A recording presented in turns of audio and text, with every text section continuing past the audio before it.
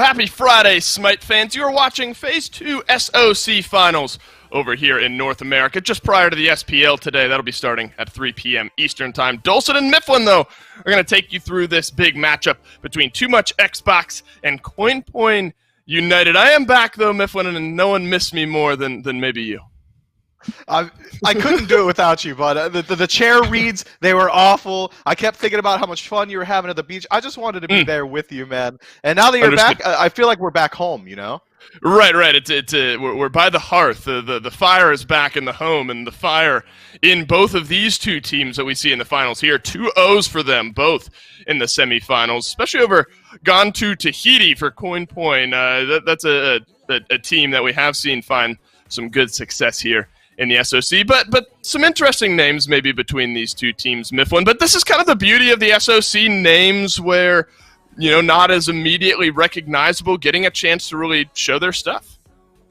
I mean, CoinPoint's got a little bit of name recognition themselves. Sure. Dansland from the AVGL. We've got Yar Bad Kid, a PlayStation 4 player, become PC ranked player. Now he's over here in the SOC. And over on Too Much Xbox, we got Freya, who's got some team experience with Paul from the SPL. We see Vonson, an avid Twitter user. You probably spot him in that console community. And In My Zen, who's made a recent transition to PC and seen some moderate success in the ranked scene. I wonder if your name is Freya and you play anything but Freya, seems like a misstep there, but I can't imagine that leans too much into Too Much Xbox's game plan here for picks and bans. Instead, Thor and Hell will be taken away. First overall, Discordia immediately to follow. I think Discordia has started to see this rise, Mifflin, where other mid laners have been tweaked numbers-wise, some changes here and there, and Discordia started to kind of come to the forefront of that mid laner conversation. When you have an ability that is able to just single-handedly CC and do burst damage like Discordia does, Strife can single-handedly turn team fights, and then Unruly Magic with the follow-up. It's a god that has got a certain degree of safety inside of her jump as well. Discordia is possibly the best all-rounder in the mage role for my money.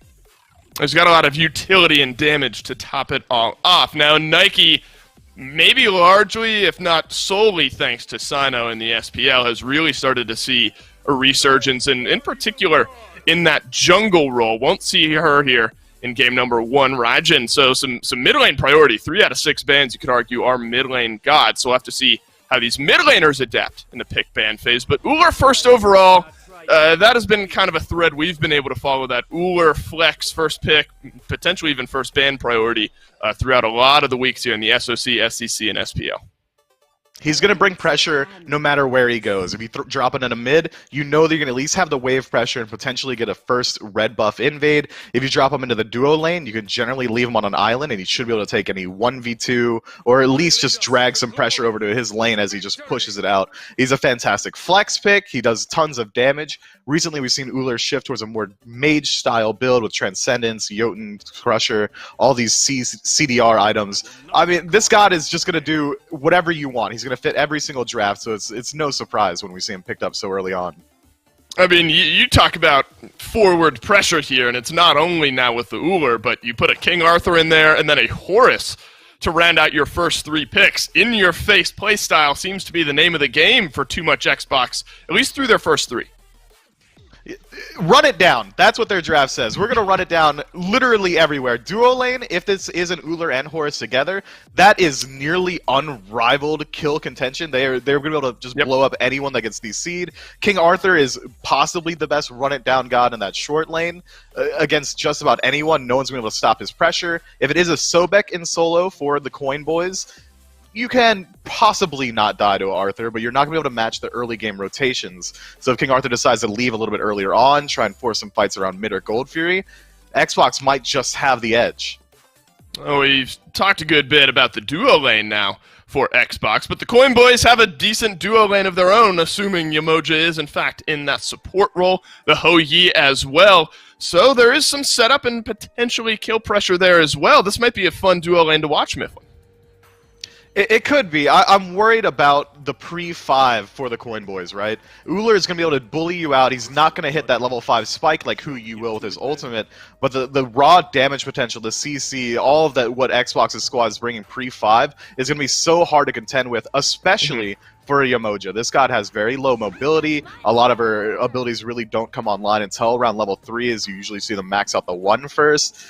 The ultimates are going to be completely contingent on this lane for Coin Boys, but like, it's going to be a hard task to get there. I imagine we might see some early ganks from the Susano in the duo lane to just try and alleviate some of the pressure from this Horus and Ullr. Well, the Scylla being locked in all but confirms that Ullr will be in the long lane. Robin, though, locked in to round out the draft here for Too Much Xbox. Do you think we've talked about those first 3 picks, in your face, pre-5 aggression? Do you think Scylla and Robin have kind of continued that thread with their final 2 picks? Scylla, not really, but Robin is going to be a fantastic bridge pick jungle to match some of the aggression, because Scylla is not really able to fight until she gets 1 or 2 items online. Around level 6 is when she starts to clear out waves consistently. Until then, she's going to be really reliant on this Robin to rotate through the jungle, help her out with clear, help her out with pressuring out the enemies. So I think having this one late game god inside of Scylla who's going to really scale well is going to be very smart, considering all this run-it-down comp that Xbox has right now. Hey, we've talked enough about picks and bans. Let's jump in to game number 1 and running it down already is Too Much Xbox, kind of what we figured here. This has kind of been that style, though. When you have this early game pressure, let's contest purple buff right off the bat. It's the blink forward now from the Horus. We'll get locked down on the retreat by Yamoja. You do have to be careful. Yamoja has that turnaround kill pressure, and Too Much Xbox might realize that this is not a fight they want to take much longer. And all this damage that they've done already is almost nil. The healing coming out from Jabam chips is going to be so hard to deal with. Vonson takes off the majority of his health here. Yes, Ullr does get to that wave a little bit earlier on. He does get the farm to himself, so he's not going to be too far behind in XP, but Vonson is losing out. The poke that they got onto this Umoja isn't really going to matter for too much longer with the sustain coming out. Overall, Coin don't really miss out on the lane either. They only lose out on about 2 minions. Not much really comes from the aggression from Too Much Xbox here. They're going to have to back up to their own purple, but they do a decent job of just slowing down the farm from Coin.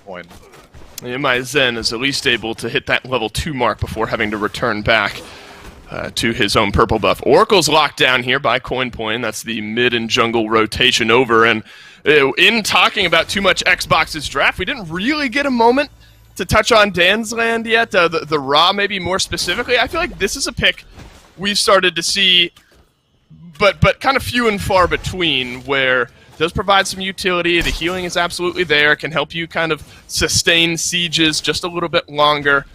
What do you like here in a Ra pick for Coin? It's a relatively new mechanic with Ra, but now when you stand in the heal, your allies gain additional power. So this allows Ra to go for early objectives a lot more than he used to. He can start to be that burn factor. If he drops his heal on top of a gold free, now his entire team starts to shred it away, and he's got Confirm in his ult. My Sweet Potato moves through. Crush almost gets it done on the turnaround from Dame. The sidestep of the beam is complete there. Somehow both teams escaping unscathed. You talk about early pressure. My Sweet Potato just kind of walks in and looks for the kill. That's what Susano's going to do. If he sees anyone step out of line even a little bit, the displacement from his second ability is going to allow him to just absolutely exploit anyone stepping up too far. He's going to constantly be looking for this. He's trying to make sure that at least one of his lanes gets the pressure. If My Sweet Potato decides to lock it down in mid and continue running at the weakest early game god on Too Much Xbox draft, it's going to force the support from Too Much Xbox to rotate out earlier on and kind of mitigate that kill potential they have in the 2v2.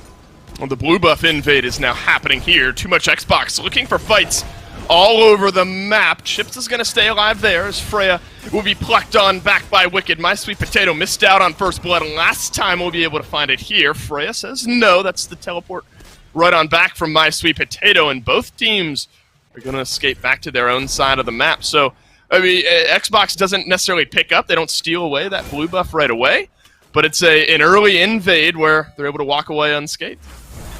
That's a clean play from them, but it opens up the other side of the map for a gank. In My Zen and Vonson are going to have to back up here, but Dan's Land hot on their ankles. Oh, this is tough for Vonson. He's going to get locked in here. No dash available, and Dan's Land will rotate through. Searing Pain didn't connect a moment ago, but it will have enough damage on the end of it, and that is first blood over the Coin Boys.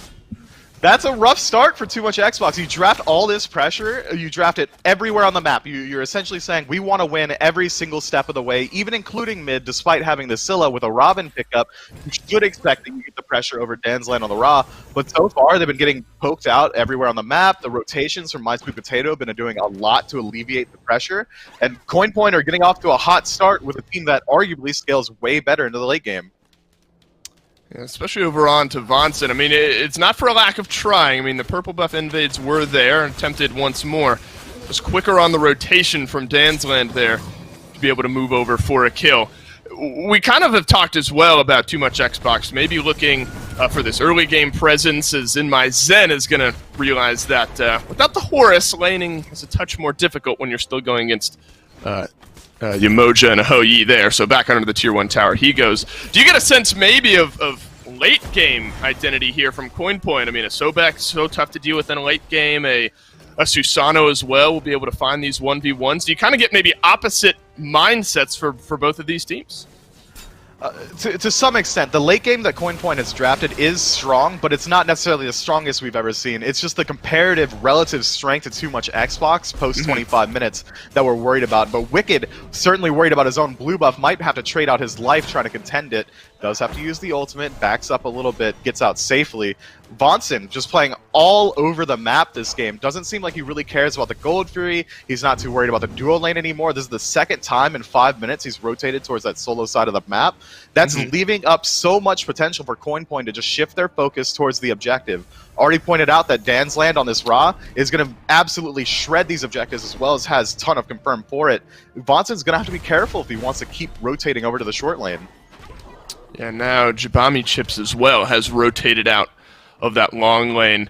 So this is an area where your bad kid does need to be comfortable. Once the supports have left the lane, that or kill potential still at an all-time high. Your bad kid does obviously have the opportunity to turn around some kills there. But it tends to be the fireworks maybe slow down a little bit once the supports leave. Freya hovering just close to this long lane as well. Haven't seen much from the Robin though, Mifflin, about 6 minutes into this game. He's just now finished up those boots. This is generally where you start to see the junglers get a little bit more aggressive. You need that movement speed and the additional power to really get anything off of these ganks. Now that he has boots online, no more excuses. He has to get involved early and hard on this Robin. He needs to maybe force out Dansland, look for some ganks in the solo lane, do anything that he can to create pressure. This Robin pick absolutely puts your team on a timer. He scales incredibly poorly into the late game, especially if he goes the damage build. Whoa, Sweet Potato finds the tier 1 tower dive, and he'll get the second kill of the game for CoinPoint, and this time it's Dame who ends up falling down. Was doing relatively well in that mid lane against Dansland, who found first blood previously, but that's a return gank from, a couple minutes into this game for My Sweet Potato, and now the Susano is off to the races. Freya just shows a lot of hesitation there. He was hovering around trying to look for the gank, and instead of blinking at himself, he just watches as Sweet Potato does the same. To the skies on the way back in from Vonson, returning back over to this blue buff side. Wicked, his tier 1 tower just off to the side, but we use the pluck for disengage. Dansland is here, a kill in his belt, a nice double stun there from Jabami Chips, and My Sweet Potato will pick up the kill. Back of the blue buff pit goes Freya, but the blink away is complete. Cybrito left alone, 4 members of CoinPoint. That's going to be the toss and the execute, and this Raw has found a couple of kills. Dan's rotations are so absolutely aggressive. He walks in face first into 3 enemies, says, well, they're not going to damage me. They're already losing the fight. I'm not worried about anything. And he shouldn't have been. He found all the damage that he needed just walking in for free. Sweet Potato might be able to catch out Freya. Whoa, but Freya turns it around. It's almost a bait there. Freya certainly realized. I was wondered, but there's like a moment of hesitation where Freya doesn't move, but that's great presence of mind to realize you have the damage to turn that around. Obviously, the tier 2 tower in on the assist, but maybe a bit of a misstep there for My Sweet Potato, giving one back to Too Much Xbox. Dude, my man Freya was in the shop. He wasn't looking at his screen even a little bit. It wasn't hesitation. He just didn't know. Sweet Potato says, oh, he's in the shop? Let me go in now. Well, it's been about 2 seconds, buddy. Of course, he's closed it down, and he tries to go for the dive inside of a tier 2 at 8 minutes. Just a little bit overzealous. You can't be feeling too bad about it. He's still 2-1 on the slash line, My Sweet Potato. But that closes up the XP gap and the gold gap that was starting to develop between the junglers. Now this Robin's back to even. It's about a 1k gold lead in the game in general. Dansland obviously holding a good bit of that over Dame. 2 kills, 2 assists, 100% kill participation. Too Much Xbox looking to pull something back here over in the long lane as both supports have returned home, per se, and some good damage returned from In My Zen. We'll kind of push that off to the side. I feel like Vonson has been out. He's been searching and kind of probing for these big fights early in this game on this forest, but not much has really come of it. This huge focus on rotations from him has also netted him a slight XP loss. They haven't been able to find a fight that they really want to take, so despite all of Vonson's efforts, he's not getting any sort of engagement. He's not able to pull ahead in the XP either. River's Rebuke just to disengage there. Freya was just awaiting in the wing, so it could have been another good fight there. That is a somewhat big ultimate, especially now with Gold Fury kind of being probed around a couple deep wards for either team right on this side of the map. So losing that River's Rebuke, you know, could be a big turn if a fighter is to break out in the next couple of minutes. Too Much Xbox likely won't be forcing any engagement off of that. Their objective fight isn't as strong as Coin Points right now. They have to wait for a pick, maybe 2, before they can look towards a Gold Free or grouping up on one of these towers. So normally, when Yamoja loses her huge team fight ultimate, you'd see a team group up, try and maybe look for a Gold Free, but right now it doesn't seem like Too Much Xbox is very comfortable with the state of the game. So instead, they're just going to use this opportunity to farm up efficiently. I imagine we're going to see Coin Points try and leverage this lead, leverage their superior objective confirm around either the Pyromancer or the Gold Fury in response to one of Too Much Xbox's rotations, especially if Vonson continues rotating over to the short lane. Coin Point are almost certainly identifying that that's been a common trend, and that they can move to the Gold Fury and start to really separate themselves in terms of gold. Well, My Sweet Potato has slowed down just a touch after the attempted Tier 2 tower dive over there in the short lane. Just going to respawn, farm up some of that gold, and has pulled himself about a 1-level lead here.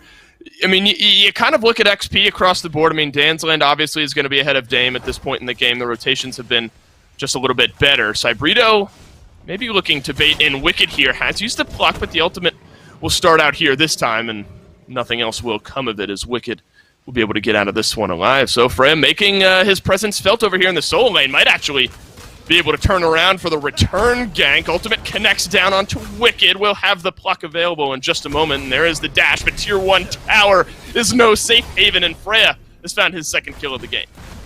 Wicked, just no long-term memory there. I mean, Freya walks in the jungle for half a second, then he moves back up to lose his life. But meanwhile, Gold Fury going to be pulled out on the other side. And it's half HP now on the Gold Fury. Stunned down is Vonson. Tons of damage, turns around, but In My Zen will complete the execution of My Sweet Potato. The door has swung wide open here for Too Much Xbox. It's easy to look at those big numbers, top center of your screen, 4 and 3, with Coin Point in the lead in that regard. But tower has been taken at this point in the short lane by Too Much Xbox. Might be the big difference maker as gold is pulled right back to even. A complete state of parity now. 300 gold at this point in the game doesn't matter. What does matter is if your support just gets picked out again. Too Much Xbox just turning this game on its head. Yeah, the vibe of this game has really turned around. This is a big fight for Coin Point. Need to find some kills. Dansland will get himself on the killing spree, but that's the shutdown from Freya. It's a 1v1 over on the side. My Sweet Potato rotating back through from base, and Freya realizing this will try to escape. Cybrito continuing to aggress, though. My Sweet Potato ignoring one fight in search of another. Cybrito won't be able to finish off that kill, so smart play there from My Sweet Potato. Freya still on the retreat and will be able to escape this time. I would have liked to see the group up maybe look at King Arthur. I mean, Sweet Potato has shown time and time again, this game in particular, that he's always going to be trying to sniff out these lazy backs. I don't think Freya's going to give you another shot. After you mess up the Tier 2 tower dive, at no point, I think, are we going to see any more lazy backs. In My Zen, thought for a moment he could get aggressive. Actually dodges out a lot of the CC here, but the Typhoon will connect, and My Sweet Potato will get himself back onto the board. I mean, it was a quiet couple of minutes from this Susano after the attempted dive over onto Freya, but now has found an opening to get himself back into the kill column. I mean, you look at the junglers, some state of equity there. Freya 1 level ahead, but 3 and 4 kills respectively. The big difference maker here could be how far ahead Dansland is on this rock.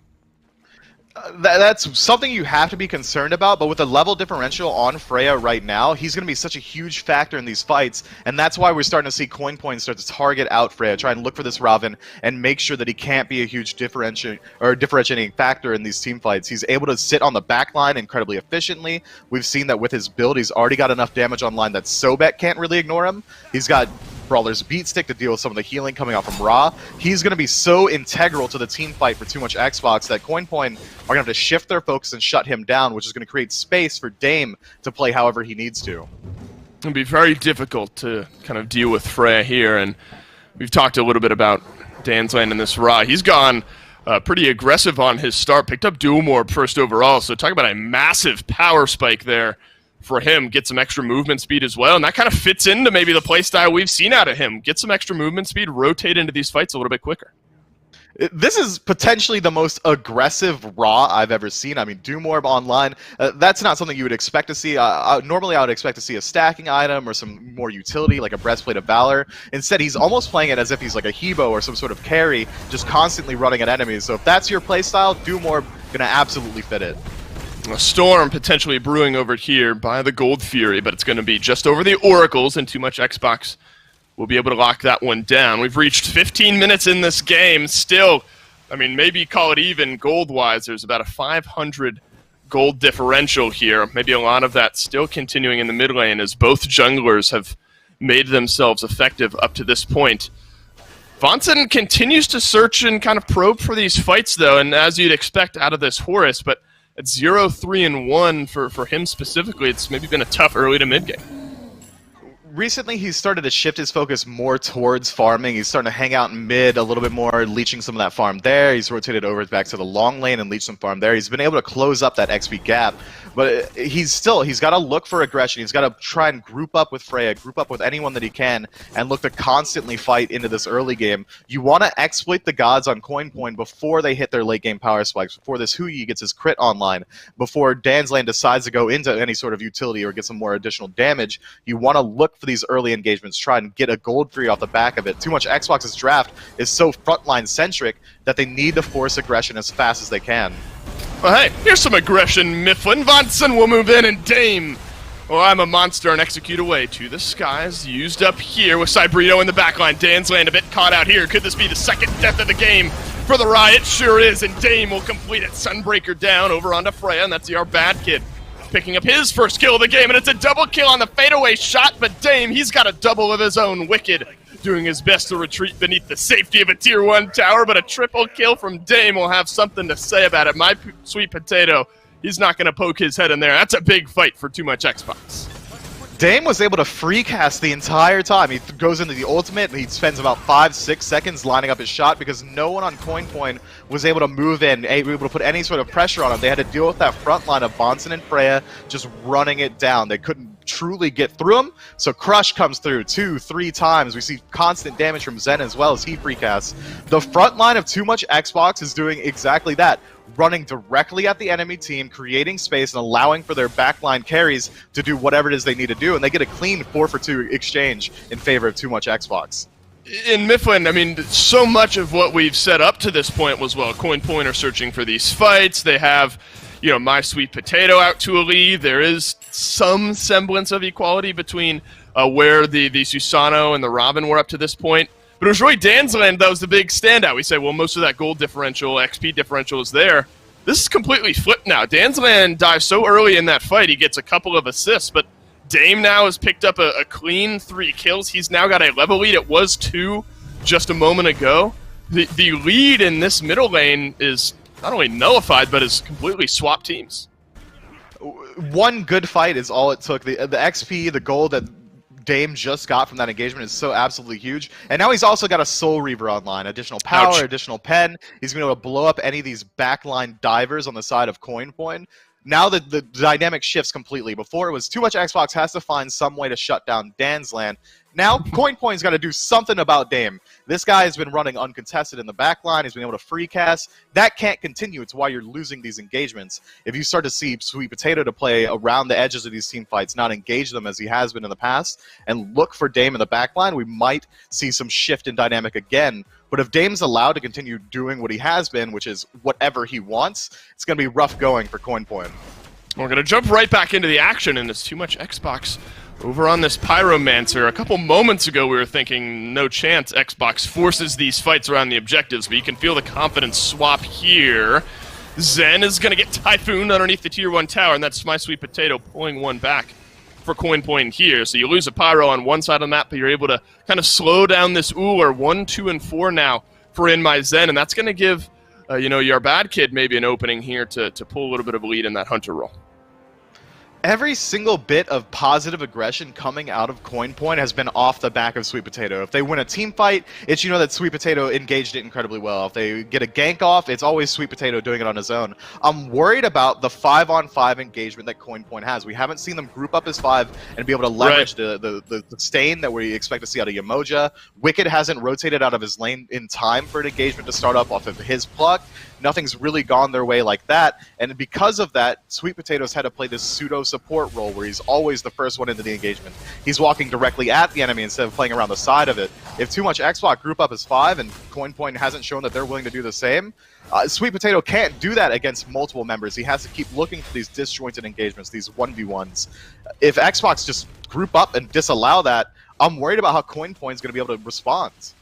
That's such a good point, Mifflin. I mean, it really has been My Sweet Potato kind of on that front line looking for most of these engagements. Granted, a lot of them have been picks here for Coinpoint. I wonder how much of that dynamic starts to change once we see some of the solo lane, like, heavy presence in these fights. Not that they haven't been. I mean, you look at Wicked, who now has 6 of the 10 affected kills. Cybrito with 4 of the 9 affected kills. So they've absolutely been in these fights and been present. But do you think once these big rotations start, maybe you start to see Wicked trying to open up the door a little bit, or maybe Cybrito on the other side? I expect both of them will be frontlining, and that will open up space for Sweet Potato to play around his backline a lot more. He won't allow Dan's land to go down as easily as he did in the last engagement if he's able to just play out around the back, try and blow up anyone that's diving on their side. But too much Xbox's front line is so strong. It's not like they have just this Robin in the front line. It's not like it's just Vonson. With the 4-man core of dive that we've seen from Zen, Vonson, Freya, and Cybrito, that means that Dame should be shifting his focus to just surviving in the back line, while his 4-man squad is absolutely running it down towards Dan's or even towards Jabimi at this point. He's not that tanky yet, or Yar Bad Kid if his escape's down. They're going to have so many people running at them that you're going to have to deal with that unstoppable force that is too much Xbox dive comp. Scylla can be left alone if she uses the ultimate to escape. She can use her dash out. If she's just absorbing some aggression insofar as she doesn't die, even if she doesn't get any damage off in the engagement, she's already done her job. Oh, Vonson's going to get aggressive here. Blink through, stun down onto Jabami. Chips the execute one more time. It's there from Dame.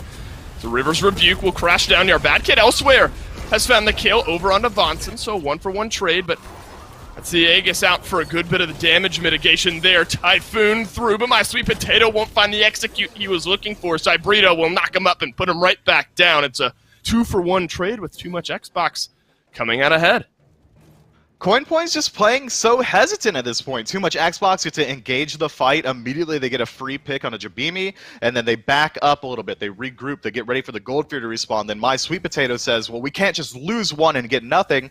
Goes in alone, gets picked out himself as the rest of Too Much Xbox start to back up and make sure that their backline is safe. Coinpoint's hesitation and disjointed team fight, they need to group up as 5 and play together. It seems like we've got too many solo agents on the Chaos side.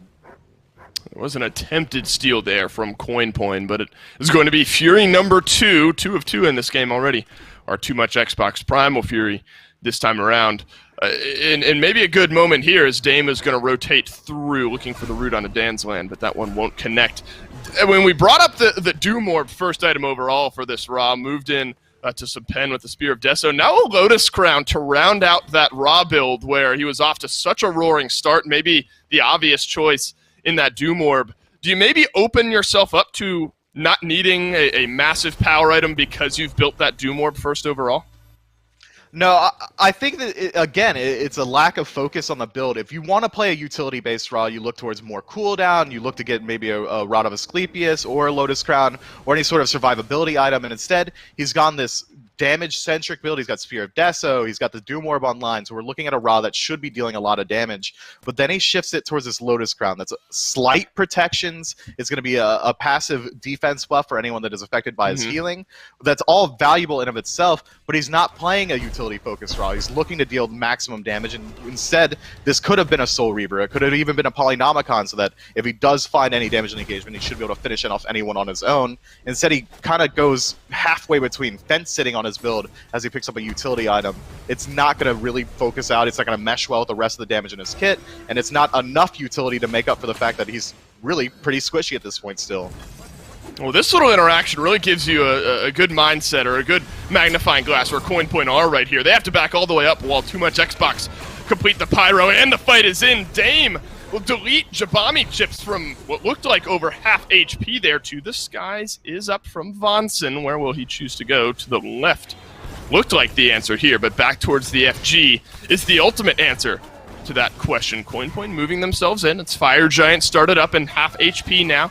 Dansland has that Searing Pain, so execute potential there from that Raw in the mid lane, but the immediate turnaround from Too Much Xbox will put him down one final time. My Sweet Potato takes a seat. 3 down for Coin Point, and now maybe the FG is on the menu. Yeah, don't send your Ra in first to face check it. Send in your tanks. Don't send your Susano in first to face check the Fire Giant. Send in literally anyone else. Of course Too Much Xbox is going to peel off and take the engagement. You send a squishy target in. Well, now your Bad Kid finds an opening. We'll turn around the damage onto Cybrito, who had taken a little bit too much poke. If the goal was to stop the FG, and likely that's all it was, Coin Point were successful in that for the moment. So still 25 seconds on the respawns for My Sweet Potato and Dansland, but Too Much Xbox, they're missing Cybrito for the next 40. So, maybe lack of objective sustain there for Too Much Xbox. Cybrito thinking he has a little bit more longevity there than he really does, and your Bad Kid is able to delay out the FG.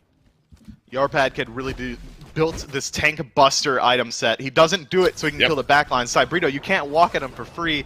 Kin Size online, Titan's main, Executioner. He's blowing up just about anyone that gets CC'd in front of him. It's a little bit slower than he might like if you're used to seeing the crit build, but he will absolutely be able to stop any sort of continued aggression from a solo King Arthur, especially with the help of Jabami chips finding the stun out on this Umoja, or Wicked able to find a tail whip in that engagement. Cybrito just gets a little overzealous.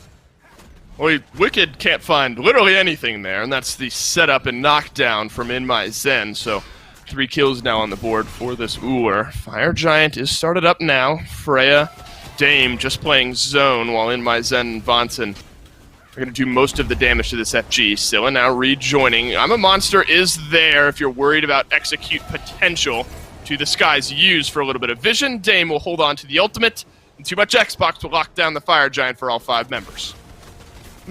I was talking over the kill onto Wicked because I didn't think there was any way he would die there, but he just watches as Too Much Xbox walk at him. He was in the shop, right?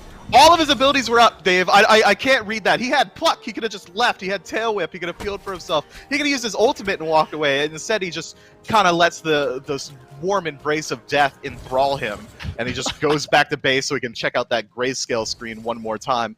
Fire Giant now on the side of Too Much Xbox. There's so many towers left on the map, and already they're sitting at a 4,000 gold lead. Gold Fury respawning as well. If they group up, take out some tier 2s, back up towards the Gold Fury on the tail end, or go for it first, they really have as much time as they want to work with. This gold lead is going to become exponentially harder to deal with. I'm thinking by the time they get to the Phoenixes, Too Much Xbox should have about 8, 6, 7, 9, 10,000 gold in the lead. 8, 6, 7, 5, 309, right? Yeah, any one of those numbers, a lot of gold, right? Coin Point can't deal with the siege as it is. They don't have a fantastic anti-siege comp, so there's no way they decide to defend these tier 2 towers, and if they do, it might cost them their lives in a Phoenix.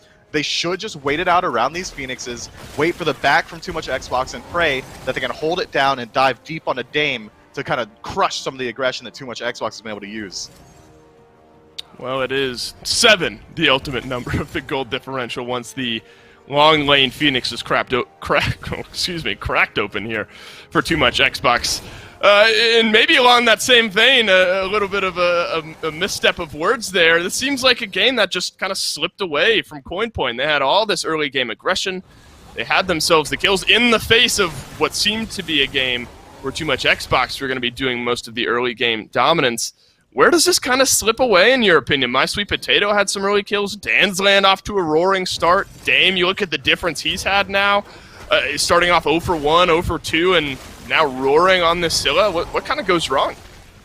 CoinPoint just took too many engagements disjointed. We see them group up around the Godfrey, they group up around the Pyromancer, they group up around mid, and they just watch and allow Too Much Xbox to start off the engagement on their own foot.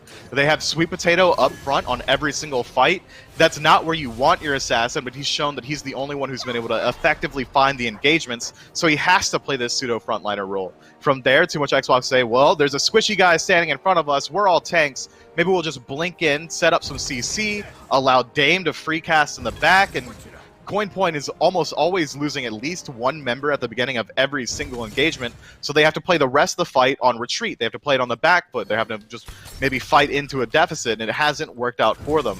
Jabimi hasn't found any huge ultimates to separate these fights. Wicked hasn't engaged with the Pluck even a single time.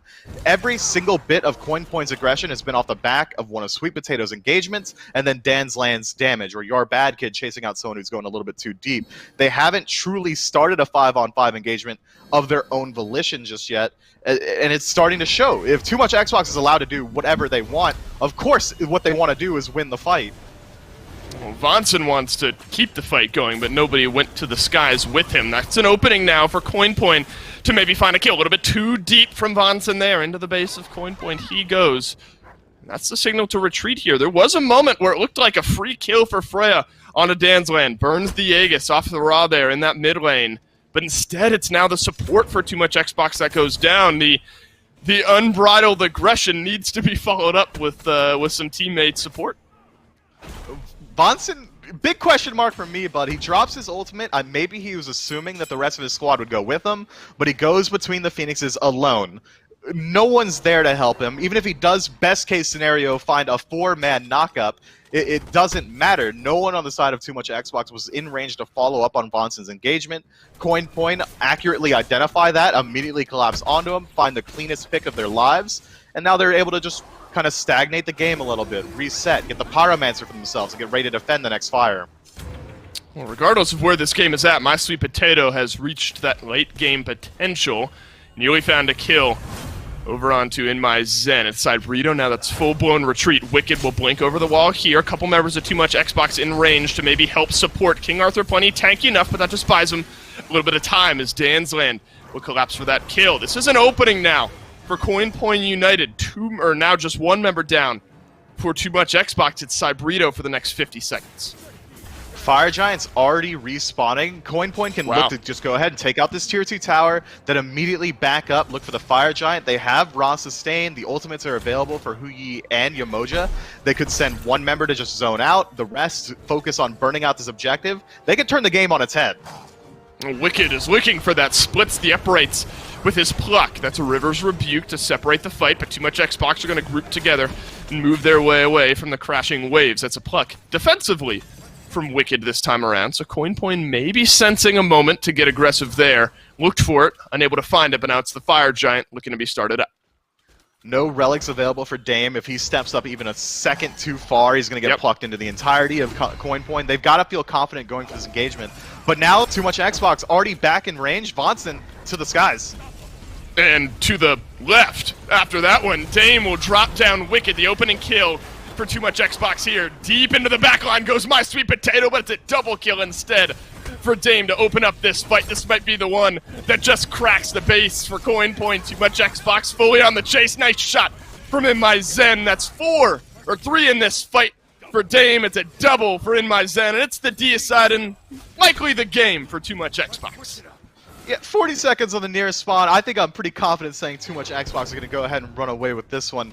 Coin Point, again, just a degree of hesitation there. They decide we can back up to Fire Giant, or we could look for the engagement. They decide that Wicked can sit around the corner, look for the pluck. The second he misses out, we see that Coin Point continue chasing the enemies instead of leveraging the times they have where it's a 5 versus 4. They could have backed up to Fire Giant, forced a 4 engagement that Too Much Xbox has to take. Instead, they kind of meander around. Too Much Xbox respawns, walks back up, and do what they've been doing the entirety of the game, which is holding down the W key straight into that Fire Giant, win the engagement and the game off the back end of it. I mean, you got to get a little bit more decisive, Coin Point. If you can lock down your calls and start executing quickly, I think there's a lot. And there was plenty of times where they could have just turned that game around and made it a W. Yeah, there's moments there specifically around that Fire Giant right towards the end, and you could get this sense of like needing to engage right then for Coin Point. It was Wicked who was trying to pluck in, find a pick there towards the end when it was Cybrito that was down for Too Much Xbox, but the great disengage was there, and then re-engage just a few moments later. King Arthur, top damage in this game here is Dame just about 1,000 behind. I think that's maybe the biggest turnaround in this one, though, Mifflin, is Dame, where such a slow start was able to become near unkillable with relics online there towards the end. Even gets dove by My Sweet Potato in that final fight. Not too unlike the tier 2 tower dive there, but this Scylla became too much to deal with by the end of it. She was dealing immense damage. No one on the side of Coin Point was able to consistently dive deep onto her, so when Freya's dealing a ton of damage and is able to free cast, obviously the mid lane mage is going to start to pop off. Dame turns the game around with this triple kill, decides that he's sick of being behind Dan's Land, decides to get involved in the early game, and that's exactly what Too Much Xbox Draft was for. They had 4 people creating space so that Dame could pop off, and it works out.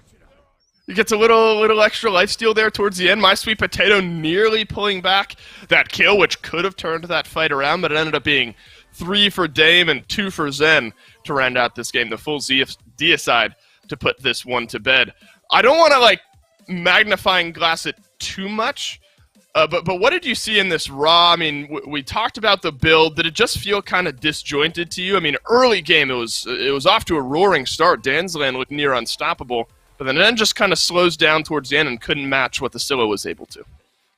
It seemed like, to me, Dan's Land really didn't want to play Ra. He was playing that Ra like a Poseidon. He was just using the passive to move around quickly. He was looking for early ganks.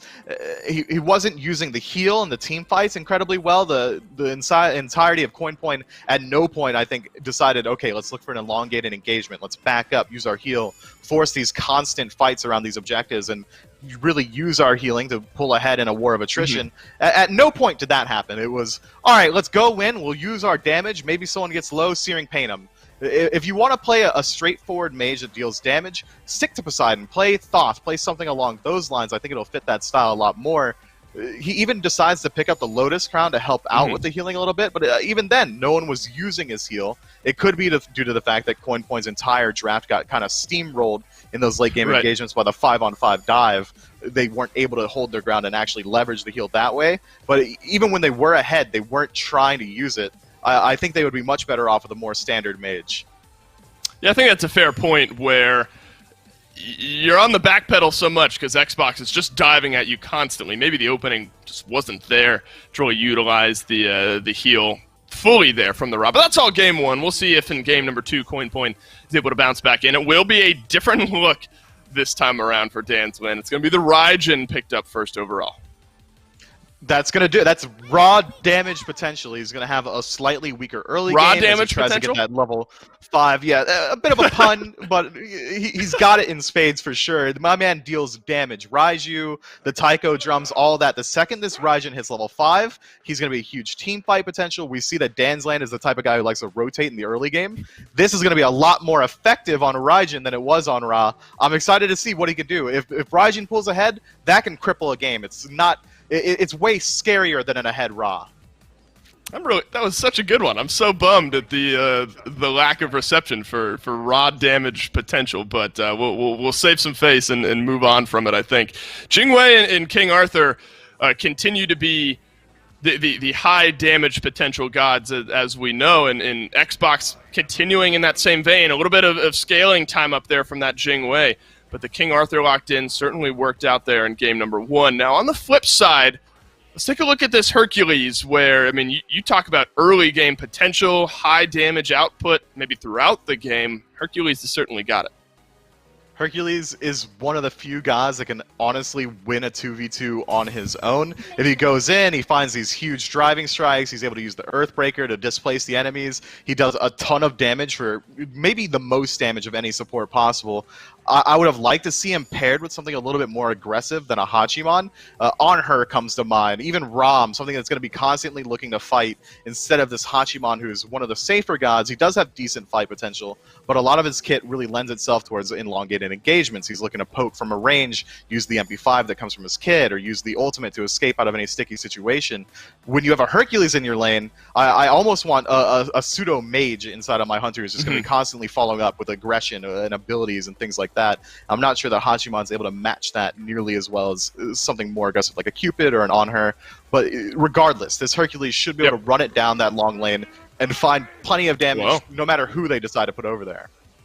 I mean, could drop the banner for some safe range to follow up there from Hachiman. Excited to see, though, how that duo lane works out here for CoinPoint. Tier locked in.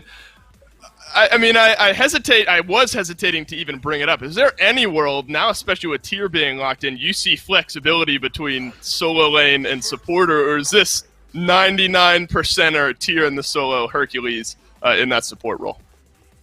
I really do think it's going to be Herc support. I mean, Tier support, it's good. It's got similar facets. He's got displacement, he's got sustain, but Hercules does that all just a little bit more. His ultimate's a little bit more burst potential. Tier could flex towards the jungle. We've seen that throughout the years a couple times. He's able to have fantastic gank potential. The blink comes online. He can just immediately, if anyone doesn't have beads, they're going to be behind the enemy team.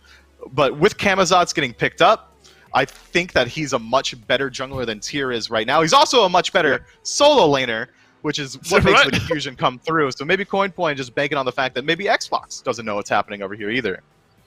Yeah, if nothing else, while there's the obvious potential choices for CoinPoint, there's flexibility in those final 3 picks. We'll have to see where they choose to go in game number 2. Now, Xbox have drafted Bacchus, Erlang Shen, Discordia to round out their final 3. What do you make of the Xbox draft here for game 2? It's consistent with the thought process that we had in Game 1. These guys are trying to run it down again. Bacchus diving the backline, Erlang, King Arthur, all these guys just going to be absolutely running it down. And if it worked out last time, we saw that CoinPoint didn't really have an answer to that aggression, so why not just do it again? Okay, too much Xbox complete the 2-0 over CoinPoint, or will there be a bounce back here in Game 2? And it is exactly maybe how we figured it would be. It's the Tier in the solo, Jabami on the Hercules in support, and my sweet potato will be playing Camazotz there in that jungle. 5-man invade. That was the push through from CoinPoint, but smart play there from Vonson and In My Zen to back themselves off. But you look at the relics, Mifflin. Yeah, beads used up there. Blink as well from Vonson, both defensive or this time used defensively to get themselves out safely. Better than losing your life. Always lose your relic before you lose first blood. Yes. It stops the aggression out. The purple buff invade doesn't come through now, so they should be able to, both teams look safely to just farm it out. Now, you have to be worried about the kill potential in this lane. If Jabimi finds another pull, another punch onto In My Zen in the next 2 minutes, that could just be his life. And Jabimi, rather, realizing this, is going to blink through, find himself that driving strike, but so much damage being turned around. It looked like an early winning trade there for CoinPoint, but it's really Jabimi that walks away a little bit worse for wear. It does have, not at level 1, granted, some of that sustain built into his kit later on, and Jabimi will be able to sustain himself up nonetheless. Vonson plays incredibly well there, realizes immediately that Jabimi is going to look for that backline dive, so he starts burping onto Your Bad Kid. Says, well, if you want to move up, you're going to deal with a stun, you're not going to be able to get up there for free and deal damage in my Zen. So the minion wave starts chunking out Jabimi. Your Bad Kid can't follow up on that aggression. Vonson completely shifts that fight towards a more parity state, wins out on the sustain slightly. So far, net gain 0 for both squads. The beads are still going to be down for Zen, so he still has to constantly be concerned about the pull-punch combo. But for now, Vonson does a fantastic job of just making sure that first blood doesn't go the way of CoinPoint. Yeah, it's kind of the interesting interaction as we move back into game here with that Bacchus. I mean, obviously with any utility in the game, it just depends on how you want to use it. Getting aggressive here onto your bad kid, that's the knock-up, but the belly flop doesn't quite connect. It's kind of that duality, the potential to be aggressive or defensive. Freya is defensive this time around. My sweet potato, he'll finish off the kill. Dansland is there on the assist. First blood, 1:45 in. Freya was just trying to go to his own jungle and farm, man. He wasn't bothering anybody, but CoinPoint says, you know what? We want kills. We want to win the game. Game 3 is definitely on their minds, and they find that early aggression. That's some of the failings of Erlang Shen in the jungle. If his transformation is down, he's got no safety net to rely on until level 5. So of course you're going to see constant aggression out there. Dansland has already shown that he loves fighting. He's one of the fightiest mid laners we've seen in the league. He's going to continue looking for this early push in, and now that Freya's falling behind on this Erlang Shen, if this gold lead, this XP lead continues to grow, if Sweet Potato gets to level 5 even one level earlier than Freya does, Erlang Shen from behind is nearly useless. It's about 700 on the gold lead at the moment. A lot of that in thanks to the first blood bounty. Especially though on this Camazotz. I mean, it's similar vibe maybe to Susano, what you're looking for. Hyper carry potential, sweep through, self-sustain. I mean, it's all there for the Camazotz, so getting this started for CoinPoint, depending on how far behind now they can push Freya, it's certainly a great start for them there. And then you look at the assistance on that kill. It's Dansland getting off to another, albeit slight, but a slight lead over Dame there in that middle lane. And it's the Raijin who scales so well into that late game. I mean, it's a dream start, I think, for CoinPoint. The same could be said of last match. I'm still worried about CoinPoint's mid-game decision-making. If they don't leverage the lead, if they don't look to force engagements that favor them, and then instead they wait for too much Xbox to farm up and decide when they want to fight, that's where we start to get some concern for CoinPoint. For now, they're in a fantastic spot. 700 gold in the lead, about 3 minutes into the game. They've got a fantastic late-game comp as well. This Raijin's going to scale incredibly well. If they decide to elongate the game like they did last match, it won't be nearly as hard to deal with, especially considering too much Xbox frontline. Still strong, not nearly as strong as it was last game. They should be able to do a defensive positioning anywhere they want, CoinPoint. And if they shift the focus of Wicked, last game we saw that he was looking to engage fights in the team fights phase. Instead, if he decides to play in the back line, make sure that Dansland's able to free cast or play safely and not have to deal with his dive comp from too much Xbox, this game should be different. It's whether or not CoinPoint have already made the adjustments that they need to deal with too much Xbox's aggression. And Dansland, a touch more self-peel than the Ra has, although you can also use it aggressively as he's doing here. Freya, one more time, just trying to farm in his own jungle. One final swoop will do it, and that's My Sweet Potato. He's on the board for the second time this game, and the second assist as well over to the Raijin in the mid lane. Freya, at this point, has to be concerned about anywhere in his jungle, especially those the mid-harpies right in front of that red buff pit. 2 levels down now. Erlang Shen. It's 4 minutes in. Camazotz is already level 6. I like to equate the 4-minute mark on a completely even game. That's when we normally see these junglers start to hit 5. So far, Freya's missed that point, and CoinPoint, My Sweet Potato, he's passed it up.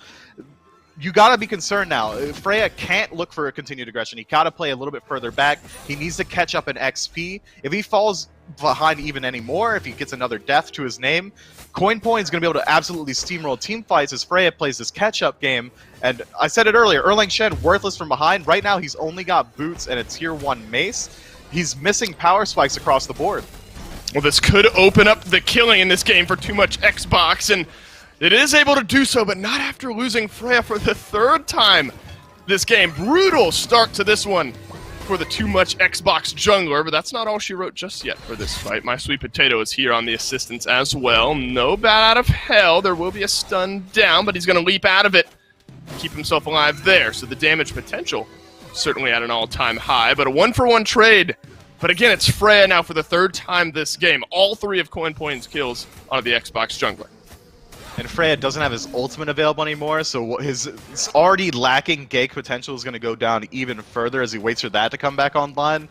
Too much Xbox need to shift their focus. Now it's just deal with the engagement from CoinPoint, play safely, make sure that Freya can farm back up, get involved again, and then group up, then try and dive deep. Maybe force out Dansland's ultimate, and then group up around an objective and dive as hard as you absolutely can. Dan already, despite not having any kills to himself, 3 assists, a level lead, he's going to be the huge differentiating factor in these team fights. You have to shut him down and then start to disperse yourself through the team fight. Maybe look for the next priority target, My Sweet Potato or Your Bad Kid. Right now, Too Much Xbox are on damage control. It's only about 1,100 gold in the lead for CoinPoint, but that's not what you want to see from this early game draft that Too Much Xbox has. You don't draft Erlang Shen to lose. You don't draft anyone to lose, but you certainly need some early game aggression coming out of your Warrior jungle.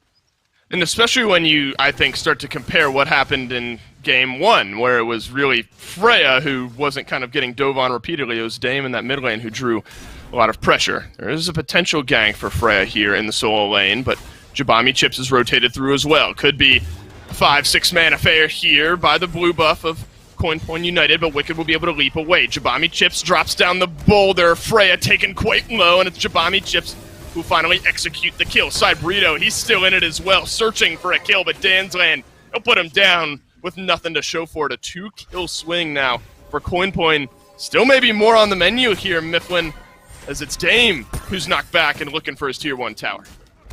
Man, Freya is getting absolutely ran down every single step of the way, almost like Dame is. Every single person. Ooh, nice. CoinPoint doesn't care who they're going on. They're chasing everyone into the towers. That's a big silence there as well from Dansland to keep Vonson right where he was, and a double kill for My Sweet Potato. 4-0-2 on this Camazotz, 8 minutes into the game. I mean, talk about dire straits. You're 8 minutes in. You're down by 2.5, 3K gold, and it's a Camazotz on the enemy team with a 2-level lead and 4 kills on your jungler. This is such a different look. Similar, albeit, but maybe different in the sense that everything seems to be working this time from CoinPoint, and if you continue to play through and around My Sweet Potato, this is your game to lose already 8.5 minutes in. Yeah, level 9 Camazotz matching the highest level on the side of Too Much Xbox just 8.5 minutes into the game. There's no one that Sweet Potato is not winning a 1v1 against. There's probably no one that he's losing a 2v1 against at this point. Too Much Xbox, however, have just been continually looking for aggression, continually looking to dive everywhere across the map.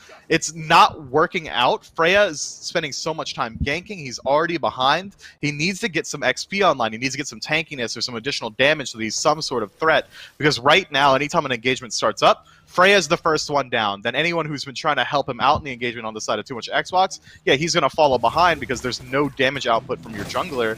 You're not going to be able to get that damage online miraculously by throwing your body at people. You have to farm up the jungle, clear out these back camps, clear out the neutral objectives, do something besides just walking at the enemies. Dansland and Sweet Potato, they're completely content allowing Too Much Xbox walking in their jungle and just forfeit their lives. This is a, maybe a zoomed out conversation, but you obviously being our in-house resident jungler, what do you make of this whole warrior in the jungle conversation? I mean, obviously a lot of it has started up around Sino. Freya, this is not maybe the best opportunity to look at what they've been able to do because we've seen what Sino is able to do. Does the whole warrior in the jungle meta, kind of in a zoomed out perspective, make some sense? Warrior jungle meta rolls into SMITE every couple of years. Last time we really saw it hit its stride was like Season 4, Season 5. We were seeing warriors all the time. What warriors do in the jungle better than assassins is control the early game pace. Warriors can fight from level 1, and they want to. They want to continue fighting. Level 2, level 3, they can take these prolonged engagements. They have very good scaling just based off of levels. Whereas assassins have to get some items online. Maybe you start to think of crit when you think of Mercury, or you think of penetration or something like that for nausea. They need these sort of items so that they can be these late game hyper carries, whereas warriors are just trying to facilitate the rest of their team. Well, the facilitation here is over on Devonson. That's the 8 kill of the game. Now for CoinPoint, airstrike for In My Zen, looking for the kill. Leap through, but it's a double kill for Dansland. Dame will rotate over, grab a kill onto this Discordia, so finally something on the board for Too Much Xbox. My Sweet Potato taking low, but look at that sustain. Freya will finally be able to shut him down. The Thunder Crash in from Dansland, his second now of this fight. You're losing, I mean, it's a 3-for-2 trade, albeit, but still Too Much Xbox are able to walk away with a few kills. That's the first time we saw Freya able to land more than 3 auto attacks in a team fight, and it works out for them. Coincidentally, it's also the first time that we see Too Much Xbox not really being the initiators of the fight, instead taking a defensive positioning around their own jungle and allowing Coin to step up a little bit too far. That's gonna be their way back into the game. That's the only way that they can take some engagements and not just outright lose it, take it on your own home turf. Right now, it's only about 2, maybe 3,000 gold in favor of Coin. No objectives been started up from either squad. If Coin decide to just keep this pace slow, or they decide that, well, that engagement on the enemy jungle didn't work, let's just slow down and farm ourselves up, Too Much Xbox are going to benefit from it greatly. They haven't been able to win a single engagement, except for this one. If they've done enough to dissuade Coin from continually just going aggressive, that's fantastic for them. Wow, the turnaround from Cybrito is there. Freya is here to play as well. What a drawn-out fight. My Sweet Potato, he'll get the kill nonetheless, and now it's Freya level 10 against a 5-1-5. Camazot's still feeling aggressive, though, is going to back himself off. That's beautiful play, I think, by Cybrito, just to delay that one out. Wicked blinks through, looking dire there for just a moment.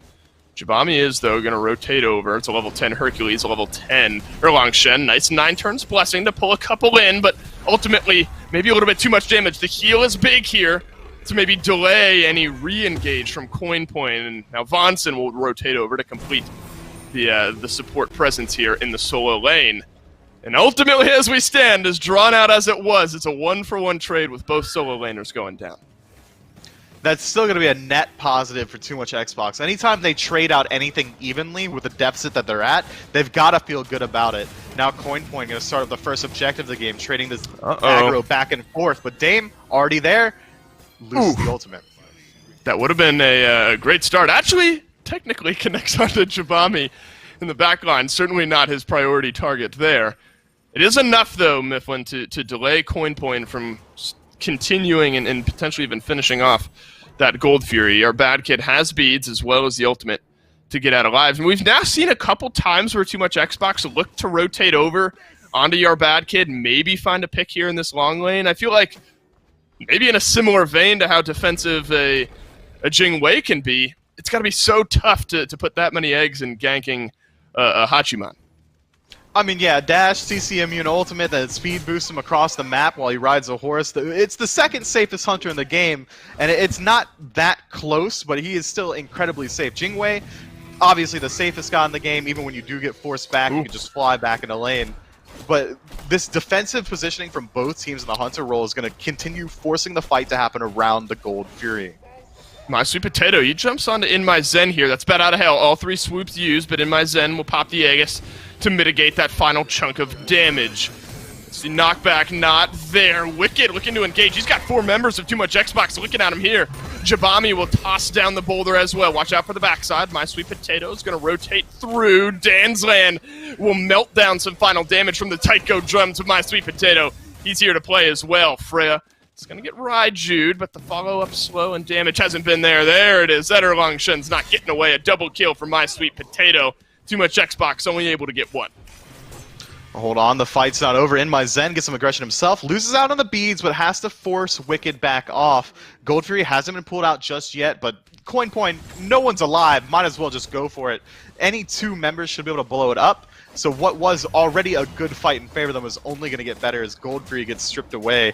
Too Much Xbox, they keep taking these engagements, they keep taking these fights, and the gold and XP deficit between the junglers is continuing to grow.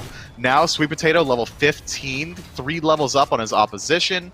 We're starting to see some utility coming out from this Erlang Shen, but it's not defense and it's not damage, so he's not going to be able to survive these fights for too much longer. He's not dealing any more significant burst damage, so the value of this Erlang Shen is only going down even further. Winged Blade is something that you normally pick up if you expect to have a lead going into the fight, or if you know that you can stick to the backline safely. It's going to help you do it even more. Right now, he doesn't have a lead, and he's not sticking anywhere safely. This Winged Blade might just be for survivability, and even then, it's not enough. The damage output from Coin is displayed to be just way too high. Right, he's obviously feeling a little extra pressure with the slow potential that Coin bring to the table, so slightly defensive there from Freya. Maybe we'll help him stay alive in a few more of these fights. It really seems like the chaos side of the map has just been kind of forfeit since the onset of this game. I mean, you look at how the first few kills got on the board for Coin. all of them onto Freya at the beginning, all of them on Freya's side of the map, whether it was Harpies, Red Buff, whatever it was, CoinPoint brought to the table this game maybe what we expected Xbox to be doing in game number 1. The early aggression, the jungle invades have just worked out, and now you've got a jungler that is 4 levels behind, equal with the support there for CoinPoint. It's going to be a long road back into this one, I think, for Freya. Maybe you're just hoping to provide some utility in some of these fights if a big objective is started up. Just look for long-range pins, maybe trade your life for an ultimate to set up some huge damage from Dame, but he can't expect to be the one differentiating these fights. He can't expect that he's going to have the damage output that puts someone in the dirt. He's just got to be there to help out his backline. Maybe we even see Freya shift his focus towards more of a support role as he tries to peel out for Dame, because right now, diving the backline, nearly worthless for this Erlang. Well, it's Vonson who dives on in, but he's deleted by a handful of ultimates from CoinPoint, handful being 2. Dame will toss out the ultimate as well. Vonson never got the chance, so it's 2 ults in exchange for 1 and a kill. I think CoinPoint are going to be happy to take that one as they'll pick up the Pyromancer as well. Pyromancer, Fire Giant, another team fight. CoinPoint can do literally no wrong at this point. No one's going to be able to move in on the side of Too Much Xbox to contest this, and if they do, it's going to be their life. If Cybrito goes in alone, he's going to die. They'll just reset the Fire Giant and try again. Well, Mifflin Cybrito is in there alone here, and he is taking, albeit mitigating as well, a good bit of damage. Freya, 9 turns Blessing, pulls back in a couple as well. The King Arthur might not be long for this world, and Dan's Land will finally put him down. In My Zen, though, gets himself on the board for the first time this game, and it's a shutdown over on a Dan's Land, but Yar Bad Kid will answer back as well. It's an airstrike back beneath the gap between Tier 1 and Tier 2 tower. Somewhat low health bars, My Sweet Potato. Jabami do have some self-sustained there. Wicked, obviously, a little bit as well, but maybe a touch too low and not enough reinforcements just yet to start up the FG. I take it back. Too Much Xbox do enough there to stop the Fire Giant push. In My Zen gets a fantastic rotation in, finds the damage that he needs to into Dan's Land off the back of some nice CC from Bonson. That's good play. Trading out 2 for Dan's Land is absolutely value at this point in the game. Now Fire Giant won't be contested. It likely won't be grouped up on again for a couple of minutes as Oni Fury's starting to spawn up pretty soon. Too Much Xbox do enough to elongate the game. Now they need to go back, try and farm up, close out the XP gap while they wait for this next objective to be started up. Well, it's 2,000 gold, as you point out there. It is still a moment, or 5,000 rather, gold, as you point out. It is. You still kind of get these vibes where Too Much Xbox, you know, they are backing away. They're not kind of accepting these full-on big engagements, but a lot of the deaths have been maybe one guy just out of position. Last time it's Cybrito, just kind of in the middle of a few members of CoinPoint, just trying to check, see if Fire Giant has started up. This is still a Too Much Xbox team that, despite being 3 levels down in the jungle, 3 levels down in the mid lane, something we haven't really touched on all that much, 2 levels down in the support, they're not shying away, still maybe opening the door up to a pick here or there, and Fury, you talk about objectives, that's going to be the next opening. CoinPoint absolutely have the lead in this game, still far ahead. But this one's not over just yet, especially the more this game goes on, Freya continuing to catch up to My Sweet Potato. You only hit level 20 once. The second Sweet Potato hits 20, Freya is going to constantly be catching up in farm. The second he's level 18, the last 2 levels aren't going to matter too much. It's going to become more about gold and defense at that point for whether or not Freya can stick in these fights. And 1 clean engagement from Too Much Xbox is enough for them to get back in this game completely. Well, it's Cybrito continuing to be big frontline engage here for Too Much Xbox. Jabami a bit on his own here off to the side, but smart from Too Much Xbox to not fully engage as the rest of CoinPoint just lurking around the side. In My Zen, building a bit into that crit category, so this Jingwei certainly is going to start to hit a little bit harder the more this game goes on. No Spectral Armor for CoinPoint just yet, so the crits will be hitting for their full value. It's Oni Fury, half HP, Too Much Xbox hanging close by. Jabami, Wicked, both on the front line. My Sweet Potato, the gap there in the middle. Blinks exchanged. Either way, deep backline dive, but Dan's Land is able to Tycho drums his way back to safety. Plenty of damage being returned in, and it's My Sweet Potato who finds the opening kill, and Xbox are not able to get rid of Dan's Land in that mid lane. Full-on retreat mode here. Cybrito's not able to make it away. It's a double kill for My Sweet Potato, and the chase is on. Too Much Xbox, they're on retreat. It was a clean engagement idea. The chase is certainly on. In My Zen's gonna have to have his ultimate forced out. Dame's hiding inside his stealth. That's not gonna last for too long. The damage output isn't there anymore for Too Much Xbox. They can't turn this fight. The front line of Coin Point is too strong, but the idea was there. We saw that engagement start up. They allow Coin Point to pull out the gold tree, and then immediately, once it falls low, Freya dives deep into the backline, tries to shut down Dansland. He just doesn't quite have the damage available. Dansland lives with maybe less than 200 health. That's a real tearjerker if they're able to catch him out, and if Freya lives that engagement, the fight goes completely differently. But the backline peel from Sweet Potato backing up to help out. Jabimi backs up. Your Bad Kid shifts his focus towards Freya in that engagement as well. Oh, no. It was just enough. Well, Fire Giant has started here. I'll touch on the Fury that was stolen away in just a moment. Too Much Xbox, they dive in. Not able to steal away the FG. This might be the back-breaking fight. My Sweet Potato a moment ago steals away the Oni Fury. Look at Freya, though. He's able to win this engagement over onto My Sweet Potato, but Fire Giant, Oni Fury both locked down here for Coin Point. Too Much Xbox lose 2 members. In the meantime, 4 players strong with the FG buff. That's a clean trade. Freya nearly loses his life to My Sweet Potato, who was a quarter health when he landed from his ultimate.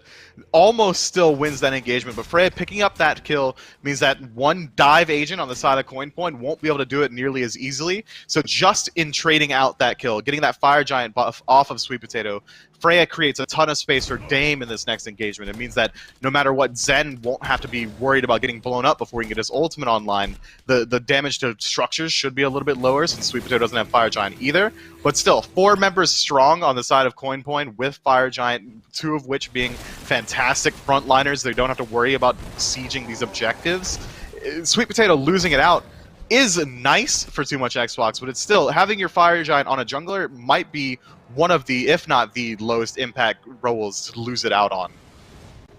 And I was going to mention it just prior to the big batch of fireworks we saw there with Fury and Fire Giant. Player damage, Dame is at the top of the charts. That's a 1-4 Discordia, 3 levels behind Dansland, the mid lane counterpart there. So Dame, despite being, I mean, not to mince words, pretty far behind where Dansland is at this point in the game, has been able to provide about 3,000 more damage. The burst and continued repeated ability usage possibility, I suppose, of this Discordia certainly showing here and might have a good chance to help turn around a Phoenix defense.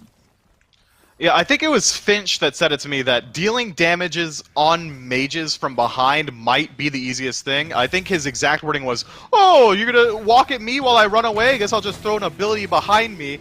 And that's why you often see these behind mages that have been losing every single engagement still able to deal sizable damage numbers. It makes sense. Discordia has Strife for the self-peel. He's been getting Dove a lot. He's able to throw out the Unruly Magic. But even when you look at these individual engagements, if he finds the Strife Unruly Magic combo, the damage output in of itself in that singular engagement is incredibly low compared to what Dansland is able to do. Dansland's damage is much more effective at this point, because if you get hit by Raiju or in a Taiko drum, that's half your health. Unruly Magic Strife might be doing a quarter to these big tanky frontliners on the side of Coin Point. While there's so much differential, and mid lane obviously being one of them, the one role with some semblance of equality at this point is In My Zen and Your Bad Kid in that Hunter role, both level 20. In My Zen completed the build with 1 item soon to follow. Could be building into that Titan's Bane if that's where his eyes look. But it's something I mentioned earlier on. Jingwei, as she moves into this late game, as well as Dame fighting beneath these Phoenixes, could be a big turning point if the fight tends to swing Too Much Xbox's way. In My Zen elects to go the crit build. It's going to be really nice with Jingwei's explosive bolts. If he finds any auto attack onto Dansland or he finds any squishy target, he'll immediately eviscerate them. Well, Dansland is being eviscerated here, and it's the airstrike 1 final auto. In My Zen has found the opening kill in this Phoenix defense fight. Jabami Chips was in the backline, but it's a double kill now for this Jingwei. Low health bars for Too Much Xbox, but I'm not sure enough damage is there. Dame will get a kill as well. My Sweet Potato just now joining the fight. It was mid lane Phoenix. It was in the eyesight of the Coin Point jungler there. 1 down now as Wicked will find the kill. Swooping through is My Sweet Potato. And now 2 kills for Coin Point on the turnaround, but Freya will drop down the Kamazat. It's Wicked against the world. He's on the chase up against Vonson. The stun not up in time. The knock-up is there. This is messy back and forth, but it's too much Xbox for the moment out ahead. Too much Xbox do come out ahead on kills, but they lose out on their Phoenixes. They're not able to return really anything here. Fire Giant's no longer available. Gold Fury hasn't spawned yet. Wicked's likely not gonna die. They stop the siege in that they only lose one Phoenix, which is nice, especially considering the huge lead that CoinPoint had, but they're gonna have to do it again. They're gonna have to do it multiple times at this rate if that's how the engagement's gonna turn out, if they want to return to a state of equity on the map. Fire Giant respawning in about 20 seconds, Too Much Xbox doing the exact same thing. I'm not sure that CoinPoint really has the potential to move up past their Phoenix line. They might just have to give up another Fire Giant. Now we have reached that point where everyone save Jabami is level 20, so the XP catch-up is in full swing. Freya level 20, same with My Sweet Potato, despite a 3-level discrepancy earlier on. Full build minus one final bit of protection utility to round out the build there. I mean, despite a 13k gold differential, Mifflin, we have now maybe reached the point, finally 27 minutes in, where it's closer than it's been since the game started. Yeah, we're starting to get the levels back, the builds are starting to finish out. It is closer, but the map pressure right now has got to be something that Too Much Xbox has to be concerned with. They do only lose out on the middle Phoenix, which is one of the easier Phoenixes to defend while simultaneously contending a Fire Giant, but the frontline presence, Wicked, still doing a fantastic job zoning it out. Fire Giant now at 50%. Freya's not close by either. Big strife from Dame will pull back in 3, but the disengage is complete. Danslane a bit caught out here. Freya, he's going to find a free Raijin sitting there. Thunder Crash used defensively. That's a big cooldown. That's now down. Stun back onto Danslane. Can they finally find the kill? Yes, they do. But it's double kill from Dame that has now maybe turned this fight around. Your Bad Kid has one in this engagement as well. But it's only the support for Too Much Xbox that is down. Your Bad Kid, he can't escape. It's 3 members down suddenly from CoinPoint, and that might be the opening for a Fire Giant. What a clown fiesta of an engagement. Too Much Xbox, all of them, all 5 members, Discordia and Jingwei included, decided to dive head first into that engagement. CoinPoint probably just wasn't ready for that. We saw that Sweet Potato was trying to go deep, but immediately the rest of Xbox walks directly past him and tries to find the kills on a Dansland, on a Yar Bad Kid, and they absolutely do. If you can't survive a backline dive, just become a frontliner yourself, is the idea that I'm starting to pick up from Too Much Xbox, and they just walk it down and win out on the fight. Fire Giant trying to get sold out by Sweet Potato. That's nuts if it works. I'm just not certain that it will. Well, FG is at half HP, and My Sweet Potato is above that, so for the moment, the trade has been going for this Camazotz. Too Much Xbox lurking close by. My Sweet Potato just now dipping beneath half, but will sustain himself up a little bit higher. It's the one-on-one battle between FG and My Sweet Potato. And My Sweet Potato, he's going to win this one. CoinPoint sneak away the FG. Big play there from My Sweet Potato, and that is at a moment where it looks like Too Much Xbox have turned this game around. They get a 3-for-1 fight, but a big play from the Camazotz to steal the FG away. Is that allowed? My man doesn't have any lifesteal in his build. That's all just Camazotz passive Yeah, that seems good. I don't think that's okay. I'm pretty sure that's illegal. Now, 5 members strong with Fire Giant. The mid Phoenix just respawns for Too Much Xbox. They were able to stop one siege before because CoinPoint decided to split it up and have a 3-2 stack inside of left and mid. And Too Much Xbox just ignore the 2 and take the 5 versus 3 and win out there. I don't think CoinPoint's going to have to do that exact same thing again. With the mid-Phoenix being so low, if they decide a 5-man stack on that, it should go down relatively easily. Then they can group up on 5 on the next objective, while Too Much Xbox have to contend with fire minion waves. I don't know, man. Sweet Potato, that's illegal. Like, you shouldn't be able to do that, but somehow he just was. And Too Much Xbox weren't aware of it. I wasn't aware of the possibility before this, and now I'm going to be keeping my eyes on every single Camazotz jungle in the future, worried that he might be soloing Fire Giant. Well, it is a 11-3-10 Camazotz, so I suppose if there's anyone who's going to be able to do that, it'll be My Sweet Potato here. Remember, he soloed out that mid lane Phoenix last time in the engagement, while the rest of the fight technically went in the favor of Too Much Xbox. Here's the blink in from Vonson. He'll leap his way out as well. My Sweet Potato and Freya doing battle in the mid lane. Dame kind of flexing back and forth depending on where he's needed. But Freya has to go back. I mean, this should be a mid lane Phoenix that goes down, but My Sweet Potato takes some good damage. This Phoenix Siege is going to be so integral for the fight. CoinPoint know that if Too Much Xbox win this one again, they've already displayed that they're able to fight in incredibly well. So CoinPoint's got to feel that pressure. They feel like they have to win out on this Siege. They have to get at least 2 Phoenixes because Too Much Xbox are slowly closing that golden XP gap. Oh, they're taking low on the left side. CoinPoint thinking about engaging. Bonson deleted from the game. It's a double kill from your bad kid. Freya winning an engagement against My Sweet Potato. He blinks through. Is the sustain enough?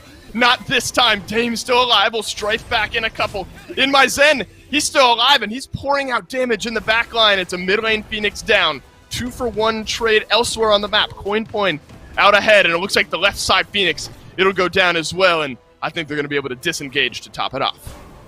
2 Phoenixes for free. In Maybe my Zen not. wants to go win. Wicked, you're dashing into this? In my Zen is going to turn around the damage. Spectral Armor be damned, and Freya, he'll pick up the kill. Your bad kid will ultimate his way through, but in my Zen, he's got himself some damage to turn around. Aegis popped, Aegis down. In my Zen, he's turned around this fight and maybe turned around the game. Now it's Wicked, full-blown retreat. Freya does not have the root back onto cooldown. It looks like Wicked will get out alive, so... Alright, time to recap. You got a mid lane Phoenix down, a left side Phoenix down, but it's 4 for 2 or 3 on the turnaround. Now the respawns from the original fight are back up, so hard to keep track of that one. But it's a successful defense nonetheless for Too Much Xbox.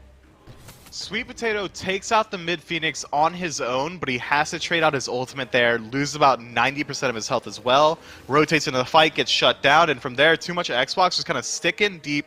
They make sure that Zen stays alive and is almost able to artificially create multiple 2-on-2 engagements that Zen's just able to win out on because he decides to go into this crit build. We saw that the 1v1 between the ADCs in this game happened around that back camp, and immediately Zen just wins out because he's swinging for 400, 500, even 800 on a couple of his auto attacks, whereas the Tank Buster build coming out of Hachiman wasn't quite able to match that damage in a 1v1 situation.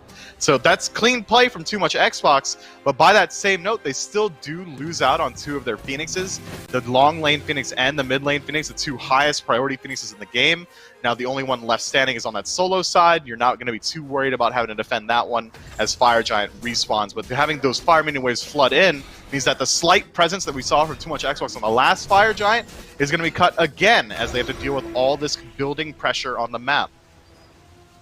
And it's Cybrito who's going to move his way over to the long lane pressure. No upgraded teleport just yet, so something to be mindful of if there is a Fire Giant fight that starts to break out. In my Zen obviously has been the big target of conversation and the target of defensive build presence here. 2 Spectral Armors picked up. It's Wicked and Jabami, both in that front line area, who are going to try to mitigate In My Zen as much as possible because, I mean, make no mistake, look at the jump that In My Zen has had. It's still Dame far and away ahead, but In My Zen now second in the game in damage.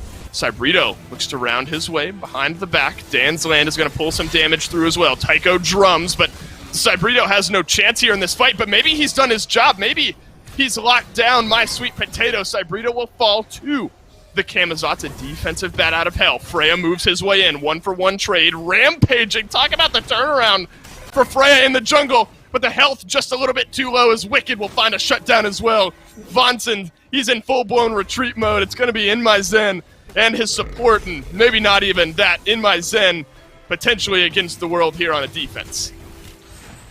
It's likely the best member that you could have on this world-saving, miraculous defense, but again, he's got to deal with Raijin damage. There's still a Hunter online. 2 frontliners are going to be walking at Zen.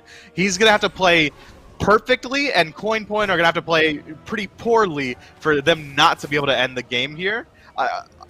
I'm excited to see it, because you never know what's going to happen in the SOC. Fantastic speeds usage, with that Titan still taking a lot of damage. Zen not quite able to move up. That's going to be it, Mifflin. The Titan's going to get melted down. In My Zen, he kept him in the game, but he's not going to be able to win it. CoinPoint make good on a great early game. It's a little bit more drawn out maybe than I think they were hoping and maybe expected. But nonetheless, CoinPoint take game number 2 and tie up the set. Still, even when they have that early game lead, they don't push it overly so. They don't group up for early Gold Furies. I think the first Gold Fury we saw that game was around the 16-minute mark. They don't look to force objectives around mid-towers or anything like that. Even when they finally do, around that 25-minute mark, pick up their first Fire Giant, they still had 6 towers to contend with, or 5 rather. The Soul Lane Tower was down. And that's because they aren't really doing anything to force their lead onto these objectives. They're not grouping up around these towers. They're not grouping up around Gold Fury. CoinPoint is just winning out around the map through individual engagements, and then if they're lucky and they pick up enough kills, then they start to look towards these more neutral objectives. It was Dansland on the Raijin, not, without some speed bumps along the way. There was some good focus there on the CoinPoint mid laner. My Sweet Potato, though, obviously the talk of conversation I think we need to have here after this game. Double-digit kills, double-digit assists, single-digit deaths. By the end of it all. I mean, the Camazotz did slow down, and you saw what Freya was able to do by the time this game started to roll into the late game, rampaging after a 0-3 start on an Erlang Shen. I mean, the comeback was there, but I don't think you can make a mistake that My Sweet Potato had maybe the largest hand in this victory here for CoinPoint.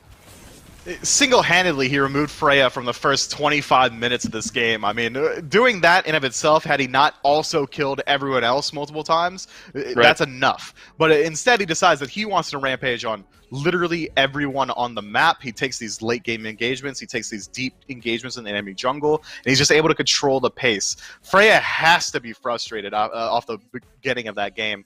I think he started that off 0-4. I mean, that's got to be a feels bad. Well, we are tied up here in the SOC finals over in North America. 1-1, big bounce-back game there. Can they do it again in game number 3? That's the big question. Wait until after this break to find out. I shouldn't doubt you. I'm all up in my head when I'm without you. I start to lose my shit. I just been hurt before. Stranger's t-shirt on my bedroom floor. Excuse me for being suspicious. It's just that I get so confused. I love it when it's only me and you, doing all the things we know we shouldn't do. This is way too good, it can't be true.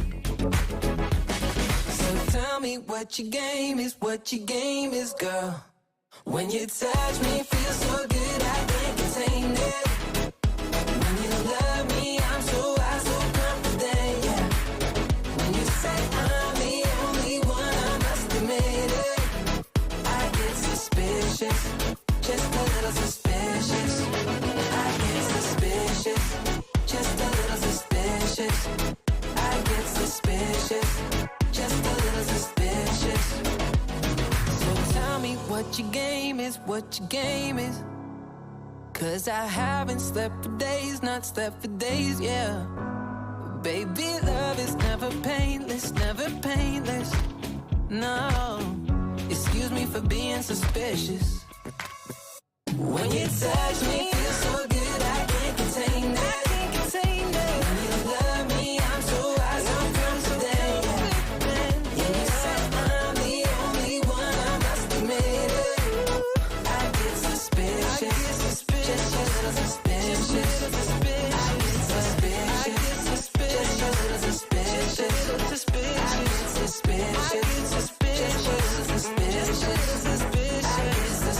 get suspicious, just a little suspicious. I get suspicious. We are back from break and right into picks and bans for game number 3 between Too Much Xbox and CoinPoint United. Now, there's not been a lack of early game kills here in this set so far, Mifflin. Game 1, pretty much to be expected, I think. We saw Horus and Uller.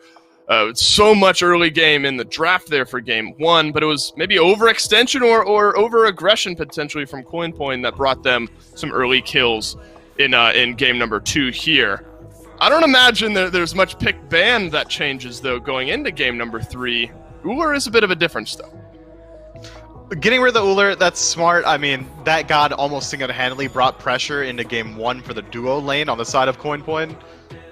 I really like the play in general from both squads, but overall, The Xbox boys have been drafting incredibly aggressive throughout the entirety of the set. They've been looking to get early aggression rolling out. We see warrior jungles, we see these high pressure supports, but consistently they've been losing out in the early game engagements. Even in game 1, where Xbox find the dub, they don't win the early game fights. It was around level 15 that this triple, quadruple backline dive strat starts to work out for them. If they want to continue drafting for the early game, they're going to have to shift up their playstyle a little bit, find aggression that's going to work out in favor of them, so they can transition smoothly into the mid game. Well, Dame has been absolutely pivotal for Too Much Xbox, both in the win and the loss, and in kind of keeping them in the game. Big damage numbers, specifically from the Discordia in game number 2, despite being on the losing end. Jingwei, Merlin both locked in here from CoinPoint. Raijin was pretty pivotal to the game 2 success for CoinPoint. But you look at late game damage potential, Jingwei and Merlin are the first couple maybe that come to mind. Taking away the Raijin is going to work out. Merlin's a lot harder to play. His safety is a lot harder to use. His flicker is shorter distance than Raijin's Thunderclap. But even then, just taking away Raijin and still leaving up this insanely high priority mage inside of Merlin, it's not enough. You've not done enough to shut down the enemy mid laner.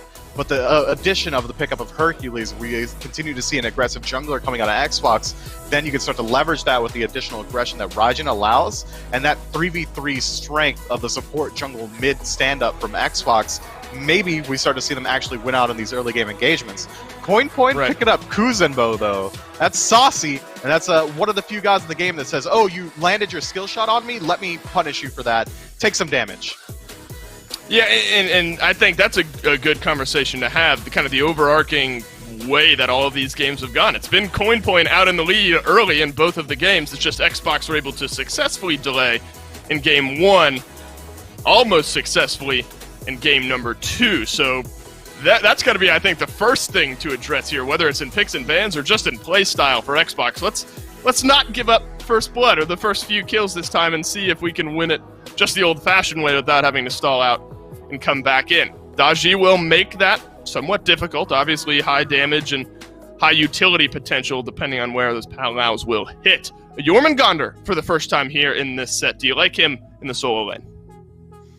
Yeah, I love him. I mean, Ducky's shown us that There it's a god that doesn't have to play nearly as passively as we've seen in the past. With the addition of the E-Staff, Spear of Deso build that we're starting to see picked up on this Jormungandr, not only is he disrupting backline, but now he actually has kill potential on his own. That's going to fit Xbox's draft perfectly. Again, what do we see? A 3-man core of dive. Go on you, Hercules, Jormungandr, all going to be running down CoinPoint's backline. Xbox hasn't seen early game aggression work out for them just yet, but it hasn't dissuaded them from trying yet again. All right, one more time. We'll see who comes out ahead between CoinPoint and Too Much Xbox. It's a similar vibe, though, from what we've seen, where Too Much Xbox moved their way early into the CoinPoint United side of the jungle. This time won't end up doing much for it. So maybe potential for a standard start here. Move back, grab your purple buff. No need to be overly aggressive on the invade just yet. I like it. It's a degree of just safety. They're showing respect that they haven't shown just yet on the side of Too Much Xbox. Yeah, you've got the Hercules. Yeah, you can absolutely make it a living hell trying to confirm your own purple buff. But by that same note, Kuzenbo's got fantastic level 1 fight potential, as does Jingwei. So instead of not trading out his health bar, he says, we'll play it even at first, and then I'll bring the fight to them once these minion waves meet up and we can actually meet up in the lane. Now, the big difference maybe in this one, obviously, with the Jormungandr being picked up here, but with the Kokalin as well. Different vibe, but maybe Mifflin still kind of sticks with that same vibe for CoinPoint. Let's find some early aggression, some team fight control here. And that almost goes by the wayside as Dame takes early control of this mid lane. You talk about it maybe being a little bit more difficult for Merlin, and obviously that's being shown there with Raijin poking him down to half. Yeah, Dan, you're out of potions now. He's out of health potions. He's only got mana sustain now, so all the poke that's going to come through from Dame is going to be hugely impactful. Whoa. There's a slam down onto Yar Bad Kid. The Ricochet will hit for 1. Vonson blinks through, but unable to finish off the kill. Unfinished kills abound here for Too Much Xbox, but maybe Mifflin, this is exactly what we've wanted to see from them. Take the game, take the fight to CoinPoint early on here. Yeah, you don't get any kills, but the larger conversation around map pressure, well, now it's for Too Much Xbox for maybe the first time this set. In the early game, for sure, it is. The duo lanes having a commanding presence here. They've been able to win out on every single engagement. Almost single-handedly, Dame wins mid before the junglers even show up by forcing all the sustain out of Merlin.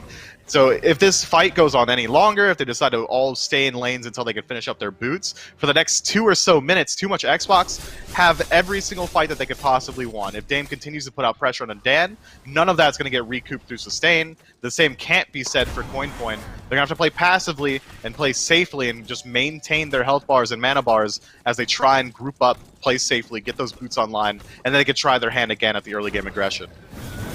And it's Vonson still who's looking to find some kills here. I mean, this is where, I mean, kind of the same vibe, but maybe different. I mean, you look for your Kuzumbo to move forward, drag usually the enemy hunter back through your minions. This is going to be the big difference maker, though. This is now where I look. The second round of purple buffs coming up. Can Vonson really disrupt enough? What do we have to see there? I'm not sure, but it is a flicker away from Dan's lane in the mid lane. Purple buff dropped and picked up, though, from Coin Point, so it's not for a lack of trying, but you do have to pull both members of your duo lane over to secure up that purple buff. It's going to be a blue buff invade now on the opposite side of the map. Dame is in range. Blue buff dropped down by Too Much Xbox, so this time it is a successful invade, so small advantages being pulled, now more specifically here in the solo lane. Every single lane now has got at least a minuscule to slight to moderate lead on the side of Too Much Xbox, and that's what their draft's for. You get this early game focus. Vonson on this Hercules, Guan Yu on this in the jungle role. They should be looking to dominate the early game. They need to look for aggression. I imagine we'll see them start to stack up again, and instead of trying to split up the map and invade everywhere, we see a 4-man stack by Too Much Xbox as they look for not only a buff invade, but kills on the tail end of it. Well, Freya hasn't died 3 times already, so if nothing else, that's an improvement on what we saw in game number 2 there. Back towards this warrior jungle mindset, though. My Sweet Potato is kind of stuck with the late game assassin-y 1v1 health deletion potential, but now you're kind of starting to get this vibe out of Freya that you know, the warrior jungle may just be in his wheelhouse. And maybe like my Sweet Potato is going to rotate through as well. Sweet Potato blinks in my Zen taken down. Your bad kid. Final shot there. My Sweet Potato rotates through. 2 kills on the board for Coin Point. Just as I mentioned, you know, the junglers, the difference of mindset here, it comes to fruition. Another early game start for Coin Point. That pulls back the slight lead that Too Much Xbox had. Now 200 gold in favor of Coin Point, probably not even worth mentioning, but it does absolutely cut the XP as well. There was a huge gap starting to form in favor of Too Much Xbox. People were starting to pull up a level or 2 levels across the board, and then immediately Sweet Potato says, wait guys, we're not supposed to lose this. It's game 3. We didn't win game 2 just to lose here. Finds the double kill first one in the duo lane. Clean performance. Gets the jump on the gank as well. Usually when you see the warrior versus assassin matchup in jungle, it's the warriors initiating the fight, then the assassin rotating in afterward and trying to either mitigate loss or turn the engagement. This time we see Freya falls behind a little bit on the engagement, is forced into using his ultimate. Just wasn't there in time for it to be any sort of effective peel. Sweet Potato runs away with his 2 kills for free. Wicked is going to lose out on his second blue buff in a row here, so despite a couple kills down, it is going to be Too Much Xbox. They're going to kind of take the fight to Coin Point on their side of the map. I mean, maybe that's a strong mindset here. I mean, My Sweet Potato has a kill, has an assist, certainly not unable to be dealt with up to this point. Let's try to slow him down as much as possible. Take away the blue, take away some harpies, and see if maybe we can keep this Daji at bay instead of keeping the snowball going. That's a good ricochet from In My Zen, but won't result in much. He can look for continuous pressure, though. Zen looking constantly to just keep fighting your bad kid. He knows that even if he does force him back, it's not enough. So instead, he's placing himself between your bad kid and the wave, trying to freeze him out a little bit, see if he can get at least one more minion than the other one. Sweet Potato has to respond with a gank. Sweet Potato is here. Your bad kid does know this, but In My Zen nearly finds the kill. Vonson left on an island all on his own, and that's the second kill of the game for My Sweet Potato. There are beads available for In My Zen, and they will be used here, but Freya will be pulled back in.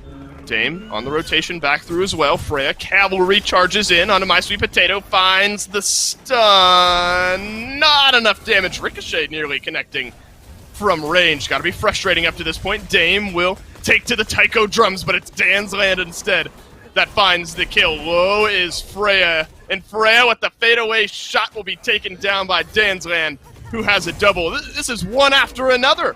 We're going in here, Mifflin. But it looks like Coin Point are the ones who are going to come out way ahead. These are sloppy engagements. They keep taking it one. It's Watson now dropping them. It's ridiculous. One after, you can't keep up with it. Jabami chips is low and will be able to escape.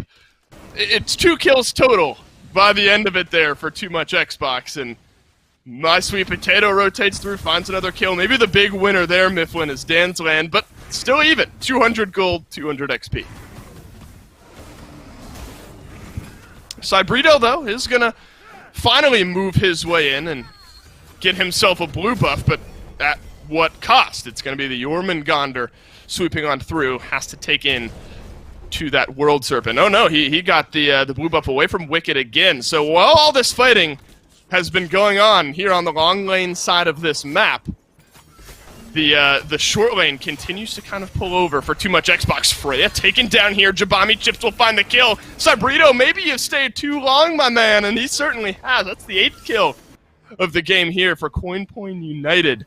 My Sweet Potato continuing to rotate through, and a big difference here. Not that Vonson hasn't been trying, but Jabami chips on this Kuzenbo has been able to find himself a good bit of presence here in this early game. Wonder now where the continued presence is. I still think there's some decent kill pressure here over in this long lane. Quick pause before we jump right on back into the action.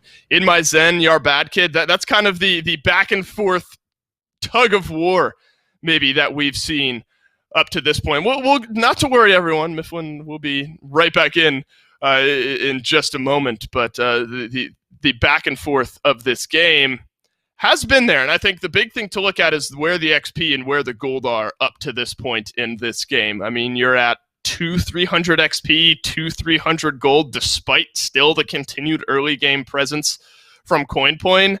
It's now what we've seen through the first 2 games. So I think if you're Coin Point, you need to now maybe feel like you need to push that aggression just a little bit further. Will they be able to do it? Will they be able to find a clean early game mid into late? Well, we're going to jump to a quick break, and when we come back, the final conclusion of the set.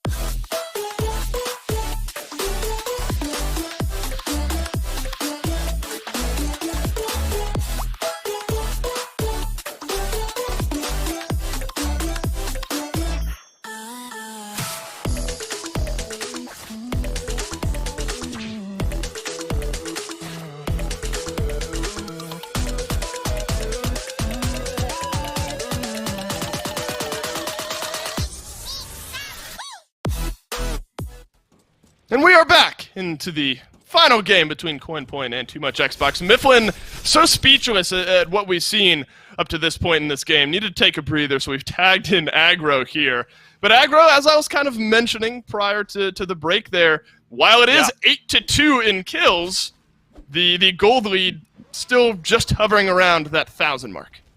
Yeah, it seems like CoinPoint has not been able to really transition this lead there for Sweet Potato super well. I mean, Potato 3-0-2, still only up a little bit on Freya, but this is the point in the game where when your jungler is really far ahead, you can start looking for buff invades very effectively. So that's what I'm going to be looking for CoinPoint to do now that Freya and Dansland are in really good power positions in this game right now. They're on Gods and Dodgy and Merlin that scale well into the late game, but can certainly take fights up pretty early on. I think if you can keep Dame and Zen from finding farm, should be a pretty easy win.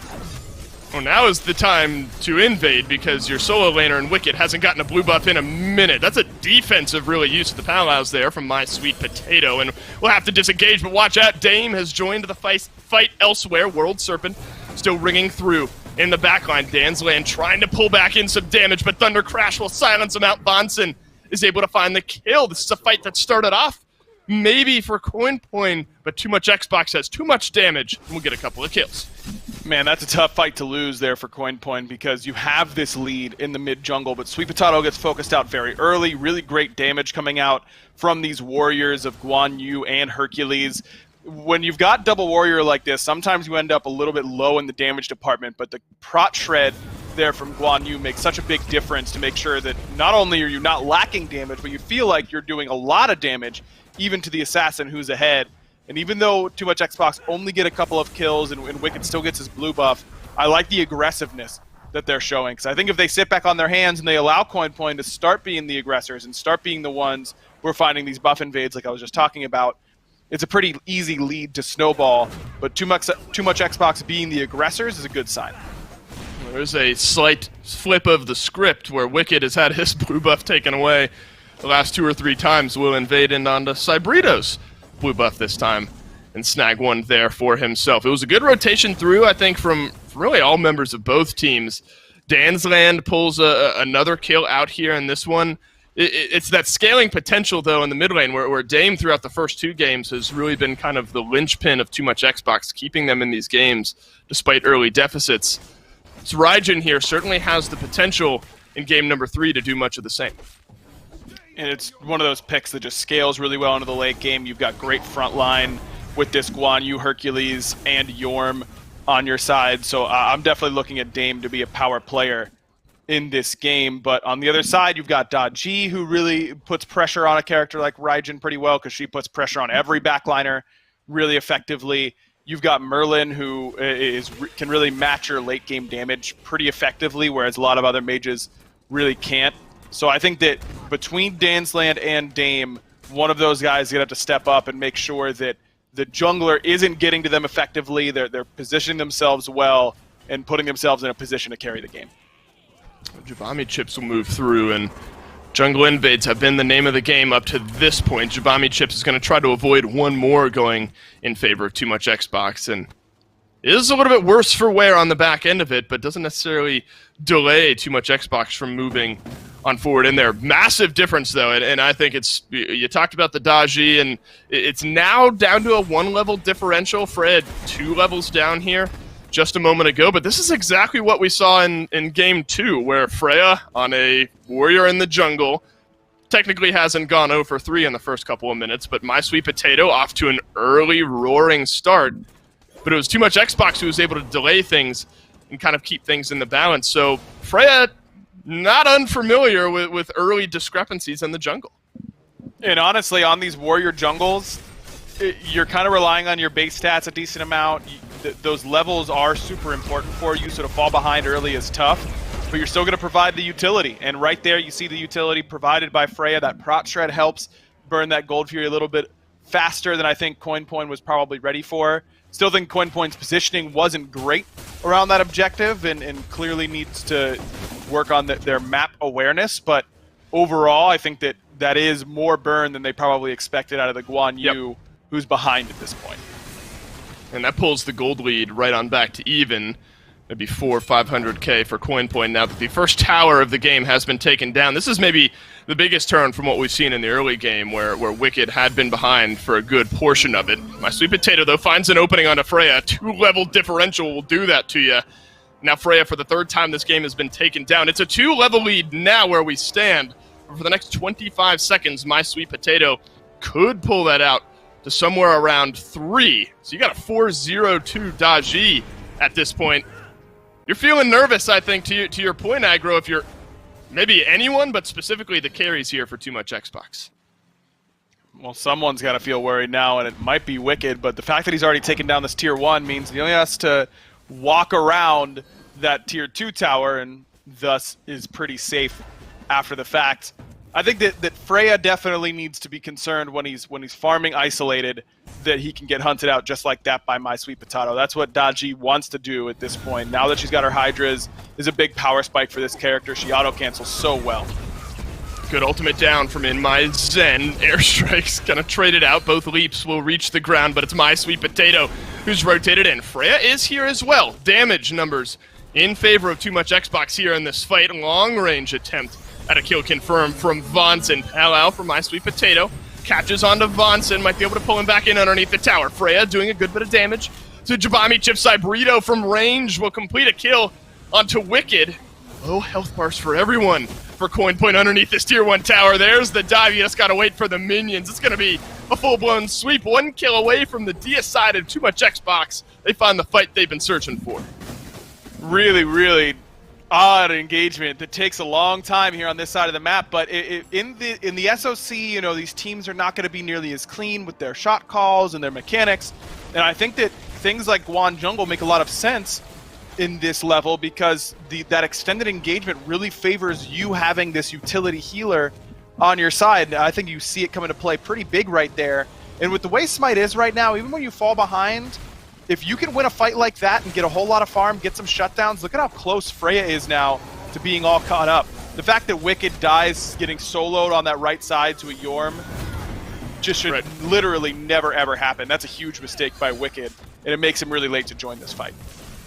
Dame is taken low here. Wicked will be able to make some reparations. Freya just kind of swoops through the fray there and stays alive. The chase is on. Our bad kid might be able to close that gap. There is a Tier 1 tower here.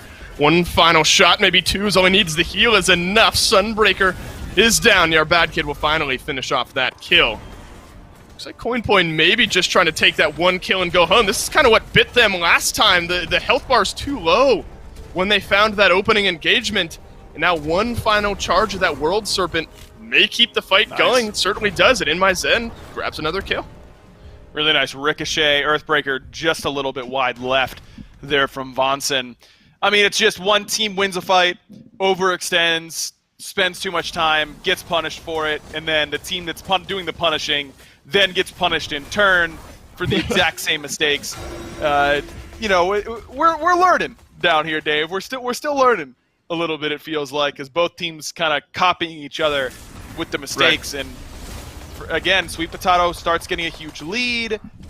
Freya almost certainly will be able to group up and make a pretty big impact in these team fights. I feel like Sweet Potato, for how far ahead he is, for how much damage he has in the kit right now, got to be a little bit more effective in team fights. That's the hard part with Daji is finding your windows to get all of your damage off in those 5-on-5. It's really, really easy to win 1v1s with this character, but the real skill test, I think, is winning your 5v5s with this god. Difficult to find your way cleanly into that backline. Vonson has found his way cleanly over to the red buff. There's a slight collapse in here. It's Dame doing his best to peel on through. My Sweet Potato Palau's beads out by Dame here. That'll keep him alive for the moment. Vonson drops down some good damage. How has no one died yet? Vonson even is able to stay alive, do some damage, get out, pop the ultimate. CoinPoint, we're looking for it. Maybe open up the door to a Fury, but both teams are a little too low. I mean, you do have that Freya sustain here from the Guan Yu, so it's certainly possible that Too Much Xbox has the opportunity to stay around a little bit longer. Wicked on the receiving end of some good damage coming from Zen. Zen with the Executioner now means that these frontliners are going to be even more trouble between this Executioner, Prot Shred, and the Talu Assault. Cybrito on the front line here. Spectral armor picked up for Wicked. I mean, we've talked a lot about Dame, kept too much Xbox in the set. In my Zen, much the same. The late game crit scaling of the hunters he's played has really given too much Xbox a fighting chance as some of the games haven't gone in their favor. So maybe easy pickup here for Wicked. Grab spectral armor. I guess sometimes that's a touch later on in the build. But he's going to be able to shrug off some of that damage from In My Zen quite well. Jabami Chips is going to pop the ultimate, spin around, pops the Thorns as well. Dame looking to melt through, and he's able to do so. Down goes the Kuzumbo. In My Zen will leap away, but My Sweet Potato is there on the follow-up. Wicked will shout forth and finish off the kill for a 1-for-1 trade. My Sweet Potato, you're going to have to come down somewhere here. Cybrito has won the fight elsewhere. Blink through from Vonson to finish off the kill there. That's the knockup from Cybrito. Might have locked Wicked in here. Who finishes off the kill? It's a double for the Yorm. Really good team fight there by Too Much Xbox, and they split that fight very effectively. And normally you don't want to split a fight when you've got a healer like Guan on your side, but the way that Coin was diving Zen, I don't think you're really going to be able to save his life. So I think that Too Much Xbox makes the right call, Dame makes the right call. Let's not throw our lives away to try and save this Ho Yi that really just got effectively one-shot by Sweet Potato and Wicked. And instead, let's go and help our front line and these warriors on the front side. Yorm, really just a magical warrior, end up being super effective at keeping Dansland and Yar Bad Kid occupied. Both of those players very similar in damage numbers, and for the lead that the jungler has for Sweet Potato, I think you got to have your backline do a little bit more to help you out in situations like that. I mean, coming into that fight, Yar Bad Kid was down a full item to In My Zen. Yes. Zen had a full rage. And Yar Bad Kid was sitting on 3 items, so that itemization effectiveness was really, really different there between those two hunters, and their effectiveness in the team fight was different as well. Could be an opening for My Sweet Potato to continue his role through this game onto Cybrito, but ultimately not enough there.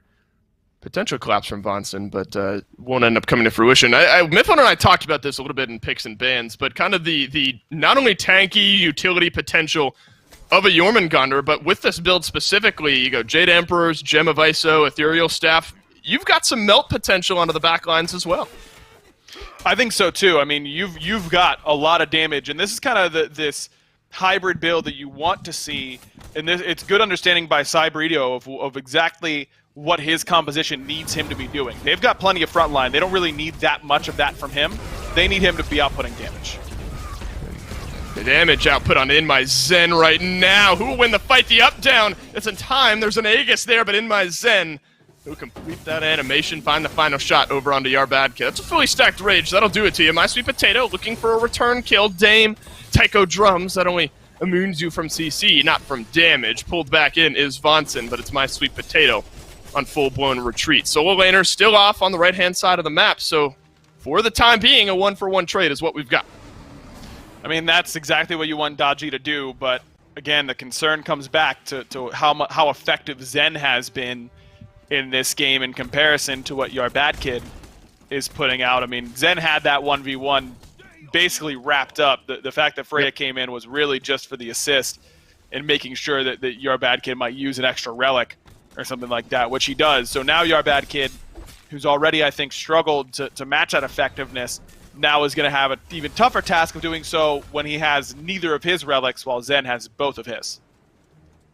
I think Vonson as well, you see a small moment where he's able to kind of peel off. It was Pyromancer thought about by Too Much Xbox, but now it's Freya being taken low that'll potentially change the objective mindset maybe here for the Xbox squad. He'll have to sustain up just a little bit, but the line has been drawn here on either side of the Pyromancer pit, nobody wanting to extend off to either side. But I think this has got to be, you look at this at a high level, it's got to be hats off to Too Much Xbox, especially from what we've seen here in this set where normally they've been down heavily through the first couple of games.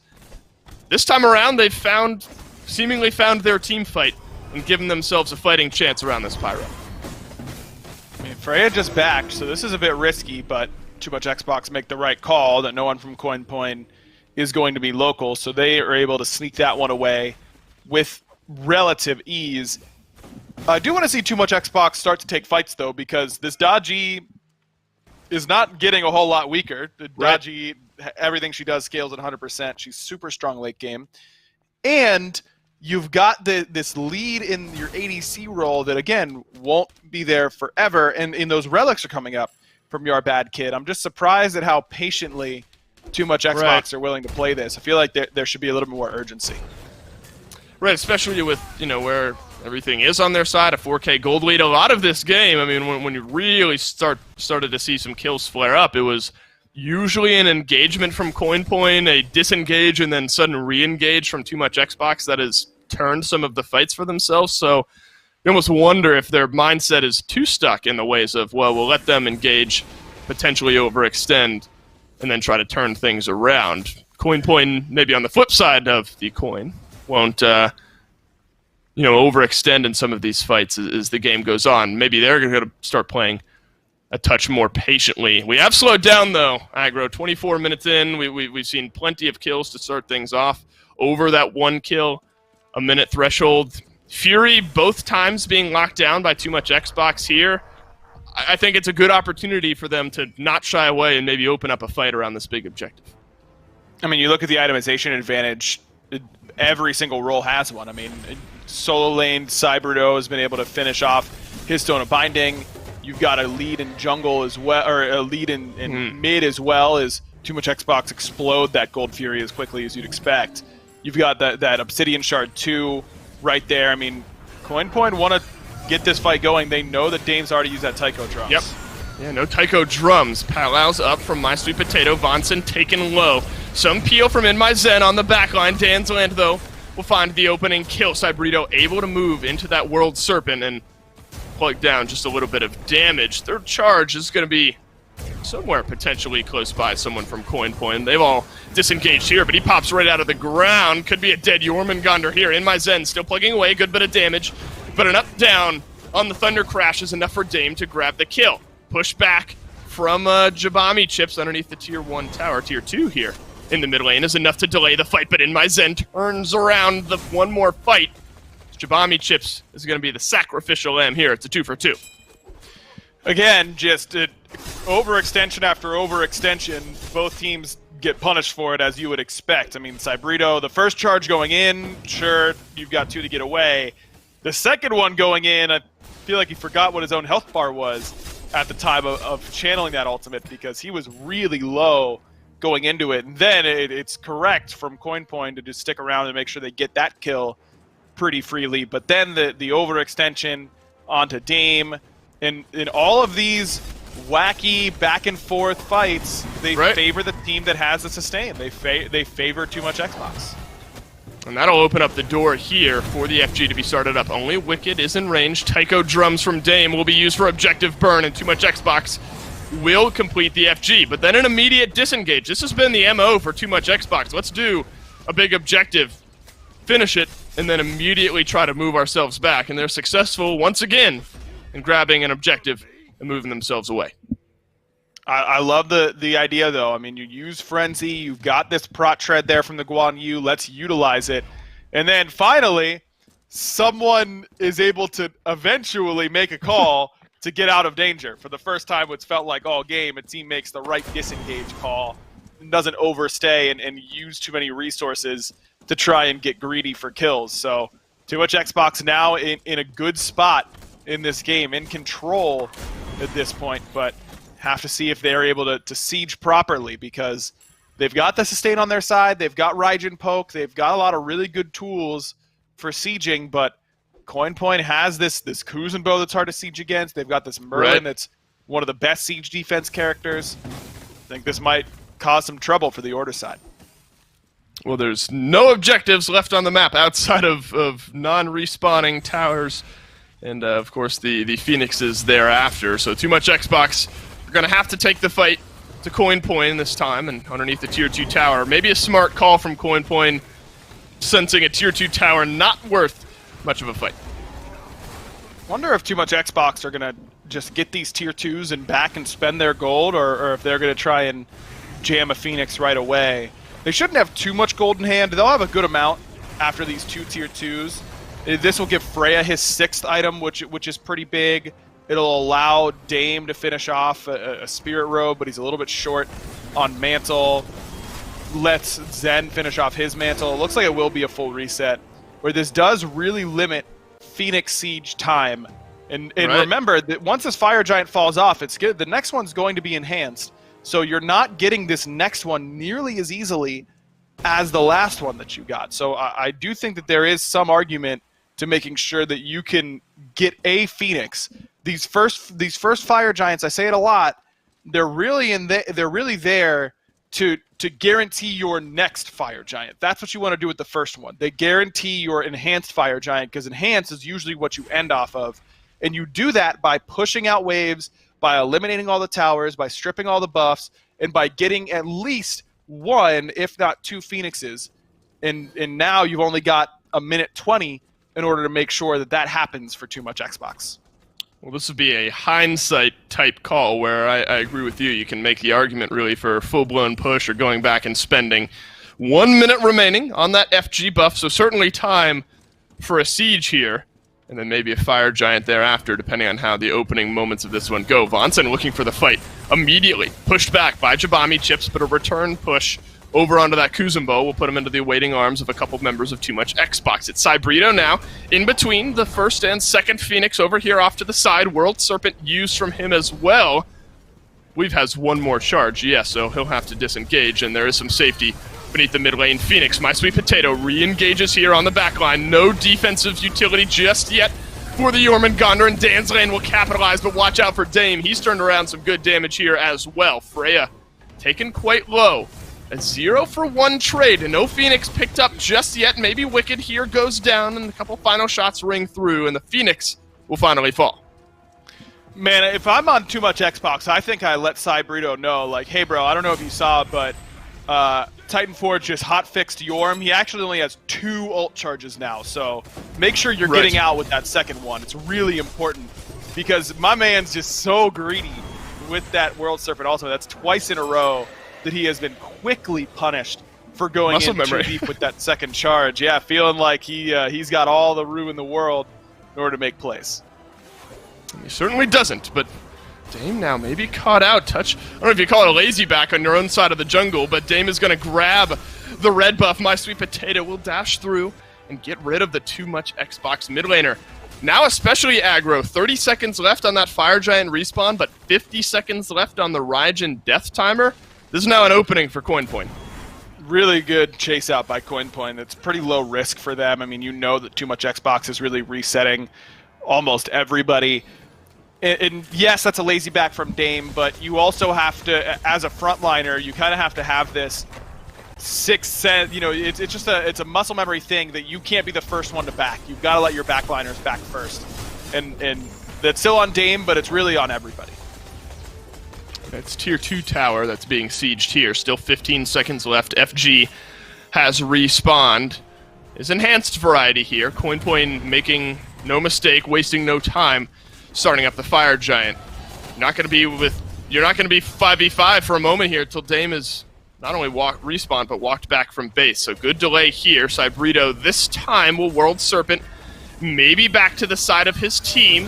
Fight back to the blue buff here. Vonson is going to drop down the damage, but Dan's Land has found the opening kill. The chase is on, and it's In My Zen who turns it around. Pull back in from CoinPoint. A double kill from In My Zen. Your bad kid as well will drop down Freya. He's stunned off to the side. It's kind of a 4v5 until Dame joins the fray. And now aggro, it's Jabami against 3 on the defense. Looks like it might be all over but the crying here, Dave. I mean, this looks like it should wrap up right here. You've got so much damage between Dame, who has Taiko drums, and Zen, who's going to be putting out some pretty solid damage on this Titan, and Jabami's all alone for the next 28 seconds. Yeah, I'm not sure the Kuzumbo damage is quite there to finish this one up. We'll pop the ultimate and forces the Aegis out of In My Zen, but damage on either side of the Titan here. It's down to half HP. Too Much Xbox. Game 1, they falter. Game 2, they falter even worse. But Game 3, they're going to get it done here. The deicide by the end of it, and Too Much Xbox. They go 1-3 and complete the 2-1. They get the win this week in the SMITE Open Circuit. Obviously, I think both teams still have a lot to work on, but overall, I think that the composition from Too Much Xbox was pretty well crafted. I think they played around the Guan pretty effectively in the moments where they weren't overstaying and things like that. And really, Zen just really separated himself from the pack in terms of player damage and effectiveness. Nearly 30K for him on this Hou Yi. It was impressive by him. I mean, it's spitting image of games 1 and 2. Hot start for CoinPoin, comeback from Xbox, but it's 1 and 3 where Team Xbox or Team Too Much Xbox are able to get it done. 2-1 here in the finals after 2-0s there in the semis. So great look for Too Much Xbox. These are teams, though, especially with the way we've seen them perform here today, Aggro, I imagine they might be some mainstays here in the SOC finals and weeks moving forward. Certainly could be. Hope to see them continue to improve. That's what the SMITE Open Circuit is all about, the potential to grow as a player individually and as part of a team, and hopefully you can make your way into the SMITE Challenger Circuit sooner rather than later.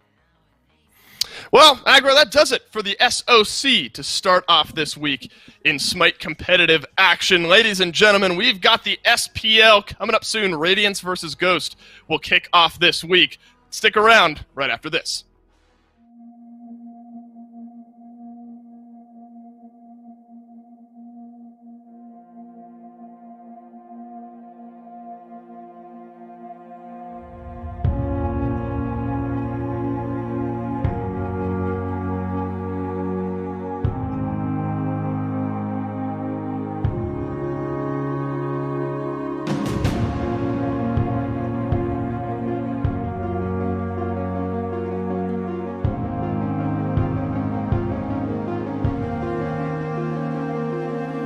Follow the vine, count the leaves to the root. Trace back the lines and you will find out the truth. Take back the time that you have spent being lied to, and as you change, the days will follow every step you take.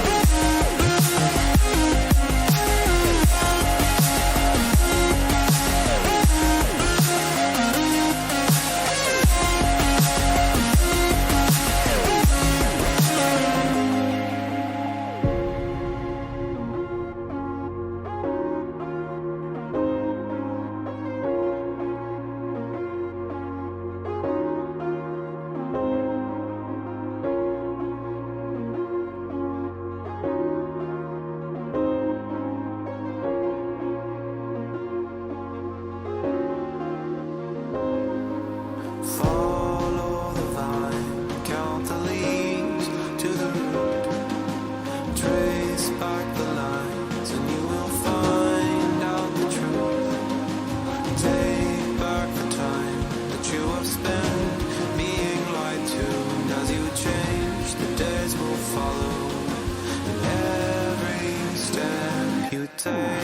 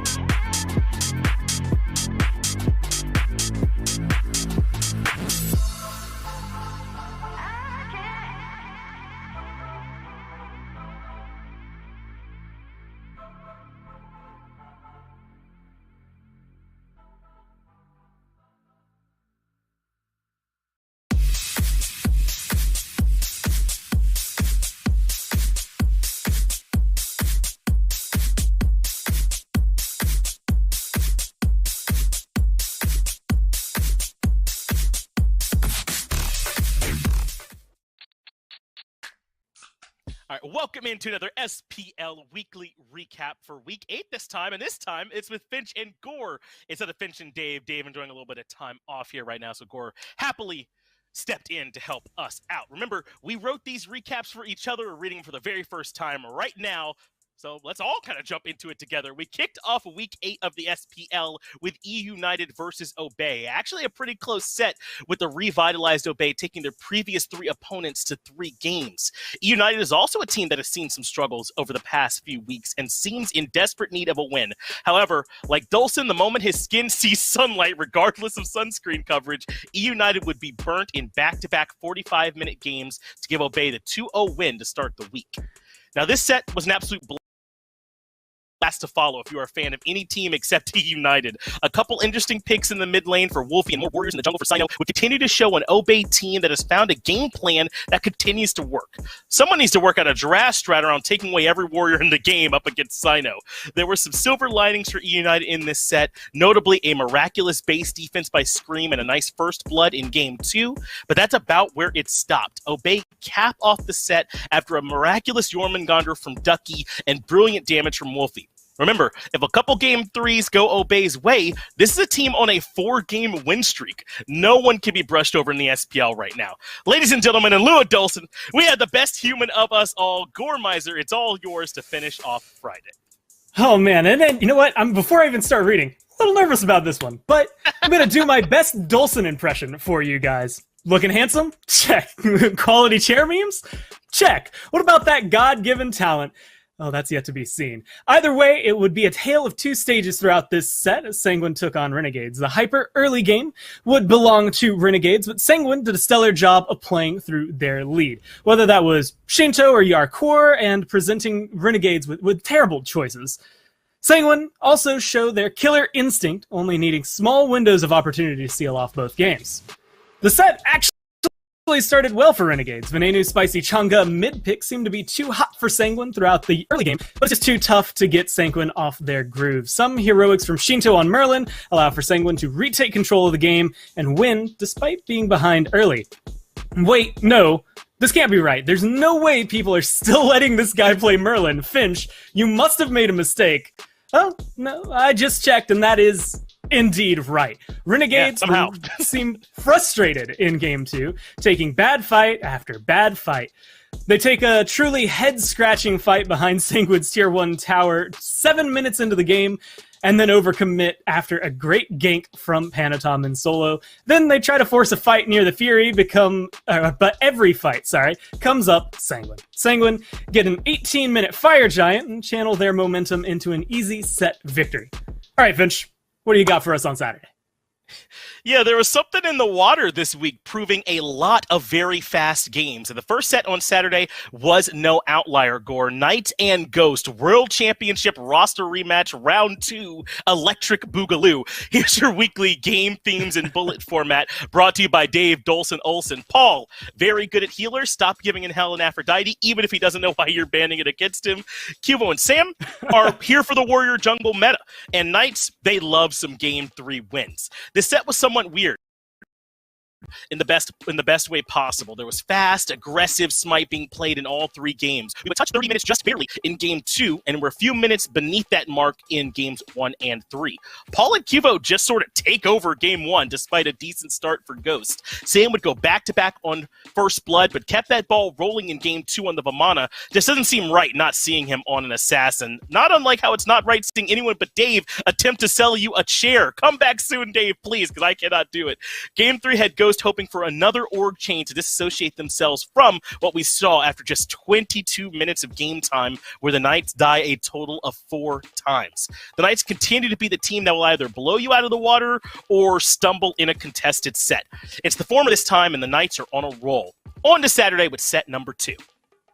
It always seems like it takes SSG a little bit of time to come online, but once they do, you better get out of the way, or at least maybe you should if you're Radiance, because aside from stumbles in Game 1, SSG looked great in their set against Radiance. Objective steals really were the name of the game as Raffer and Cherio turn in superstar performances to lock up a win.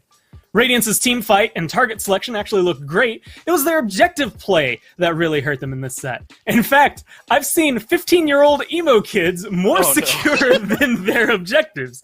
Here's a look at this picture of Finch. Go ahead and pull it up.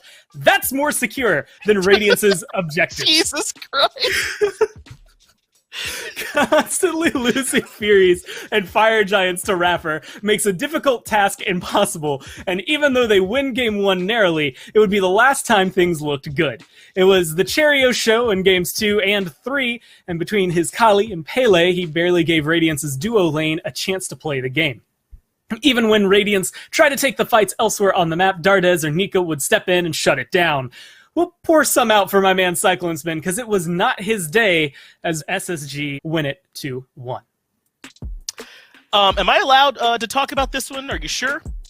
Okay, E-United fans, time to maybe tune out for this one. Not only were game times low this week, total game count was low for E-United. Coming into this one, this is E-United up against Sanguine. E-United lost 4 of the last 5, with Sanguine going 3 out of 5. The highlight of this set for E-United was the squad respecting Shinto enough to pick or ban away Merlin from the mid laner. I mean, my goodness, guys, and this is Dolson speaking to you viewers through Finch right now. Sanguine just kind of dismantles E-United this set, 2-0 vamos. The problem with playing Sanguine, outside of the obvious in-game mechanics, is that you need to worry about a lot in picks and bans outside of the Merlin in the mid lane. Panatom's Thor comes to mind. Well, back-to-back games for Thor, and hey, back-to-back 100% kill participation for the jungler through the first few Sanguine kills in each game.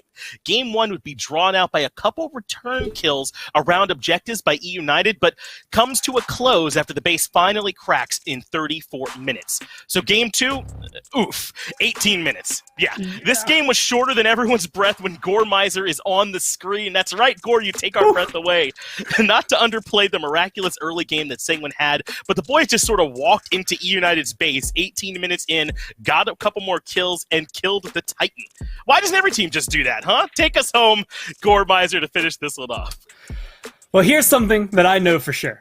It's going to be hard to beat Space Station if Dardez and Nika get to play Hera and Arthur every game. And Obey learned that same lesson the hard way in the final set of the week. And even with Ducky turning in 2 impressive Jormungandr performances, another dominant mid lane performance from Dardez makes the big difference. Wait, is Dave actually going to miss the recap with his Bay Hera in it? Let's just make this canon that Dave wants Hera to smack him around a bit. Jeez. This set had it all. Weird Fire Giant calls, lead changes, and crazy Phoenix defenses all made an appearance, but it was the absence of a certain jungler that stole the show. Sino was heavily focused out in the picks and bans and in both games, and SSG may have revealed a weakness for Obey. That picks and bans focus, plus 2 back-to-back MVP performances from Nika and Dardez really stuffed Obey. Shoutouts to that 16-minute Fire Giant attempt, too. That did not go the way Obey expected. Kind of like this recap, turns out that I'm way better than Finch and Dolson at this. I disagree. Either way, SSG now have the #1 spot in the league all to themselves, and that's week 8. That's what we got to see last week. Week 9 is probably just going to be more action-packed, although I don't, Finch, think we're going to get to see another 18-minute game, but I'm pretty sure you're just as excited as I am. Yeah, I don't think that we're quite going to be seeing that one there, Gore. I appreciate everybody tuning in here with us this time. Enjoy Week 9, and we will see you next time. No, not again!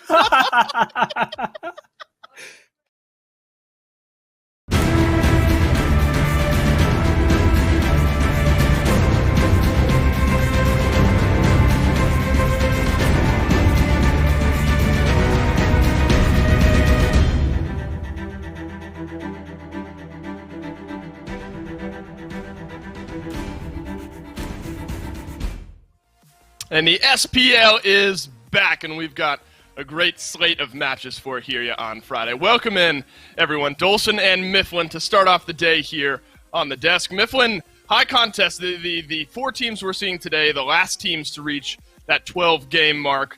Radiance versus Ghost, though, to start us off. How big of a set is this one? This is a huge set. I mean, Radiance has been looking a little bit shaky. Ghost just gets a rebrand, so you know they're trying to find some dubs under this new moniker. These guys have a lot to prove today. Ghost trying to maintain that third position spot. Radiance trying to get it back for themselves. I mean, it's a battle of the top. Well, it's the four teams in the dead center, 3 through 6, that are playing today, searching for that 12th game and hopefully some wins. See there, Radiance Ghost start this off. PK Renegades will round us out here on Friday. United, another team looking to get some momentum going. They'll be playing on Saturday here this week. But let's dive into this one, Mifflin. Let's get right into it. This is an exciting week of the SPL, so let's not delay any further. Radiance, first team we have to look at here in this matchup. They start off the split 4-0. Through their last 7 games, they have gone 2-5 and slipped themselves down to mid-table. What has happened to Radiance, and are they a team that can still take it to Ghost in the right circumstances? I mean, it's hard to say, and it's hard to ever count out Radiance. This is a star-studded roster. At the beginning of the year, we all had incredibly high expectations, and Radiance largely lived up to it. Towards the center and tail end of the year so far, teams have really started to exploit the fact that if you run it down Radiance's duo lane, you can create a ton of weaknesses there. Our Cyclone Spin has been looking a lot shakier as the year goes on, and that's only continuing when he sees continuous pressure from enemies. And even in their most recent set against SSG, the one time that it was a real clean win in favor of SSG was off the back of continually running down Radiance's duo lane. Yeah, a lot of the SPL player tier lists have been coming out here recently, and I mean, jokes aside, Cyclone and Aurora are down in a lot of analyst opinions here, not because necessarily of their mechanics as players. They have just had a rough time here so far in this split. I mean, in games where Cyclone has done poorly, you know, it's been 1-8, 1-5. I mean, you just kind of litter the battleground with Cyclone, depending on how you find some presence there in that long lane. Do you think that is a pick ban issue for Radiance specifically? Are there gods that you think you go to if you're Aurora, if you're Cyclone Spin, to give yourself a better chance? I mean, the Hercules is taken off the board essentially every set, but you got to have more.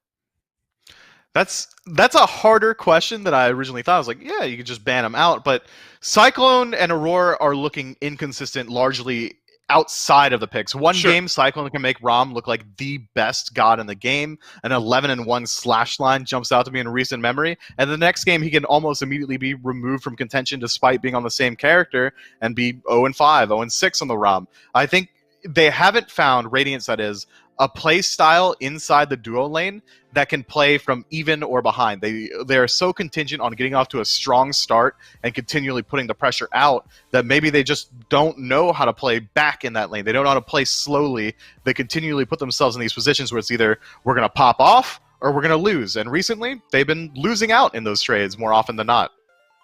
Oh, the opponents for them today are Ghost, a team that as well started out, despite a loss to United, roaring back after that. Now find themselves here in third place in this league. Their last 5 games, Ghost's last 5 games, have all gone 3. Now, all of their last 5 games have gone all 3. So it's a team that, despite at least starting off better than most teams here in this league, have been contested. They've lost 2 straight, Sanguine and then Knights after that. Do you think that this is a Ghost team, not unlike Radiance, have slowed down? Or are the teams just that close to them where you're bound to have some competitive sets? I think that Ghost's strategy in the game has been largely contingent on early game pressure. For the entirety of the year, that's been Ghost or Rival's identity, and it's reflected. They have the most First Bloods in a league.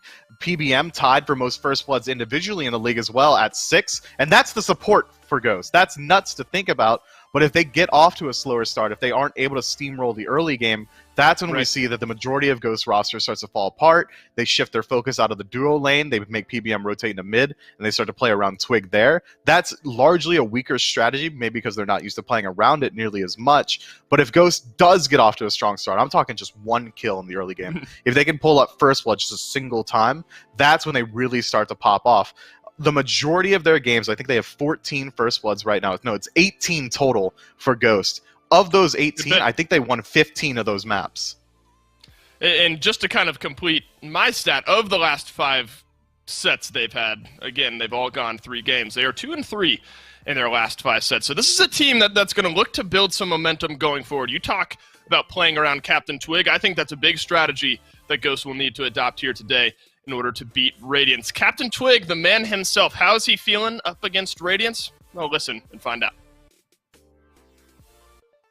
Well, that's right. We're here with Captain Twig, the mid for now. Ghost Gaming is going to be coming through, and I'm going to start this one off with probably the hard question, which is just you guys, have a couple of losses the last couple of weeks. What's been up? What are you planning on changing? What's been happening that's kind of maybe led to those? I think there's been a lot of individual mistakes. I think we've been kind of dropping the ball in sets, just having, let's say, individual bad days where maybe not all of us are playing that bad, but 1 or 2 of us make really crucial mistakes that kind of lose games and almost lose sets, me included for sure.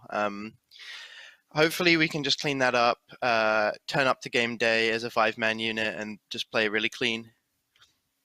Well, I know not only does the fan believes in you, but they believe in you kind of overwhelmingly. Every time we go to look in the in-client just to see what percentage it's at, it's almost always overwhelmingly in Ghost Gaming's favor. So how does it feel maybe having all of that support kind of come through, even, like in maybe some rough patches like you are in right now?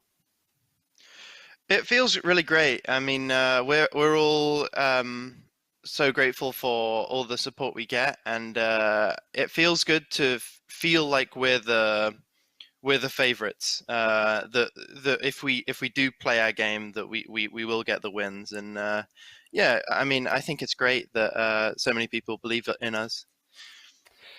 Well, hey, you have a lot of numbers that back you guys up as well. So even though maybe the wins haven't come out the last couple of weeks, you're still the team that has the most Gold Furies in the game, or the most Fury kills, I should say, in the game. And, there's a lot of weight, I would argue, maybe around the jungler, your support, your duo lane, and making sure that side of the map is clear. But because you're in mid, you have a pretty big stake in it as well. So how much weight do you feel on yourself that there is to maybe control that side of the jungle and kind of keep that number going up for Ghost? I think it's just kind of doing my job really, which is staying healthy in mid, not getting picked. I don't think I've had a big part in why we've got so many Gold Furies. I think, to be honest, that's mostly Mike and Panda Cat that kind of just win duo and then have enough pressure to help us do gold. But definitely in mid, what you want to focus on is securing the Gold Fury and basically just being there and healthy on time. Well, we've seen you have enough of a god pool that makes it a little easier to pick those gods that come through. But my last question for you is maybe a little bit more numbers related for you. You're 8 kills away from getting 100 total in Season 7. Do you think this is going to be the set where you can hit that milestone? Do you think you see yourself getting 8 kills today? Oh, definitely. I think I'll hit 110 kills this weekend.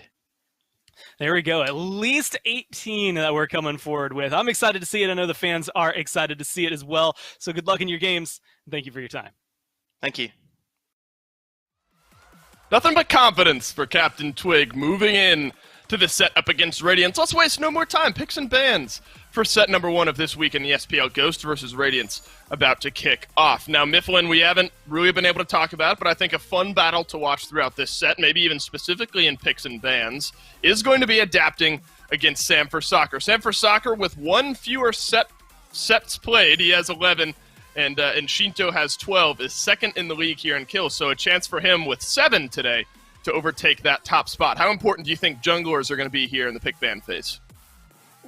Normally, junglers are going to be the most important thing on the planet. I mean, like, they're the best players, they're the most handsome, Right. they have the hardest Most attractive, jobs, they, smartest, yeah, like right. they do everything. Mid laners, big smooth brains, all that good stuff.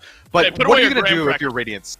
How are you going to ban out Sam for soccer? You're not going to do it. My man will throw a dart at the assassin screen and absolutely run it down with whatever it lands on.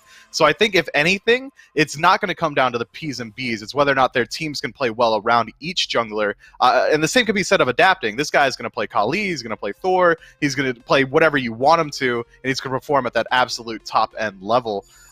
My eyes are on how early on are each of these guys going to get involved. If one person goes for an early game pick, if Sam for Soccer looks for maybe a warrior in the jungle and adapting matches up with an assassin, it's about relative impact on the match. If Sam gets involved earlier on, is he going to be able to match that pressure, or at least make sure that adapting can't farm up and absolutely blow out the late game? I think that might be really where we're looking at for this set.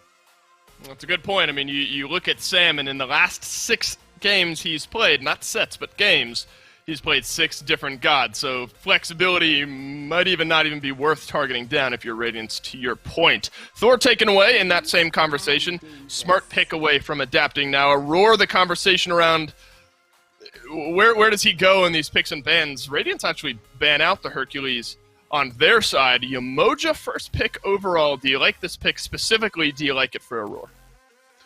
I like Yamoja in of itself, but for Aurora, and I say it every single time Aurora is forced into this pick, I like Aurora playing aggressive warriors, aggressive guardians, something that can get in your face, lock you down, and fight you themselves. Yamoja has damage potential, she has engage potential, but it's not something along the lines of a frontliner. She's going to be playing further back in the fights, looking for huge ultimates to separate the team, and then looking to heal out your squad, make sure you out-sustain, find long-range engagements with the stun. I think that Aurora plays it incredibly well. I'm just not certain that it absolutely fits what I like to see from Aurora. On the other end, though, Heimdall getting picked up. Yes. For his first week, not competitively banned. Now the only comp ban being Persephone. Morgan's also available. Maybe that affects P's and B's a bit. All right. Conversation has to be had around Heimdall now. Haven't seen him up to this point. Now finally available. First game he is available. Ghost are going to lock him in. What do you see in this Heimdall? What kind of a difference can he make? He has some of the highest 1v1 kill potential of any hunter in the game. If you get hit by Heimdall's ult and your beads are down, your life is just about forfeit. I don't care that you're Hachimani, you have CC immunity on your ult on the tail end of it. His damage output is so incredibly high. He's got fantastic self-peel. His Bifrost is a fantastic escape tool. You can also use it constantly to reset your auto chain. Cyclone Spin taught me that one in Smite the Pros. Make sure you guys check that out on Smite game. But if you drop your 3 constantly, my man is just throwing out the underhanded axe back and forth every single time, and he doesn't have to deal with that weaker swing in the second auto in his chain. It's incredibly potent, and he's entirely way too hard to gank because of the additional vision that his first ability gives him. This god could be absolutely dominant in the meta. And, a little built-in mobility as well, able to teleport back and forth between those crystals. Sometimes used to get back from base to lane, but more properly used maybe to reposition in some of those fights when somebody's bearing down upon you. Raijin locked in as well. I mean, you brought up damage potential from the Heimdall, flanked by King Arthur and Raijin as well. Ghost have a damage sandwich going on in their first 3 picks. They do. That's so much that they're going to have to deal with. Now there's 2 absolute threats on Ghost Comp that you're going to have to contend with once the team fight phase rolls around. Meanwhile, King Arthur's absolutely going to be running a clinic in your backline, just spinning for camelotting, whatever King Arthurs are known to do. It's going to be happening to Hachimon constantly. It's going to be happening to whatever mid laner Radiance decide to pick up. And having this Hun bots pick up for Ghost, they're lacking a little bit engaged, they're lacking a little bit of counter engage, they don't really have any confirmable lockdown CC. Yeah, Fear No Evil's exactly that. It's going to completely disrupt a team fight. He's going to be able to come in from the side and help peel out his backline, make sure that Heimdall and Raijin aren't taking too much damage in the engagement. Ghost comp right now, strong. And Robin and Hera to round out the draft here for Radiance. Robin's been available, but we've only seen him maybe one more time than we've seen Heimdall, who hasn't been allowed to be played. What do you see here in the Radiance draft now that you get a look at the full 5?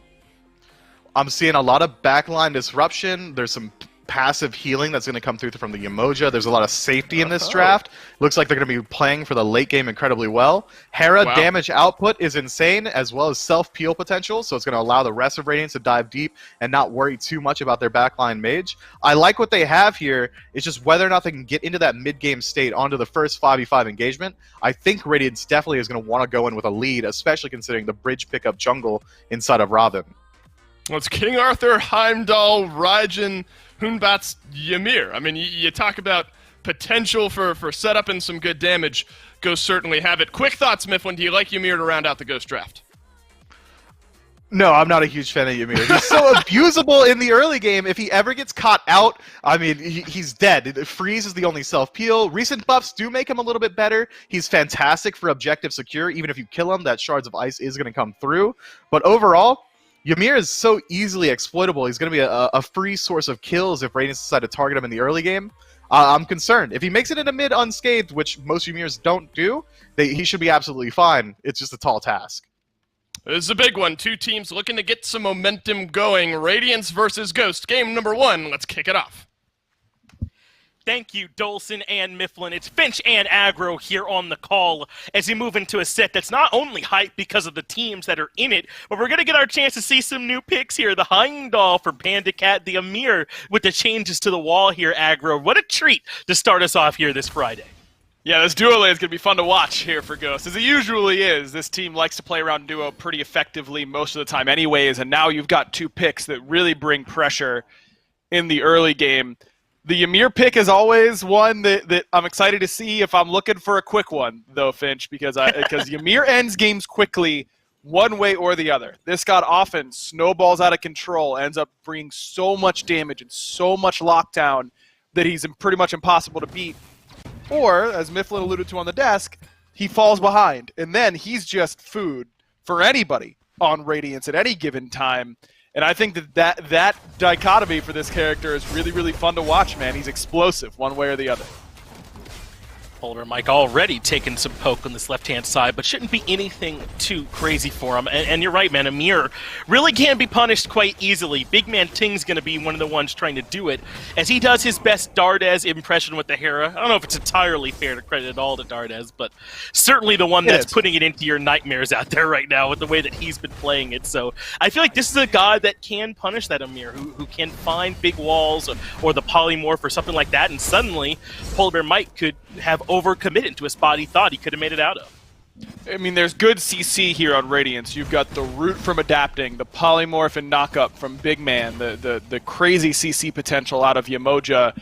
I mean, there's plenty of it that can chase down this Ymir, but I'm looking at the Hachiman and the Hera and the Umoja as gods that really, really struggle against that ice wall that PBM is going to be tossing out. So I'm excited to see what level order Mike's going to go for here, if he's going to try and put some extra points into that wall. Now it's lower risk to do so because you can't just insta-kill your teammates as easily. You could always cancel it, as you could not before. So I think that it's going to be interesting which direction you go with this Ymir, because you can basically make an argument for leveling any of his abilities. They're maxing any of his abilities first. I think that there's a reasonable argument to any of them. Just depends on what Mike's going to look to value. It's worth talking a bit about some of the right ways I feel like to be playing this Heimdall, since we haven't really gotten to see him at this SPL level, but you're seeing him use the Bifrost the right way here to try and give himself plenty of escape outs if he needs it. Felt like he was under pressure there and used it to teleport back to the one closest to his tower. But that's going to be something worth keeping an eye on as this game goes on, Aggro. Where are those Bifrosts located for Panda Cat, and where is he going to be positioned? You can use them to teleport forward. You can use them to auto-cancel really effectively. I mean, there's a million things that you can do with this Bifrost cooldown, and that's what makes this character... I think this is the separator for this character. I mean, his autos deal an insane amount of damage no matter what. His ultimate does a lot of damage no matter what. I mean, there's a lot that you can do with this character just from the base kit alone, but Bifrost usage is absolutely huge. My soul dies a little bit inside every time I watch a Heimdall player use their Bifrost to come back from base and use it to get back to lane. I mean, it just hurts me at a base level, and I don't think we'll see a whole lot of that at the SPL level. I think it'll be creative usage. It's a lot of... It's kind of like a mental check that I think the really good Heimdall players make that, okay, I'm taking a couple steps towards this team fight, turn around, place a Bifrost behind me. And you do that every so often, every few steps. Just give yourself a quick teleport, because remember, the further apart these Bifrost crystals are, the longer it takes for you to actually start porting. And that's really, really important, because in team fights, you don't have 4 seconds to sit there in your crystal. You have to go when you have to go, but it has to be over a wall. It has to be far enough.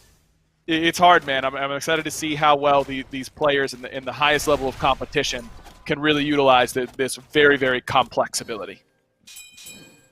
It's tough, man, and you know, if a good Heimdall is using it right, he feels bad to commit on at times, which doesn't feel right. But perhaps we're going to see a commitment onto it as Adapting is here, blinks in, finds the root. They've made Polar Bear Mike the target, the root there as well, as he uses the ultimate up and down. Cyclone Spin wanted to close the gap, but unable to find the stun. Ghost Gaming very competently able to survive that gank, but now Polar Bear Mike locked in with the River's Rebuke, and Aurora says they could still capitalize. Radiance finding the first blood.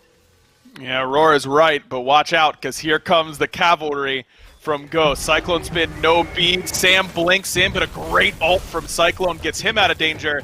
Don't know if Aurora will be quite as lucky.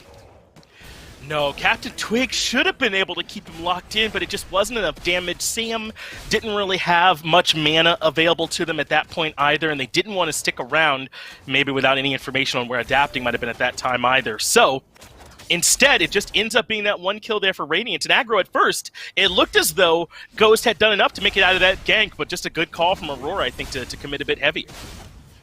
A little bit of hesitation there from Ghost, and specifically Sam and Twig felt like they couldn't decide if they really wanted to go in. Some serious hesitation by Radiance, but finally Aurora kind of drags them to first blood with his really, really solid River's Rebuke and a good Heavenly Banner from Cyclone off the back end of that. Little bit sloppy, I would say, on both sides. I think that some miscommunication or some misunderstanding there between Twig and Sam. Sam's kind of got to let Twig know in that spot that he's got no damage, that it's really up to Twig. Twig pulls Aurora back in with that taunt, but there was no extra damage coming his way. I think that if he was going to get that kill on Aurora, he needed to be accurate with 3 damage shots and leave the CC at home. That's Benji's ultimate forced out here on right. And this is a conversation that, I don't know, it might be over already. I was wondering if we really were going to see this much more of the transition to Celestial Legion Helm for these Guardians over in the solo lane, or if we'd see some Jade Emperors. But it looks like with the recent nerf to Jades that a lot of solo laners just feel like Celestial is the better pickup right now. I mean, it's a lot of protection. You're getting quite a bit of prots from this Celestial Legion Helm. And Arthur's going to strip those quickly, which is problematic, but it's still okay. Well, Benji doesn't have the ultimate, so he's just a sitting duck here on the right-hand side. A question of how long will Ghost Gaming have to commit. Eventually, the tower is dropped to Sam, but there's really no problems over there. Without that ultimate, Benji was going to die. And it's because of this good ward coverage that allows them to make that dive effectively. Yeah, sorry, Aggro, you might not get a chance to come in as Mike is in trouble in mid. Big Man Tinks gets him, but that's really Aurora with that ult and for the emoji that makes that happen. And that's twice now Aurora has kind of put his foot down and said, we are getting this kill. Exactly, and that's Aurora knowing, you know, he's played against Ymir a million times, even if it wasn't as strong as it might be right now. He's still Ymir, man. He's still really, really easy to set behind. And now your Yemoja's up 2 levels. Mike is not going into Thebes. He's going into some magic defense right off the bat, yeah. It looks like. Try and give him some protection, really, against this Yemoja, which has been the main problem for him so far, 7 minutes in. Yeah, I think the Yemoja's the only one that can say, you have to fight me, right? And so Polar Bear Mike is kind of outfitting for that scenario where he doesn't get to pick or choose whether or not he sticks around anymore. And I think it makes some sense, but it does just mean that he might be in a bit of trouble if he ends up facing Adapting or Cyclone Spin in these skirmishes too. But this early game is gone exactly the way that games can go with Ymir sometimes, where you can be caught out and punished in the early. And it's not getting any easier for Ymir. I mean, he'll tank here, sure, but the nature of the game, is that the damage dealers are going to get more damage before you get more defense. It's why it's really easy to pick supports in Smite and do it really consistently. Mike has gone for the blink early on, has really been neutered in the aggressiveness so far. So we'll see if he can start finding these initiations. Because I still think no matter how far behind Ymir gets, you want to pick him in compositions where your wall is your most valuable tool, because it doesn't matter how far behind you are, that wall is going to be effective either way. It's your damage and frontline potential that goes down when you fall behind. The wall is always going to be impactful against Terra. Adapting in trouble, Fear No Evil perfectly placed. Big stun came through, so that forces Sam to leap in. He does get the kill, but now he's overcommitted, so Tings get the return, but Captain Twig is in with them. Ghost Gaming are the ride or die squad, and it ends up working out. Fine OK gets the kill to Aurora. Captain Twig still alive up in mid, but it's the rotation from Benji to try and lock him down on the backside. So he goes into the World Serpent. This is all in favor of trying to hunt Captain Twig down, but he's juking these ultimate charges out perfectly, able to evade for now, but Benji still close, wants to finish off the kill. The spit's there for the slow, but Twig had the Thunder Crash. At this point, I think he's out. Twig is out. Really great use of jukes and understanding of pathing there from Twig. Plays it cool under high pressure and it manages to escape. Just really good communication. Fine OK sets that entire fight up with a good rotation out of solo lane, knowing that adapting doesn't have beads. That's a very risky commit by Fine and Sam to try and commit to this blink Fear No Evil, especially after the nerf to Hun Bats, where that cooldown is longer now on that ultimate. It's really impactful for him at this point in the game. No CDR for Sam at all, so you really want to make sure you're getting value out of every single Fear No Evil, and they get it off of that stun lock combination. Little bit short on the damage department because of the Talaria pickup here for Sam, but it also lets him stay on the map longer, so I don't hate it, but it means that he has to commit a little bit deeper than he really wanted to in order to find the kill.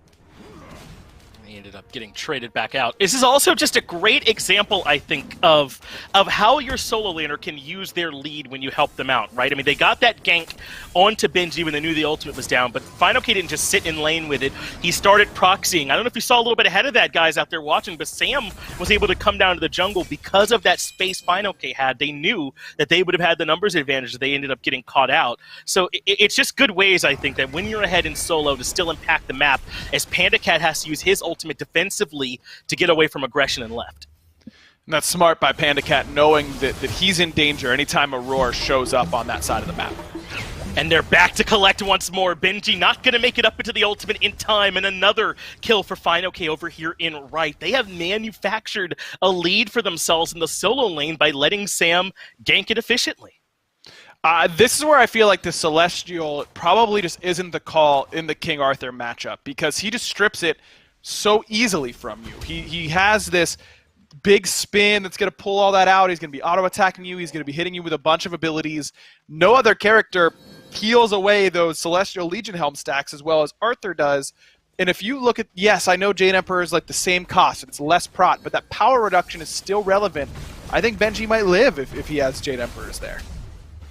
Gold Fury's at half. This is Ghost using their pressure to try and start up a big fight, and there's the wall from Mike to keep everybody zoned out. Some more applications from Amir as the Gold Fury goes down in favor of Ghost. Benji and Fine OK continue to skirmish down at the bottom of this fight. In fact, they want to reinitiate. The blink in from Mike finds the freeze, but Radiants are still comfortable and looking to re-engage. Shouldn't have said that for adapting, though, as Twig finds the kill. Benji barely makes into his ultimate in time and will look for some return damage, but there's just not much there. Ghost Gaming get the objective and the kill. Man, Fine is just doing whatever he wants in this game. He is just gunning down everyone from Radiance. A great wall from Mike, but a better ultimate from Cyclone separates his fight, but Aurora gonna be left behind. That's all the wall, man. And Mike is showing that even though he dropped in the early game those 2 times, that they're still able to get value out of it. That's kind of the point you were bringing up earlier. If you're picking the wall because it's good against the composition, then even when he's behind, Amir's still going to have value. It doesn't matter if he's not putting out as much damage as you expected, or he's dying really easily every fight. It's really just that wall that'll separate you. And Mike's not putting any extra points in it, prioritizing the damage and the CC duration on the Frost Breath, which is pretty understandable.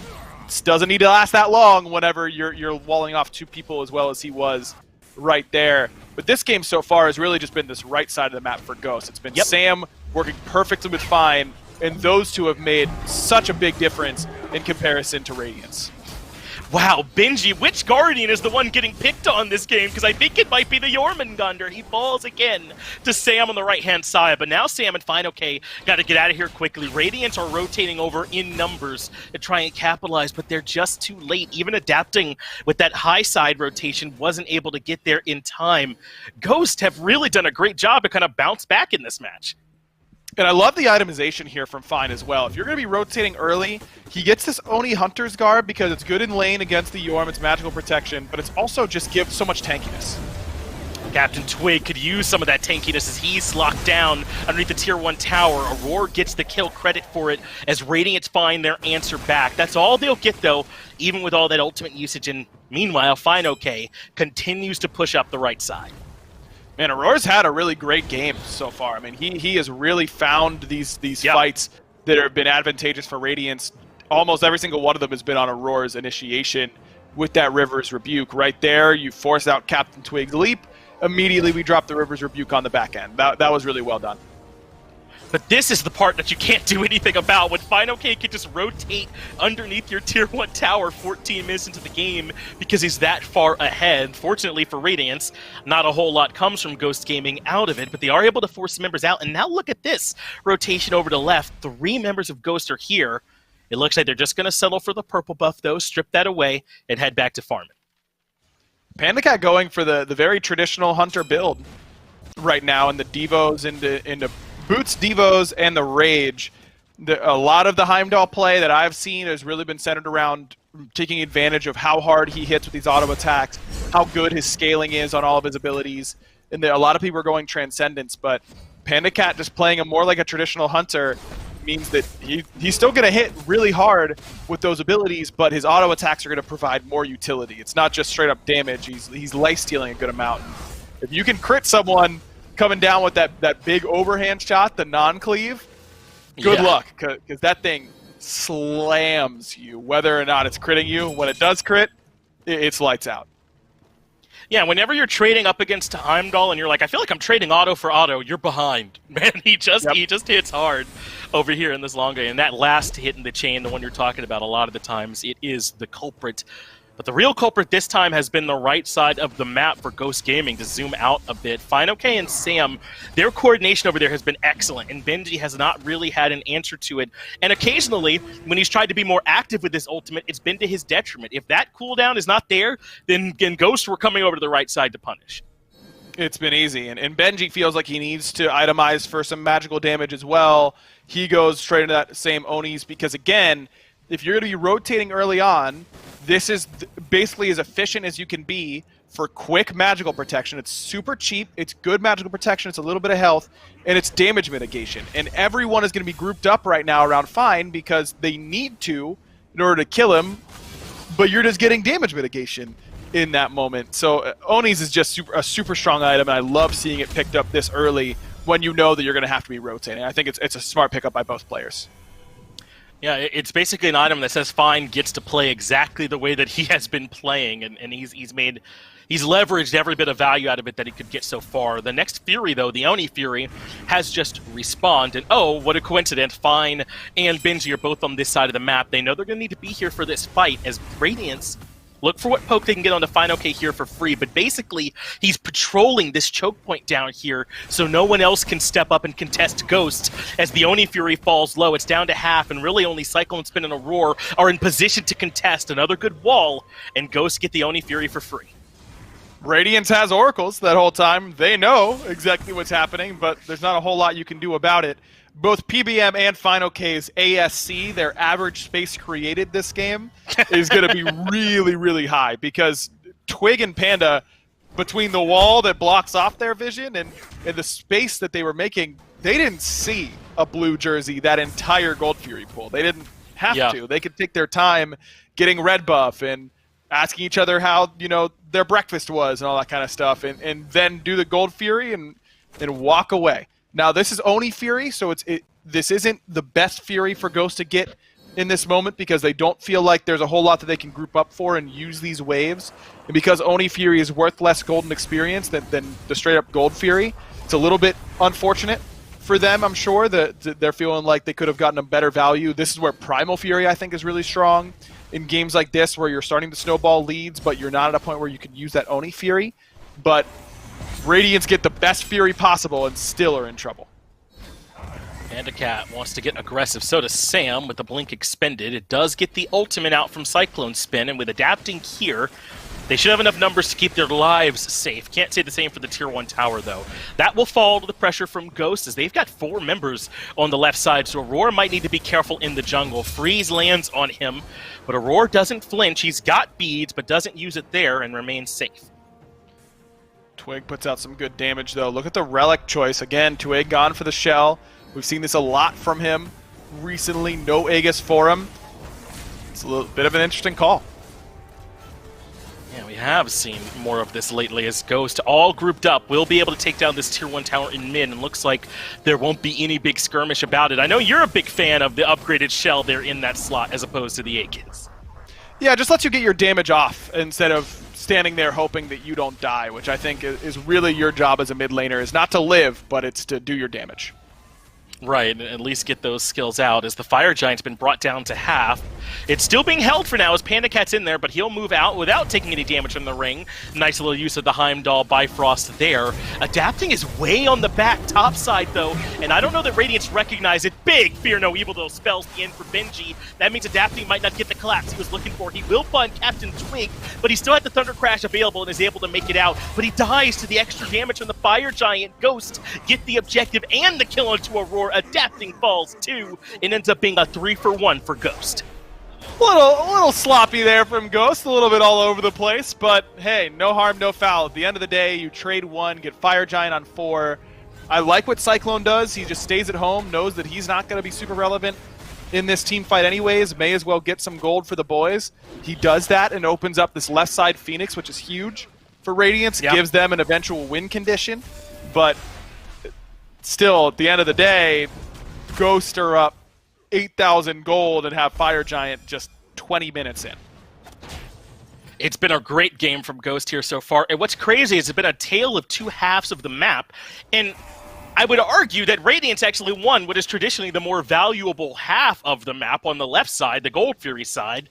It's just that it was Ghost who were able to leverage their success, I think, into better control of the map. It just didn't really amount to anything because the counter gank early by Sam and Twig made sure that Radiance couldn't jam Ghost purple buff on the side of the map and really start to get a lead, strip away that golden experience.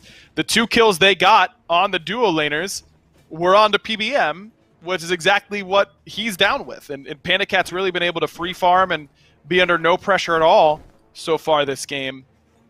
2-0-2 for Pandacat. He's really just been chilling in his lane for the most part, letting the fights come to him, and then cleaning up whenever it's time. It's a little anticlimactic, isn't it, for this Heimdall game? We were kind of hoping would he be a big difference maker here, and do we get to see a whole lot of his mechanics on show? I really think it just has not come up. I mean, Pandacat hasn't done nothing wrong. That's not the point. It's just that really this game was won, I think, by Final K and Sam. Not won, excuse me. It's certainly not over. I'm speaking a little bit too far ahead of myself, but this lead was accrued by Ghost through the right side of the map. And quickly at that. I mean, Final K got 1 gank and immediately started rotating and bringing pressure. And I think it's just a really smart mentality that a lot of players have adopted. It's certainly not just Fine. That in these matchups where it's you're up against a Guardian and you're a warrior, I'm Tyr versus Sobek. What are you doing wasting your time in lane? Just out-clear them and rotate. And then if nothing happens, cool. Next wave, I'm going to out-clear, and then I'm going to rotate. And you just keep that cycle going over and over and over again until you force a good fight on their side of the map. And Sam really played around that well. Twig really played around that well. It just like Ghost, we're all on the same page this game. It didn't seem like any hair was out of place.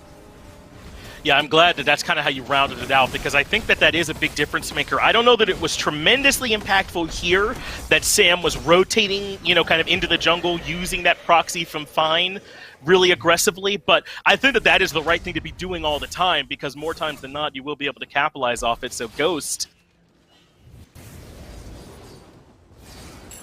just, seems like they've maybe pushing right, but to also make sure that they were, in the jungle as much as possible. Finch, I'm sure whatever your point was there, it was excellent. I just didn't hear most of it. But yes, and yada yada. That's kind of the way it goes around here. Primal Fury is exactly what the doctor ordered here for Ghost, because now that weird sort of back and forth odd fight around Fire Giant is made that much easier now because of the damage mitigation that you get against it, 7%, and you deal 7% more damage towards that Fire Giant.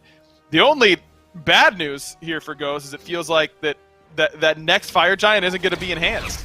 They've done their due diligence. Right. They've set themselves up for the next fire, and it just won't be as strong as they probably would like it to be at this point, because I can't imagine Radiance is going to step up and defend it. No, at this point, they probably shouldn't either, right? I mean, the lead for Ghost is so large that I nearly proclaimed the game over 21 minutes into it on a Tier 2 tower. So I think that Radiance should at least respect that disparity for now and just try and make sure they're bunkered down and ready for this defense, because Ghost, I think, would love if they came in and overstepped and perhaps gave something away here at this point, an easier way to finish this game out. So this next Fire Giant, we're still 30 seconds away from it here at this point. But as he said, that should open up the door enough for Ghost to start getting into the sieging portion of the game. And I know Radiants are behind, but I think they've got some good tools on the base defense. Hera is tough to base defend with, though, because you really have to use the 2 to clear the wave. If you're using the 2, then that's your main CC.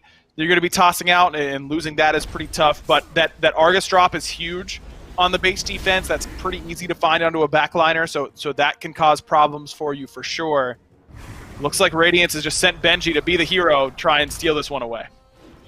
If he can make a miracle happen, they'll take it, but a well-timed freeze and zoning effort keep him out. Benji will have to ult to get out of this one with a good placed wall from Polar Bear Mike as well. And Benji makes out of there with his life. Meanwhile, Adapting, still pushing in left. Looks like he will stop on that note, though, once he realizes they're done on the FG and that people could back.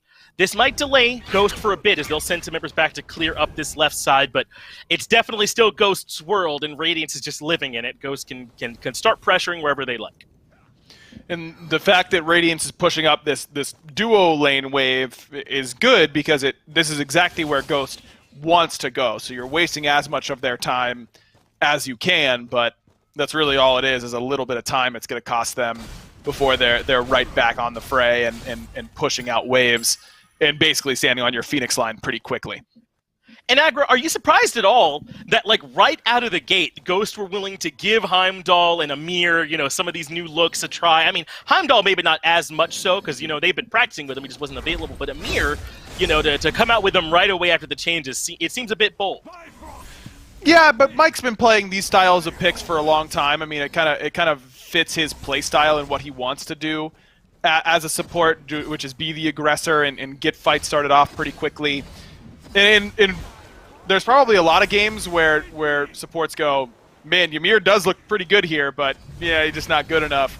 Now you feel like maybe he is good enough, and he still looks really good here. So I don't feel like it was forced by Ghost. I think that Radiance just ended up picking a whole bunch of picks that Mike looked at and liked the Ymir against. They know Benji's ultimate is far away. He got it just there at the tail end, but it was too late. So Sam able to find that kill. And right now they're threatening mid Phoenix. Left Phoenix starting to fall too. Mike is a bit far forward on the Phoenix, so the River's Rebuke cuts him off. A good stun forces him to meet some more tower shots, but Mike is able to live through it all. They get the mid Phoenix, drop the Fear No Evil, and now they'll claim Adapting as well. The fight handily going in favor of Ghost, and that surprises no one. It's just Big Man Tings that's left at the end, but really, this lone Hera can't do anything except excite Dave. That will be enough. Ghost Gaming have found the win. Man, that was clinical. I mean, if you maybe missed those first 2 kills on a PBM, you would think that Ghost basically blanked Radiance in that game. It felt so one-sided for the majority of it. But Radiance, I think, it just has to find a way to make sure that Benji's going to be more impactful, because I think the vast majority of Radiance's struggles have really been through that duo lane and in the way that they have struggled in the early game. That was not a problem this time around. It was really this King Arthur pick for Final K and the pressure brought with it. So if I'm Radiance, that's kind of one that you just go, yeah, they punished our Guardian in solo. Let's just pick something totally different in game 2. And these blowouts, I think, are the easiest ones to get by mentally, because you can just write it off to a couple early mistakes in a clean snowball from there. Yeah, especially someone like Benji, when he says, if I'm Achilles in that spot, it goes different, I believe him 100%, right? So easily, Yeah. I think they can make some adjustments for the game to look a lot different. That is game one, though, pretty handily over to Ghost. I'll get it back to Dave so I can break it down on the desk. Well, what a way to start off this week here in the SPL, and a great start for Ghost to maybe get themselves back in the winning column. Remember, while all of this is going on, the Grim Omens event still going on in-game. Scylla, Jormungandr, all the gods, not all the gods, but a bunch of gods have great skins in this Grim Omens event, so jump in, take a look at what you might have missed out on. Maybe pick yourself up some new skins in-game. Mifflin with me, though, to talk about game number one. Is it as clean and as easy as Aggro maybe describes it there, Mifflin? I mean, it's solo lane pressure from Ghost. They get fine okay ahead, and they just kind of cleanly snowball the game from there on out. It really was. Sam has a fantastic game. He gets Benji absolutely destroyed and removed from the map, but the same thing almost happens to PBM. He drops 2 early kills, Radiance pick up the first blood, but instead they just weren't able to optimize on it. They weren't able to establish a lead. Every time Ghost picks up a kill, they go to Pyromancer, they go to a Gold Fury afterward, they get these objectives and create a gold deficit, whereas in the early game, Radiance pick up a kill on a Ymir, too early on, couldn't do anything off the back of it, pick up another kill on Ymir, doesn't really matter, get nothing there. Right. Meanwhile, Benji's getting run down and Gold Furies are getting decimated by Ghost. And I think actually that replay right there, pretty well timed, because I agree with what the guys were saying on the cast. I mean, at some point, PBM says, well, as long as I can wall and freeze people, that's what I need to do. Maybe the damage and the duration increases a little bit, but the utility I'm providing doesn't necessarily go away just because I'm behind here in this early game. So I still think I tend to agree with what you were saying in picks and bans, where he's easily punishable, and we saw that in spades. But at the end of the day, if you're picking Ymir for walls and freezing, no amount of dying is really going to take that away from him. Maybe how long he can stand in the front line. Your post-game stats, though, rolling across your screen now, and what a big game from Sam for Soccer. Fine, okay, Panda Cat. The outsides and in the jungle seem to be working here for Ghost.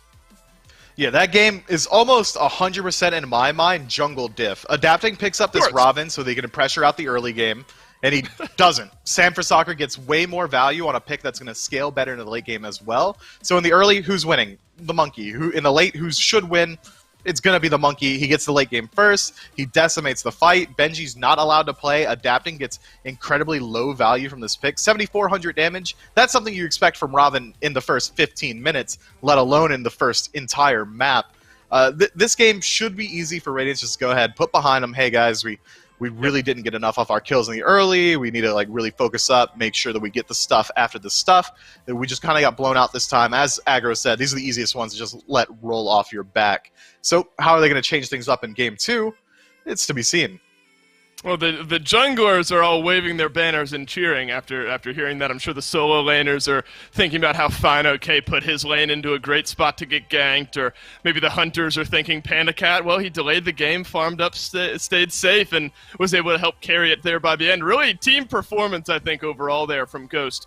And kind of back to what we're used to seeing from him. I mean, think back to the Sanguine set, the Knight set. They got out to these early leads. Then they kind of fell away. This is the Ghost, I think, that we were used to seeing through the first half of Phase 1 here, where they pull out to an early start and are able to build on it through and through. You bring it up, though, Mifflin. Now moving into picks and bans, do you think maybe specifically for Radiance, there's a mindset shift towards maybe what you're prioritizing here for game number 2? We know that Radiance really likes playing Hunbots themselves, so maybe get adapting onto that. That's one way to slow down what Sam was able to bring there. But again, we said it in the pregame, Sam can't be manned out. My man's got a god pool as deep as the ocean. So shift your focus elsewhere. Maybe pick some aggression in one of your lanes and just try and confirm at least one lane can just stay afloat on their own. That's going to create space for adapting to choose just between 2 lanes, which one needs my help. Maybe it's mid, maybe it's solo, maybe it's duo, but at least he knows that he has that one bastion of safety where he can return and likely find kills. Last game, every single lane for Radiance kind of got blown up.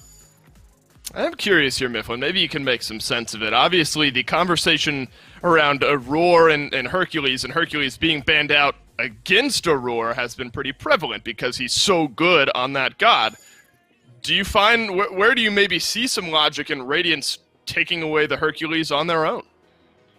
Yeah, PBM, he's probably one of the best, if not the best Hercules in the league. The only one who really steps to him is Aurora. Aurora says, well, let's not make it a battle between us.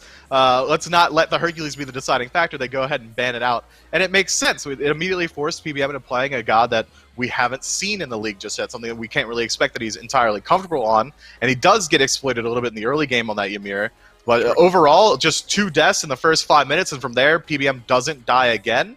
If you force him into picking these unsafe picks, if you force him into these Guardians that he's not used to, you absolutely need to exploit it early on. And Aggro pointed out right on the tail end of that cast, it seems like Radiance win the duo side of the map, but Ghost is the one always getting the Gold Fury, while his Ghosts win the solo side of the map, and they're taking Gold Fury and Pyromancer and every Totem of Coup.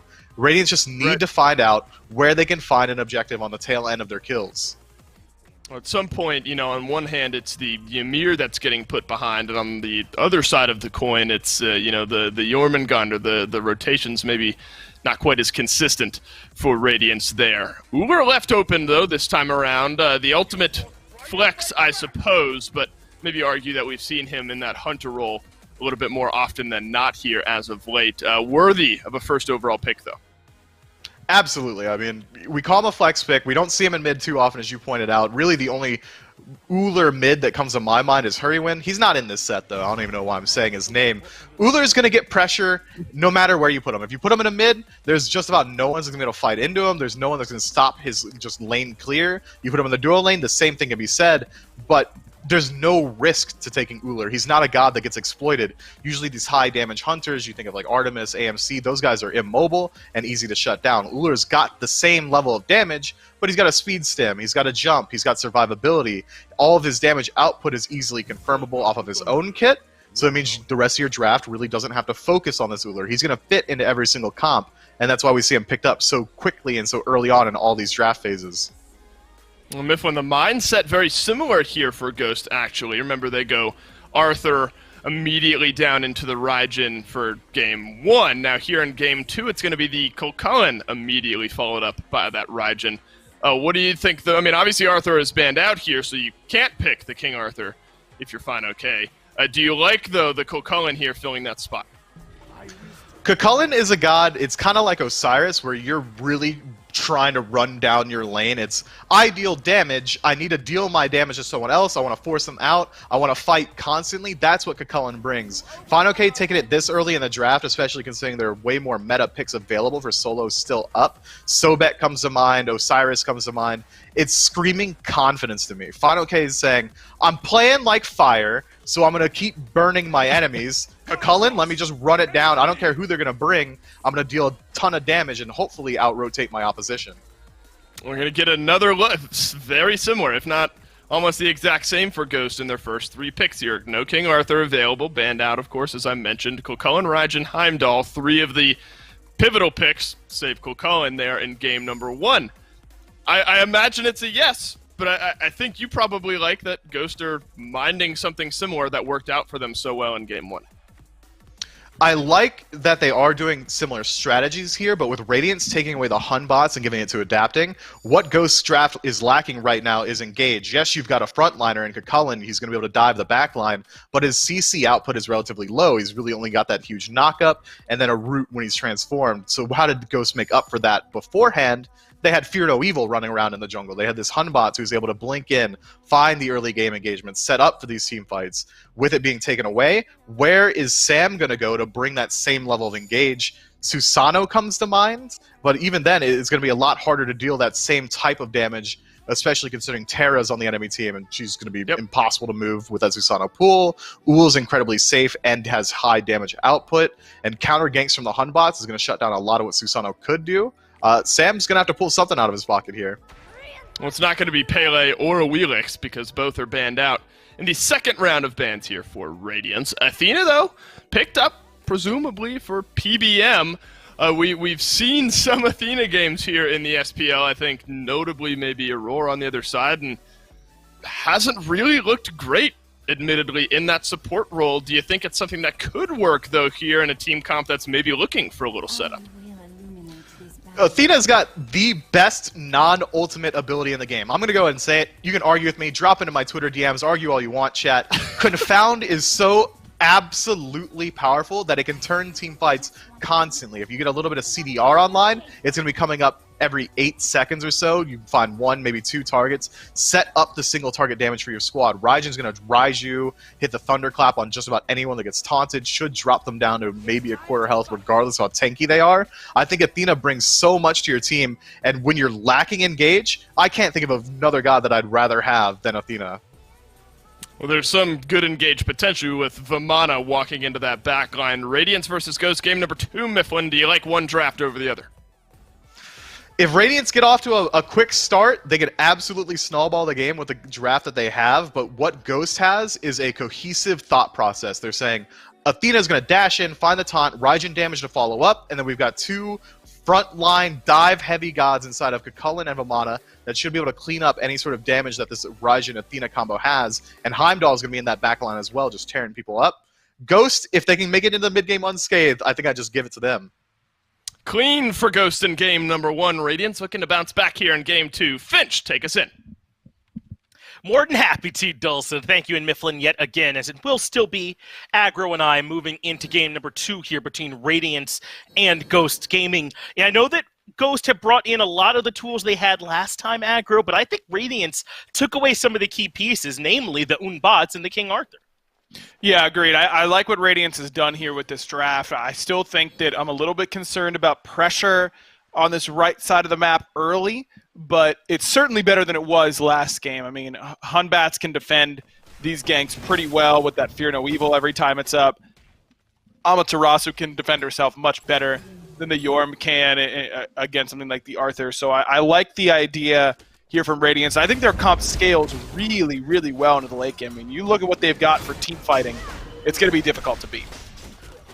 No, not going to be an easy task here for Radiance, I would say, but they could certainly still get it done. I think that Ghost has done a great job here by drafting this Athena, though. I also don't know why Myth thinks he's walking off on a limb saying Confound is good. We kind of been there, but I do agree with him, I suppose, in the end, that it's obviously a great tool for him, and it's exactly what this comp was missing.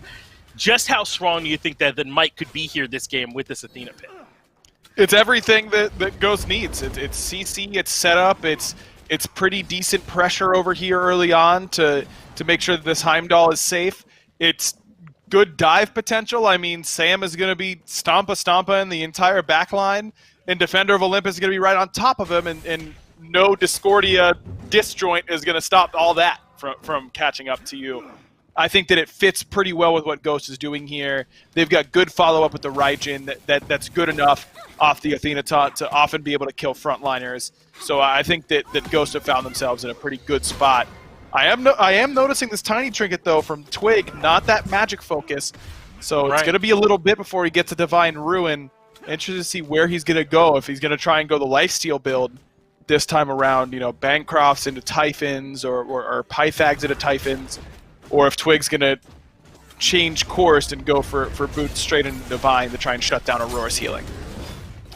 Adapting was way up in the Chaos side of the jungle, looking for those backs. That's why he's so close to Sam right now, is because they ran into each other in the jungle. A leap over the wall from Adapting will land him on Twig, who Thunder crashes away and makes it back towards safety. So nothing too crazy ends up happening in all that.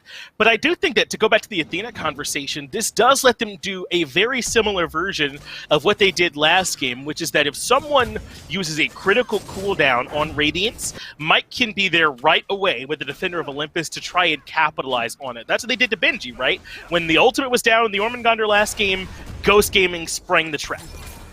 And remember, for newer SPL fans, they might not remember, but once upon a time, Mike was basically an Athena one trick. I mean, this man played nothing but Athena when he first came into the league. Yeah, those were eager days, way back when, and he's rocking the classic recolor Athena, as he always did back in the day as well. So I'm excited to see him go back to one of his signatures here and find a god that really we haven't seen a whole lot of as of late. Yeah, and I'd be hard-pressed to come up with some good reasons why. I think Athena's good all the time. Maybe she doesn't quite provide some of the same early-game pressure, I think, as a lot of these other supports do nowadays. Like, we see Warriors and that sort of thing in the role, but I think Athena's great, man. You could be picking her up just about any time. Yeah, I think that she really does exactly what you want a support to do the vast majority of the time, but I think that her dash is pretty punishable. It's pretty easy to just turn and burn her as soon as she dashes in at any given time. At a pro level, this god is fairly abusable, but also easy to be abused by at the same time. It's a pretty snowbally god, a lot like Ymir, honestly. I kind of, not to that same degree, but Athenas who fall behind become pretty useless pretty quickly. It's a great point, man. I can't think of a singular ability in the game that I want more if I'm ahead than Confound. I think it might be it, right? I mean, nothing says go quite that same way. So I think I see what you're saying, man. And obviously, something that is purely set up is a bit weaker if your team is behind. So I think I'm right there with you in that read of the Athena. But so far, this game's still relatively even. Remember, game one did start off to a relatively slow pace. I mean, I know we had all that action over there in left, but we spent like 3 or 4 minutes just kind of talking about the duo lane before some action actually happened over there. So I wouldn't let that lull you into a false sense of security out there. I think the Radiance really does want to slow this pace down and get it to the point where they're grouping, because that's just where their composition is going to be stronger than Ghost's. Ghost is really good in these mid 3v3s. I think that using this global pressure in order to get buff invades going your way and things of that nature are going to be pretty important here for Ghost now that Mike is level 5, now that everyone's back for their boots power spike. Wouldn't be surprised to see it start to be a little bit more aggressive. Hey, we're the ones ganking solo lane this time as Adapting drops the Fear No Evil, but there's the Defender of Olympus. Benji gets pulled right back in and is now low health in a bad part of town. It's Ghost that get the kill in solo despite Radiant starting it off. And it's bad timing because look at the buffs up on this side of the map. It's blue buff, that's guaranteed. If Sam wants to go check speed, which he probably will because his speed is up, which you know that because it's just how it works now, your buff timers are as soon as it falls off of you, it's coming up. That's going to be double buffs on this side of the map here for Ghost. And really just not a great decision by Radiance to be aggressive on to Final K, where he's already gotten his back off. He's already found that Glad Shield. Yes, he just detransformed, so you know his rage is low, but you know Defender of Olympus is up from PBM, and that's really just an easy turnaround for Ghost. They weren't even close to having enough damage to killing Fine.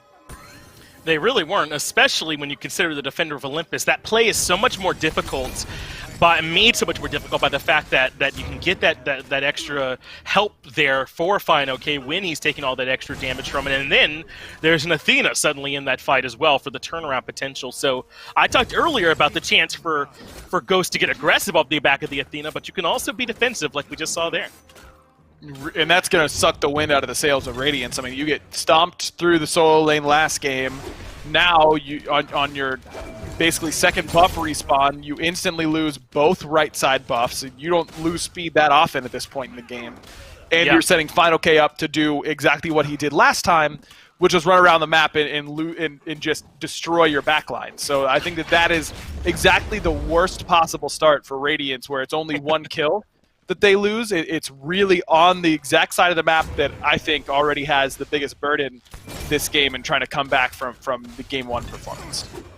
All right, you gotta wonder, you know, if there is any part of that in there, right? Maybe trying to want to get Benji back into the swing of things by bringing that gank over there to that side of the map, and instead it truly does backfire for them over there. So some troubles now for Radiance, but certainly not the end of things for them. They still have Cyclone Spin on this Uller who can dominate the early game, but before I can even talk about left, look at right again. The blue buff being invaded on cooldown, and Benji's basically alone over there. Ghost Gaming able to grab it one more time, and they're heading towards speed. I don't know if Adapting recognizes this, but it looks like they want to try and go for this invade again. Aurora does blink in to stop it, and Fear No Evil is there for the defense. So Radiance answer back the second time, and Mike has to use the ultimate to get out of there, and just barely doesn't make it. He dies anyway.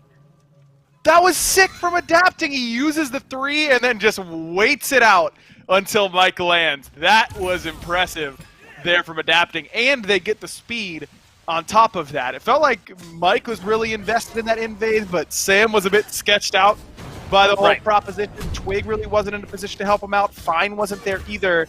And only going 2-man in when you know it's pretty easy for 3 members of Radiance to get there in time. it really spells the difference there for Ghost, and they end up losing Mike to a really cool play by adapting. That was crazy, wasn't it? He ends up following him with that monkey. You saw him there where it turned out that Polar Bear Mike had landed, so he must have followed on through. And that's big for him. You talked earlier about how taking away the Unbots in the jungle is important in that exact situation because he can use the Fear No Evil to defend the speed buff, which he did successfully. Turns out it was also pretty good for allowing only Unbots to sort of travel through the Defender of Olympus. I guess maybe Susano can do something similar, but it's a narrow list of gods. Yeah, not many are making a play like that, and that's heads up from adapting to save the 3 until the very end. I think a lot of players would just dump the kit to try and kill the Athena before she teleports. You know, it's the auto 3, auto cancel, and it's pretty easy to get wrapped up in that. We just lauded the great play from adapting. Well, that's all going to end right here and now. He gets caught by 3 members of Ghost that were waiting for him at his Harpies, and with Athena thought to set it up and no beads from adapting, he went blink, it looked like. Really no way out of it for him, and it'll be another blue buff invade. It's really Benji that's struggling on the back of all this pressure. And look at where PBM and Final K are going, right back towards speed buff because they know adapting's on the respawn, and this time Final K's with them. They get the taunt onto Aurora early on. Root lands as well, so he's out of dashes, but that's a great ultimate. Spreads the damage. Big Man Tings gets the kill into Sam, and now Benji can collect onto Mike, who also got hit in all of that, but a little bit too slow to be able to keep up the chase. There is Benji, so Mike should be safe at this point, but Aurora wants to chase too. Maybe he's not entirely out of the woods yet. One more dash, and Mike's out of it. But now it's Captain Twig who's going to be dove. Blink and Fear No Evil from adapting. Beads are not enough from Captain Twig, though it looks like Benji... Okay, yep, that's fine. Just the quick stance swap, the one... I don't even know if he got a tick of his heel off before he ended up surviving that, but that's huge for Benji to at least stay up and be able to not find his second death of the game. Just, again, a bit of a weird decision there, I think, by Ghost. They get the speed buff, and then they step up aggressively into that little corridor. They kind of spoon-feed Tings a really easy kill onto Sam. They are not done being aggressive on this part of the map. Defender of Olympus and a rotation from Fine OK means pressure onto adapting. A nice turnaround shot means Sam doesn't have to overcommit and adapting falls down. Ghost are able to find their 3rd kill of the game to answer back, so they're going to keep being aggressive. And I wouldn't be surprised to see all of Ghost, again, set up on this blue buff. It's really, really easy to just make sure that Benji does not get a chance to have a say in this game from the position that Ghost is in. I mean, you've got 2 levels there for Fine. He's up a ton of gold, but not enough to finish off the Void Shield, so instead he tries to min-max a little bit, gets Kusari 1, thinking that he's probably going to be out for a little bit, that there's going to be some skirmishing happening, and he's not going to get a chance to reset and use that, 650 that Kusari is. It's a pretty steep price increase from Void Shield 2 to Void Shield 3, so he wants to spend that where he can. Well, the blue buff is still up, but Radiant should be able to defend the speed. Adapting's on it, so that won't be invaded. But the blue buff is really what this has all been about. The speed buff has just kind of been gravy. Final K has transformed at the right time and is looking to lock down Benji, but there's the D-transform, so maybe it wasn't the right time. Benji forces him out, and the blue buff still stands, but Mike wants more. Taunt forces Ting to use the ultimate in order for the CC immunity, gets him out of there, but still, the blue buff invade continues and Ghost steal it away. Now, every time that this blue buff has been stolen, it's still been 2-3-man splits, and that's why Final K isn't even further ahead than he normally would be, I think, in this sort of position, but he's still very far ahead, and that's the same reason that Sam is not ahead of adapting, because every time you're invading, that enemy gold and experience off of their camps is worth less than your own camps, so not only are you getting less golden experience from clearing those instead, but you're sharing it as well, and Adapting's done a good job of finding farm elsewhere on the map to stay relevant in this game. So for the most part, Radiants are still right in this. It's really just right now that Benji is a good bit behind FineOK over in the solo lane. You can see it's 2 levels or so, maybe a little bit over that, in favor of FineOK. So if you're Radiants fighting and FineOK is not there, that part of it I feel like should still feel pretty even to them. It's really just when they have to deal with this out-of-control Kakula. Yeah, Benji's up about 1,000 gold right now, and the overall gold lead for Ghost is a little over 1,000, 13, 1,400. So really, without Benji there, or without FineOK there, you're looking at a 400 gold deficit. That's not that bad. I mean, you're in a pretty good position to still win fights if you're Radiance, as long as this Kakullen is absent. Well, it's an early Hydras for Cyclone Spin for this Ullr. I feel like we don't see that a lot. For a while, the triple pin build was really popular with him on the back of that Transcendence, but either way, I think this more spellcastery, ability-based Ullr build, there's not so much wrong with that. I think it totally makes sense. I mean, you're going to Axe into Change Stance. You might not be able to fit an auto in there, but you'll 3 auto, 1 auto.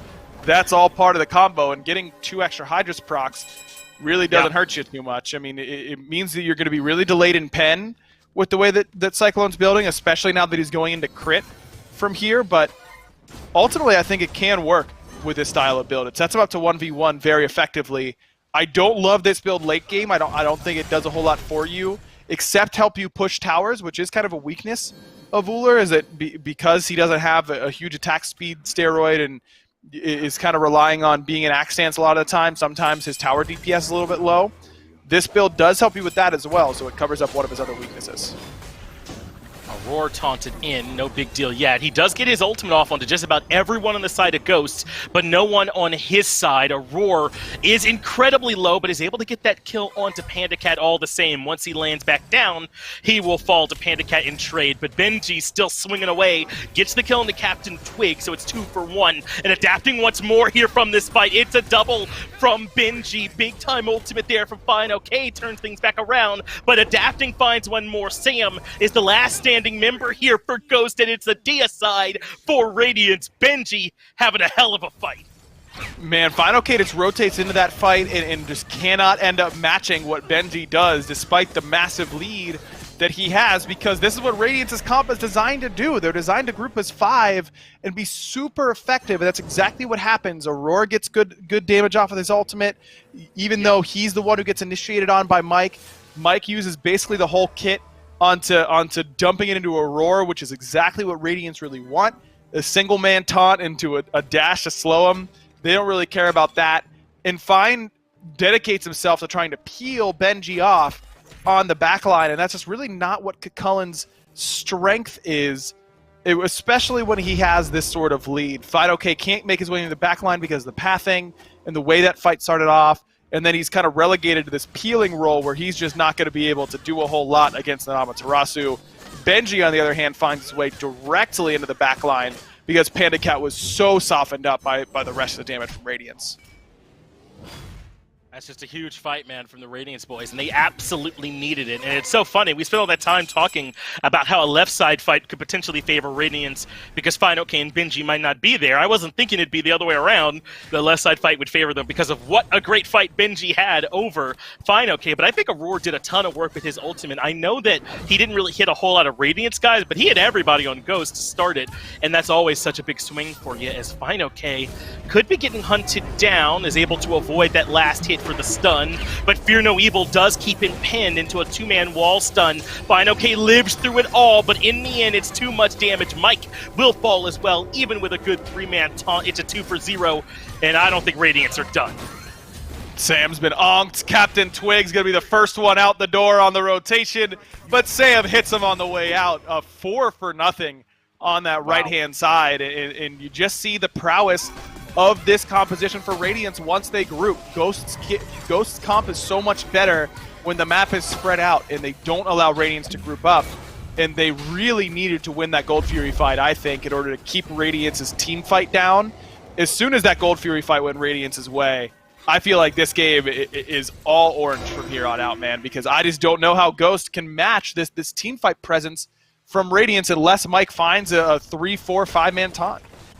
it's going to have to be perfect every fight from him, isn't it? I mean, that's another big part of why that Gold Fury fight went so well for Radiance, is that when the taunt is down, there's really not a ton of great CC. I mean, what was left of it was still used on Aurora anyway, even the Heimdall ultimate, so Radiance really did kind of have their freedom to move around in that Gold Fury fight, and just now on the right side, on a fight they start on their own terms. And if you put those fights together, they're 9-0 across the last 2 engagements, plus Fire Giant across all of it. I mean, they have turned this one around spectacularly, kind of the same way Ghost did in Game 1.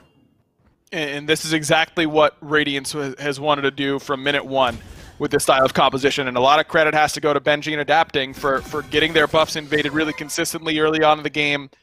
Yeah. And then still finding a way to be very, very effective come team fight time. I mean, Adapting's up 5 levels on Sam. And you want to talk about a character that's not going to feel like they're doing a whole lot, it's the level 14 Vamana in the jungle, where he's not tanky at all.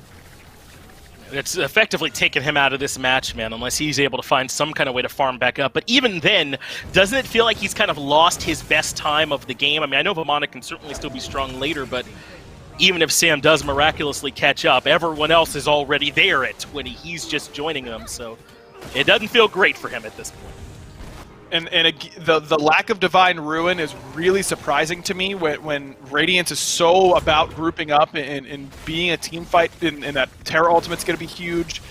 No Divine there from Twig. He goes Lifesteal build. I know Mike has upgraded Ankh already, but I feel like you really can't rely on that to be your only anti-heal in this game. No Brawlers from Sam, no Divine from Twig. I think that Terra healing has been really problematic in the 2 instances we've seen it used. Well, around this point in Game 1, I erroneously called the game over in favor of Ghost. I won't be saying the same thing here for Radiance, but they are in a pretty dominant position. They got that Tier 2 tower in mid, but PandaCat did good work to get the Tier 2 tower in the long lane while all that was happening. So Ghost do keep that gold a bit even, and really, Radiance haven't been able to leverage this Fire Giant into a whole lot at this point. Really, it's just that Tier 2 tower in mid, and Ghost are grouped up in right, like they want to try and force this down and essentially do a trade with Radiance since they know they can't fight. Yeah, this is pretty smart. I mean, if Ghost feels like they can't take these team fights, and I'd agree with that assessment, you're willing to trade out gold. And remember, with the Fire Giant here for Radiance, if you could go gold even, basically, with what Radiance is doing, then I would argue that you're basically going gold positive, because there's so much that Radiance could be doing with this Fire Giant. But 2 Tier 2s, a Tier 1, a Primal Fury, I mean, that's certainly not a bad haul for a 17-minute FG. You can't really siege Phoenixes this early on. You just don't have the damage as Radiance to take those Phoenixes down effectively at this point in the game. But because Ghost is able to split the map, they get the Tier 2 in duo, they get the Tier 2 in right. That's a lot of gold that they got during this downtime as well. Still feel like Radiance is really heavily favored because of their composition and team fights, and now they've got a 5k lead instead of being even like they were on that last Gold Fury engagement. But now they're going to have the pressure of juggling a Fire Giant leash at the exact same time that Ghost is going to look to fight them. That's right. They might have done a bit of a small favor. I mean, this next fight, Ghost will sort of get to be the ones hanging around on the fringes. Radiance's Fire Giant is falling off right now as we speak, but they still want to try and grab the Tier 2 in right. And this is pretty good. I feel like this does enough to kind of turn things back around a little bit for them in their favor. Now, all the Phoenixes are exposed for Radiance going forward here in this game, and because it was so early in the game when they got this objective, this still feels like a pretty good use of their time, even though Ghosts were able to capitalize on this same time pretty well. Even now, they have Sam over there power farming, essentially pushing up that left side wave. So Ghost still in a very much competitive point here in this game where they can fight back in. Agreed. I do think that Ghost's in a pretty good spot, all things considered, but Radiance does basically everything they can off that Fire Giant. To clear all the towers off the map is a lot of gold that they just gained. And you look at the itemization lead for Adapting in the jungle, he just has an Erendite over what Sam has built. They have the exact same build, save their pen option, but Adapting has a whole extra item over top of it. But a lot of power spikes are done for Ghost off that power farming time. I mean, they've got the Soul Reaver there for Twig. Sam got his Heartseeker. Wind Demon for PandaCat. It's not like they're sitting on uncompleted items that mean they can't fight at all. I do think that it's capable or possible that Ghost are able to make plays with where they are in their builds. It's just they're not going to be able to do it the way they were earlier, where they could out-rotate with Defender of Olympus and suddenly have a favorable fight. They're going to have to come across it a bit more honestly here, I think, for Ghost Gaming these next two skirmishes. We already talked about how important Polar Bear Mike's taunt is going to be, but if you're Sam at this point in the game on this Vamana, I mean, what does a good team fight for Sam even really look like at this point? I mean, a lot of his relevance, I feel like, might be a bit past, but what do you even really want him to be doing? You want him to blink in and just use that mobility. You want someone who feels like they're out of the fight, you know, Uller or Discordia, someone that got away from a taunt to think they're out, and Sam to close that gap and be that really annoying sort of backline diver. Now he's got Atalantas. I mean, Ghost really isn't that far behind in itemization right now. So should still be some relevance there for them. Mike takes some free damage at the start of the fight, but so does Aurora. Fear no evil, though. Really good from Adapting at the back of the fight. Panda Cat's low, and Adapting will claim him. Fine OK has been stunned out, gets the transformation off in time, and is able to disengage. And meanwhile, Adapting ends up falling after chasing too far on his own. Fine OK has kept 3 members busy in the back by himself, but he will eventually pay the piper. Benji gets the kill credit, and it's 2 for 1 for Radiance. Twig only half HP, has to be concerned about this step up. I mean, a taunt onto Benji, but Twig kind of left in the lurch. No way for him to get away with these slows, but a Cyclone just can't find a home with those abilities quite yet. He had a lot of chances there, didn't he, and couldn't get the kill. Mike finds a sick 2-man taunt, and that's enough to keep Twig alive, and I'm with you. A lot of that's at the feet of Cyclone Spin, who had a pretty good chance to finish off that kill. Certainly not the end of the world there for Radiance. They're still favored here with the 4v3, but with low health bars for Aurora, I wonder how comfortable they feel like starting up the fire. It looks like they're thinking of Pyromancer instead.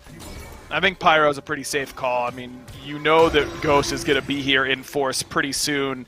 This lets you get your reset off and get back to this fight really, really quickly in case Ghosts are going to try and burn an FG without you there. I think I like the Pyro call there from Radiance, but that time they just got too split up. They really got split and kind of left Adapting to take his 1v1 up against Panda Cat, but it wasn't a true 1v1 because so many members there from Ghost were ready to punish once that somersault was on cooldown.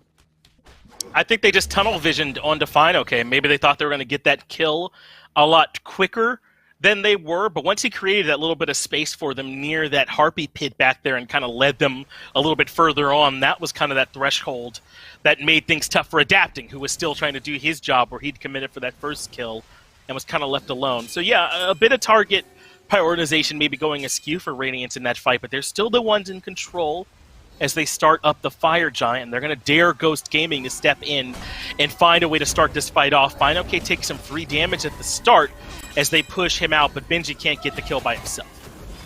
Twig going to rotate over, puts a small smidgen of damage out onto Benji.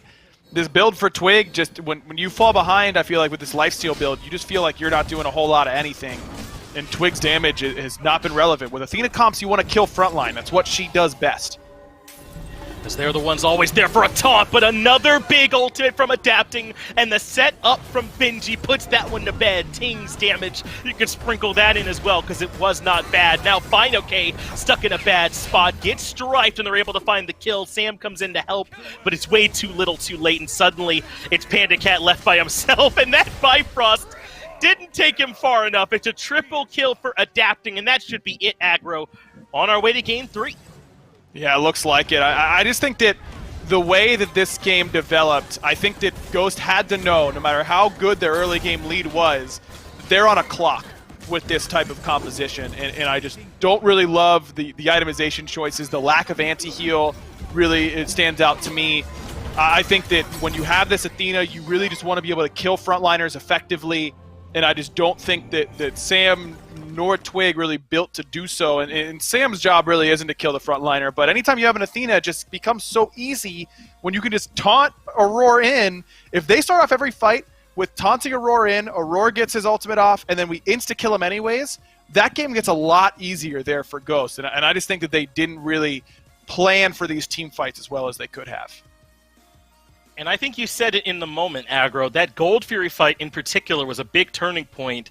I think that Ghosts are really going to need that momentum if they wanted to seal this game away, and unfortunately, they lost it there. That means we are going to have that Game 3 decider match, so I'll get it back over to Dulcin to break it down a bit more.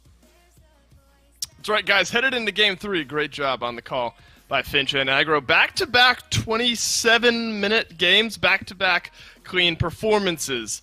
This one still seems like maybe it's born out of that solo lane jungle priority there. Well, gets Benji ahead in this one. Mifflin with me, though, to break down game number 2. Similar vibes, but maybe different teams in this one, Miff. They just traded spots. If last game was Sanford Soccer and Final K, this game is 100% on adapting and Benji. Benji falls behind in the early, though. Gets first flooded over in that lane, loses the blue buff, loses the speed buff, falls 2 levels down around the 10-minute mark, and then 14 minutes in, he says, you know what? No one puts me behind. No one removes me from 2 games in a row. He rotates into Gold Fury, has a way better fight than he really has any right doing, considering he was down 2 levels, completely blows out the competition, wins the Gold Fury fight for his team, gets the objective as well. All of Radiant's back up. They say, okay, let's go to Pyromancer next. And then they take a 4-for-0 engagement on the solo side of the map and get one of the earliest Fire Giants in the league. I mean, Radiant's just... They were losing, and then they said, nope, we're going to start winning, and all of that is really, I think, born from Benji. This is now back-to-back games where we've seen this Hoonbats play a pretty big, pretty pivotal role, really, in both of the wins up to this point. We had a conversation around the jungle, how important that would be going into this set. I wonder now if Hoonbats finds his way into the ban column if you're not picking first overall. I mean, I certainly would. There's 2 games in a row where he is able to just completely leave his imprint known on the match completely. Go ahead, forego the Hercules ban. That's fine. Let one of the teams get it. This Hunbots has been so detrimental for every single team. The Fear No Evils from both teams today have been so on point that it's too big of a difference maker. If you're not first pick and you're not banning Hunbots now, I'd be completely surprised. And again, similar vein to Hunbot, it's been the solo lane priority that we were breaking down in game 1 after a Ghost win. Now we're breaking that down here in game 2 after a Radiance win. Admittedly, we've of course seen ganks rotate over to solo. They've worked out, but this is probably the most potency we've seen on jungle visiting over into that solo lane. Now you almost wonder if that has to weigh on the mind of the solo laners. Pick something a little bit safer, but as I say that, you think back to it was Benji in game 1 on the Jormungandr, one of the safer solo lane gods who is getting ganked over and over and over again. At some point, you wonder if you're just going to have to accept it.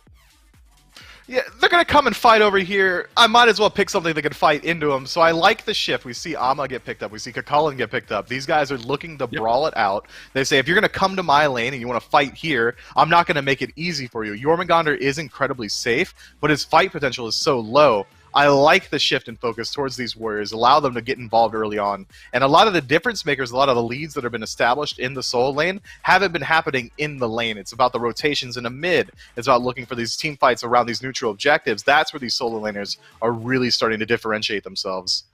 Both of these teams come into this set on a loss, both looking to get something going. Picks and bans for game number 3. Let's see where we start to pivot some of these differing mindsets. What we've seen so far is jungle presence in the solo lane, and then the solo laners just kind of snowballing out of control. Of course, reminder, a question we levied is, where does Hunbats fall in this pick ban phase? He's been pivotal in both of the wins. Some threads to follow here as picks and bans kick off. Camazot's taken away first overall, though, here from Ghost, regardless maybe of how some of the gods in the game have performed.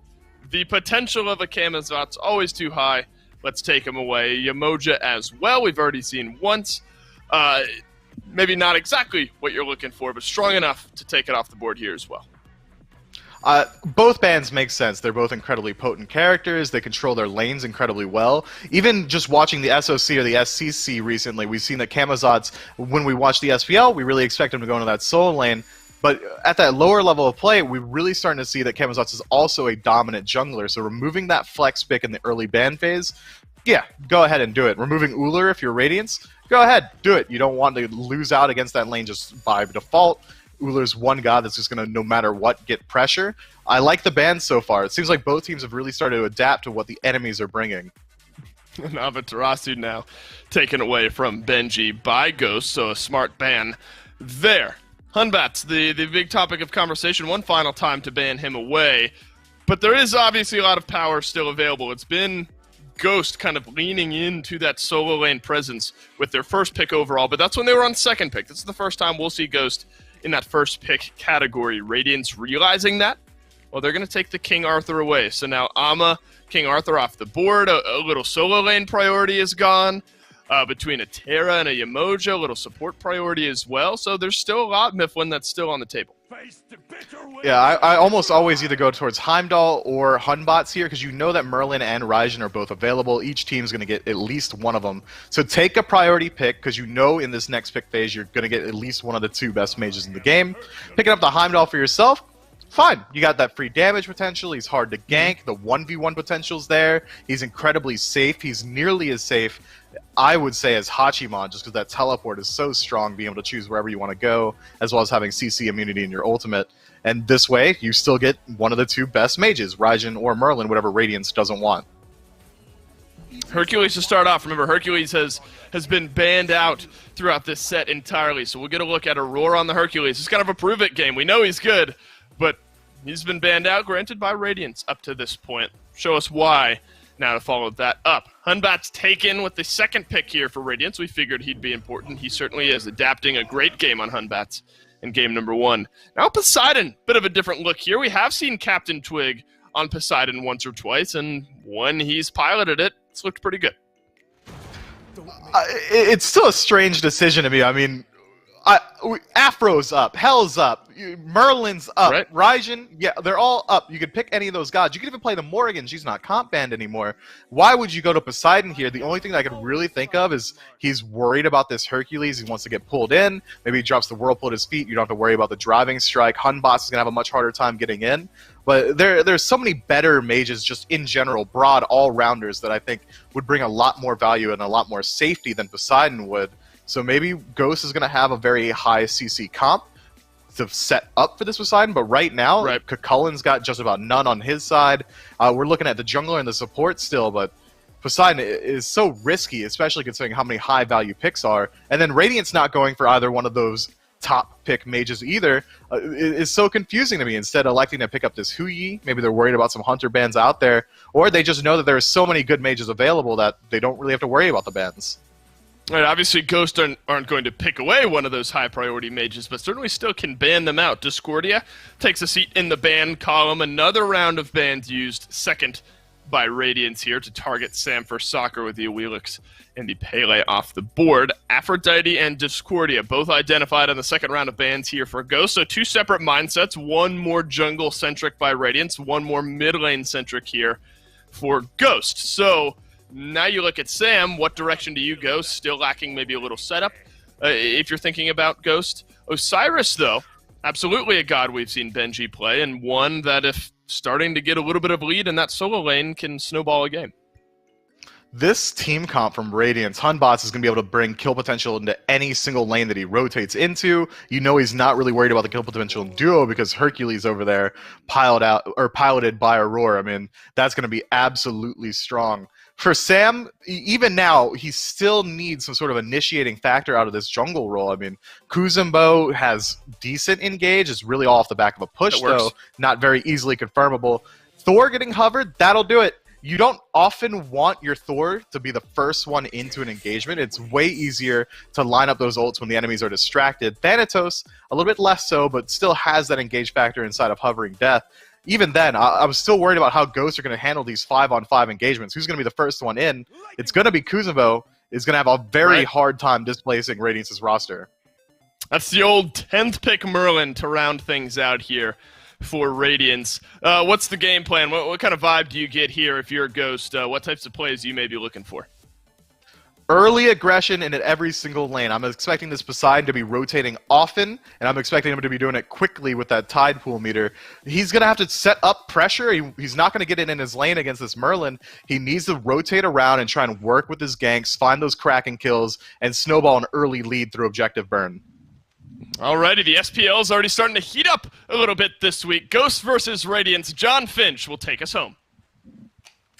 Well, how could this clash of the Titans end any other way than a game number 3? And it's going to start pretty hot here as well, as FineOK already in some trouble. Good whirlpool there from Twig. That should put a stop to all that aggression. And I know these guys want to settle it quickly, but hey, at least let us intro the game. Hey, that's when you've got Hercules, man, as soon as you load in, it's go time. And that's exactly what Radiants do. Group up around this Herc and try and force a fight that they feel like they can win. You force a couple abilities to be picked up that maybe those players wouldn't like. Maybe you don't want to, I mean, you definitely don't want the leap there for Kakao at level 1. Twig, likely wants to start his title surge, his one instead of the Whirlpool, but feels like he needs to pick it up. But Adapting also starts Somersault in order to try and get that kill, so it feels like it's a more or less pretty even trade across the board. Except for that Aurora has Hercules, that should be it, right? I mean, in most cases, maybe I'm being a bit glib here, but this pick for Aurora is so signature, I would say, at this point. It's such a devastating combo that so often it's taken away from them. But Radiant's able to find it here this time in the picks and bans. Now, obviously, Ghosts have some good tools, I think, to deal with it. Poseidon comes to mind, but still, Aurora and Hercules are synonymous for a reason. No doubt.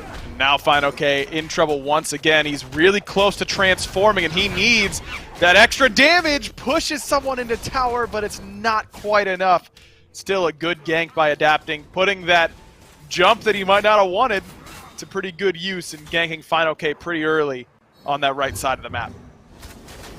You know, that's funny. Dave was saying on the desk that somewhat unusually, a lot of this has been decided over there in the solo lane in this game. Are you surprised at all that we've seen this much jungler attention on that right side of the map? A little bit. I mean, it's really been a lot of junglers ganking duo. You know, you want to fight in your mid 3v3. Sam really put a ton of pressure onto Benji game 1 and really continued that into game 2, frankly. But yeah, to get Benji off to a lead on his most aggressive god that he's played so far this set certainly isn't a bad look. No, not at all. And a lot has sort of come down to the way that solo side has gone here in these sets. And Adapting is back for round 2. I doubt that FineOK was expecting that this would be the call from him, but with that monkey bounce, he should be safe. The leap from Adapting had to stop at the tower line. Didn't want to go too far. So FineOK survives this second gank, and now Adapting has put a ton of pressure on the right side. So look at left. Polar Bear Mike and Panda Cat know they're free to come up for this purple buff invade. Yeah, but Aurora's Hercules, man. I mean, this is going to be difficult to secure one way or the other. Looks like Panda Cat did manage to snag. No, it did not manage to snag it. It's Cyclone and Aurora who managed to get it, but both PBM and Panda Cat are able to escape on the back end. I feel like this is just a difficult lane to end up trying to invade. I like that they tried it, but a good reminder there that is Aurora's Hercules, so nothing is free over there as San Francisco puts out a ton of damage onto Benji, and there's 3 Ghost members here, and Benji doesn't have quite the same backup. He's got tons of slows, though, that's bought him some time to run, but here comes the blink from Sam. They lock Benji down. They make it 1-for-1 in the kill column. Looks like a miscommunication situation for Radiance because Big Man's backing, he's resetting, whereas Twig has already reset, and Twig is there, perfect timing on that invade to make sure that that is not a good opportunity for Radiance on that side of the map. Whew, Panda Cat barely makes it out of there, though, with the Bifrost, but no surprise that Ghost Gaming would be in some trouble here in left with Hercules on that Aurora, as you mentioned. But I think something that you've been tracking a bit more here of that's important is when these back timings are coming out. It's something we talk about a lot over in solo, but it matters a lot on the rest of the map too, in mid, in jungle, over in the long lane, and I think maybe Ghost were a little bit ahead of the curve there on that one, and that's why they have Twig there when Tings isn't. And that's huge because not only does it defend your blue buff, but it opened up a blue buff invade onto Benji, and it really relieved a lot of that pressure on FineOK side of the map. Now Fine hits 5 first, and the fact that that second kill didn't go through for Radiance was critical. Even though FineOK had just teleported back, was very low HP, he had a health chalice and health potions. He's got a ton of regen kind of ready to go, and he's able to stick around, heal up, and still manage to come in and affect that fight well enough to force Benji back and ultimately lead to Ghost's first kill. So it's as bleak as it looked for a little bit there for Fine OK. It's really, he's in a pretty decent spot now. Yeah, they were able to right the ship, so to speak, and things did look bad there for a bit. Like, so much had been determined in solo, but a good job to bring them back towards purity. So now we might actually see some action happening somewhere else. I mean, I thought a big storyline coming into this set was that Cyclone's been this has not been his phase. He's been struggling from where I've been sitting, but it really has not come down to these hunters at all so far this set. And agreed. I do think that Cyclone struggled quite a bit so far this year, at least towards the back half of this phase.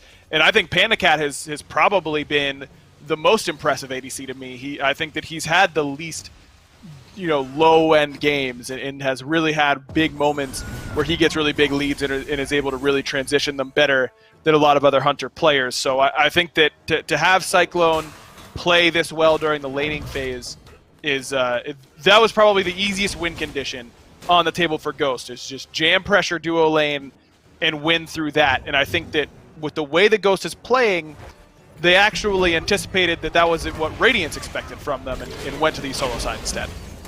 Big Kraken, though, from Captain Twig, and Aurora's low. Thanatos comes in, and Sam for Soccer finds the kill, and now Adapting is stuck in a bad spot. Another 6-side Sam misses so little. That's the double kill for the jungler for Ghost, and suddenly they're up 3-1. Great patience by Twig. Now he's in trouble, though. Has to use the beads with the pathing, but Tings has flickered in, and what do you know? Here comes Sam. Yeah, I mean, he signed his own death warrant, hasn't he, at that point? I mean, best case scenario, you get the kill and also die, but in that scenario, he didn't even get the kill, and now Sam on Thanatos, by the way, is suddenly 3-0-1. Yeah, that's not ideal now for Radiance, because Aurora's fallen behind because that Mike gets 3 assists. And that's what I was going to say about this Kuzenbo pick, is that I actually think it's very smart against Hercules, because what Kuzenbo does is disrupt timing better than maybe any other Guardian in the entire game. It's just really hard to get multi-step combos out when you're playing this character, or playing against this character, and that's what Hercules wants to do. He wants to pick up one person and push them, and during that time where Aurora is, underneath the ball in center field waiting for that player that he's done so much work to bring to him, you're just going to get disrupted. I mean, but whether it's a Sumo Slam or the Watery Grave, you're not going to be able to get that additional CC off. Hercules is really strong because he displaces you so far, but it's 2-step CC, and Kuzenbo does very well against that. Yeah, I don't know what Benji has here except a kill to give over to Sam. No health, no mana, and that's an easy cleanup for my man Thanatos on that one. And suddenly, this has become his game, hasn't it? He is the one now setting the pace. Panda Cat could be in trouble. Cyclone Spin dives in, but good use of the Bifrost. Even in that small situation, that little bit of space was enough for Panda Cat to get out of it. It was close, too. If that Bifrost is a little bit further away, Cyclone knocks Panda Cat out of it probably, and it is in a really bad spot. But because of the good placing, maybe Panda Cat used that 2 as well to give himself knock-up immunity to make sure that he could teleport through that, because you can go through even during that animation. Benji in trouble again. He only needs to be brought down into execute threshold for this gank to work, and it absolutely does. 5-0-1 now. 100% kill participation for Sam for Soccer on the jungle Thanatos. And I think people forget that this is what Thanatos can do sometimes, man. When he gets ahead, it is so hard to stop him. Just the snowball effect is really hard to stop, because he has so much damage and so much mobility all at the same time, and really can overkill you with ease. And then there are times like that on the right-hand side where he doesn't need to even kill you for real. He just needs to get you low enough that his ultimate's going to execute you. He doesn't need to 100 to 0 you all the way down. And Adapting's on this Hunt Bats. Again, Adapting doing a good job farming. It's kind of what you expect from him. He always seems to try and stay pretty close regardless of the lead on the other side. But the level of effectiveness is just not going to be there unless we get into these full 5-on-5s. If Adapting can find Sam with the Blink Fear No Evil before Sam can blink out or use that Hovering Death, then I think there is a chance that Radiance can remove the problem right away. But now it's not just a problem that Sam. Look at the level disparity for Fine OK. My man's up 4 levels in solo lane right now. That is insane. Yeah, it's pretty hard to have your own dedicated farm and be that far behind, but great work to be able to survive there and not fall to the Kraken. Twig is low. They push back adapting, though, and Sam's up in the air. He comes to the back line and gets rid of the Unbots. Benji does get a much-needed kill onto Captain Twig, but now that Sam has repositioned, he can reinitiate this fight on his terms. Finds the silence, but Aurora still gets the push-pull, and that should be enough for Fine, but no, Fine lives through all of it. Sam gets the kill into Aurora. They turn around onto Benji, and it's a double. Somehow Ghost are the team on top. That is just brutal. That's where you go, not our day, fellas. I mean, we're in a good position. Kraken hits absolutely nothing because of Aurora's quick fingers on the driving strike. You isolate Twig pretty easily. Final K's one hit from death, and somehow doesn't get hit by that Merlin one that was sitting out there. Doesn't do enough damage if it did hit him. And then he's able to get the transform off and immediately turn a bad fight to even worse. At least Benji gets the kill on a Twig, and that was worth a lot of golden experience to him. I mean, that jumped him up a full level by killing the level 11 mid laner. So Benji gets something, but Adapting sure doesn't. I don't think he feels really good about how that fight went. And you just find a way to spoon feed Sam even more kills now. 8-0 for him. He's up 1,100 gold by himself over Adapting right now. Yeah, all the alarms should be going off right now if you're Radiance. This is no good. This is no bueno. It's a bad situation for him when the Thanatos is in this spot. And it's crazy. I think Aurora waited out the silence from Sam for Soccer on the back of the pole when they were on the Fire Giant pit to make sure they got that kill in the final K, and they still don't, man. That just goes to show the level that I think Radiance are executing at, and that Ghosts are even above that. It's not as if Radiance came in here playing poorly today. I just think Ghosts are on something else, man. Sam's just red hot on this Thanatos. Fines had an incredible set. Even though Benji was able to turn it around and do some good things game 2, you still feel like Fine has just been in control. And at this point, he's just food over here for Sam for Soccer to come whenever he feels like he needs something else to eat. Now, this is what Radiance must do. Try and start the Gold Fury when there was presence shown on the right side of the map. Mike is here, as is Pandacat, but they don't have the best steal potential, so Mike goes in first. Feel No Evil does keep Pandacat out, and they get the kill, but in comes the Kraken. It's a little too early for the Fury, but they get the kill onto Aurora to at least make it 2 for 1, and maybe it's Sam's turn. He dunks down, finds the stun. Good beats, gets Psycho and Spin out of there, though, and he won't fall prey. That's a really good play for Radiance, though, Finch. Not only do they trade 1 for 1, support for Hunter, but Radiance is the one who gets that Gold Fury, so they get something on their side of the map, and just really smart. As soon as you see Sam on the right-hand side, that's where a lot of the lead is for Ghost, and Panda didn't have beads and never got that ultimate off that would have given him CC immunity, would have absolutely decimated Adapting if Panda could have timed it, but he got caught a little bit off guard and really set up a pretty decent fight there for Radiance. They needed that desperately.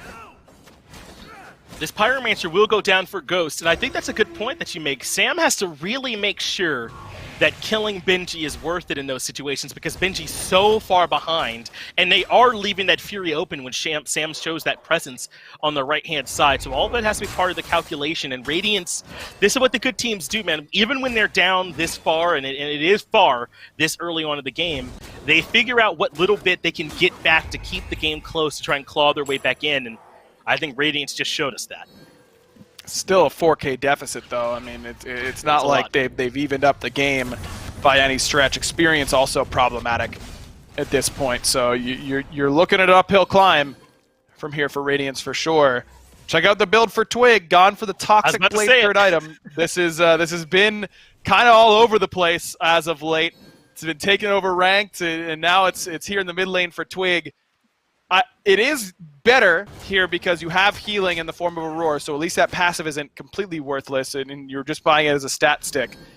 I still feel like, even with the flat pen there, buying a 0 power item third really hurts a lot of the time. But Twig is used to this because he normally goes that Relic Dagger on Ola run third item, so he's kind of used to this power spike.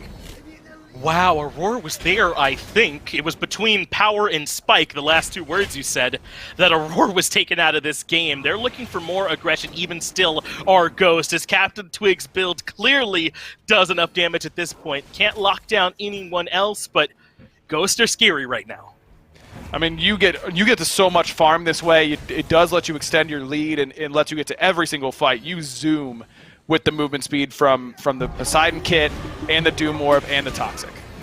He didn't even try to run away. He used the beat and turned around, walking in to the Fear No Evil. Clearly Captain Twig comfortable at this point, but that was also his best way out. Good awareness for him to head back towards the tower. Sam, between the Tier 2 and the Phoenix, still looking for more. The silence sets up for the auto. Aurora is well read by Sam. Good bead, so he does not get pushed by the driving strike, and Tings, with no mana, is left alone in mid. Polar Bear Mike cleans up that kill as Ghosts can go wherever on the map they feel like.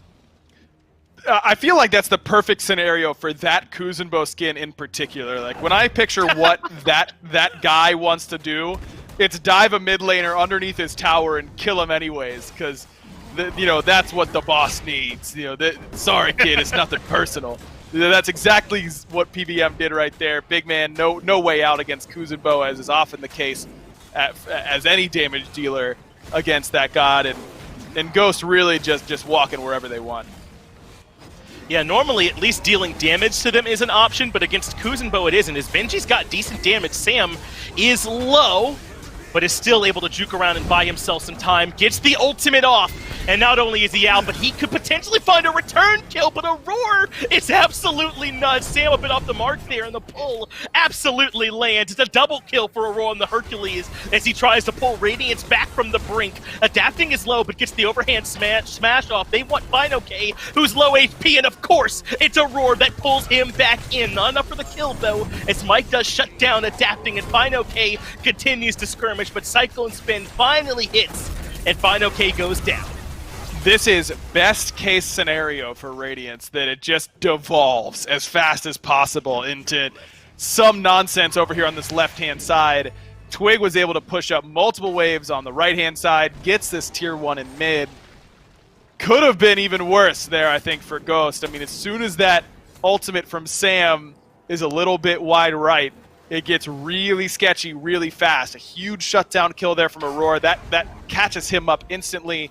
Aurora hits everything that fight, which is kind of what you've come to expect for Hercules on this guy, but you got to give him credit anyways for it. Yeah. I mean, that was close. That was a great play to let Sam even get up in the sky in the first place. Panda removes Aurora from the equation with his ultimate, takes him out of the fight, and then body blocks some shots from Benji to let Sam get up in the air, and then Sam goes, I could be 10-0, or I could be 11-0, and then dunks back down and ends up whiffing.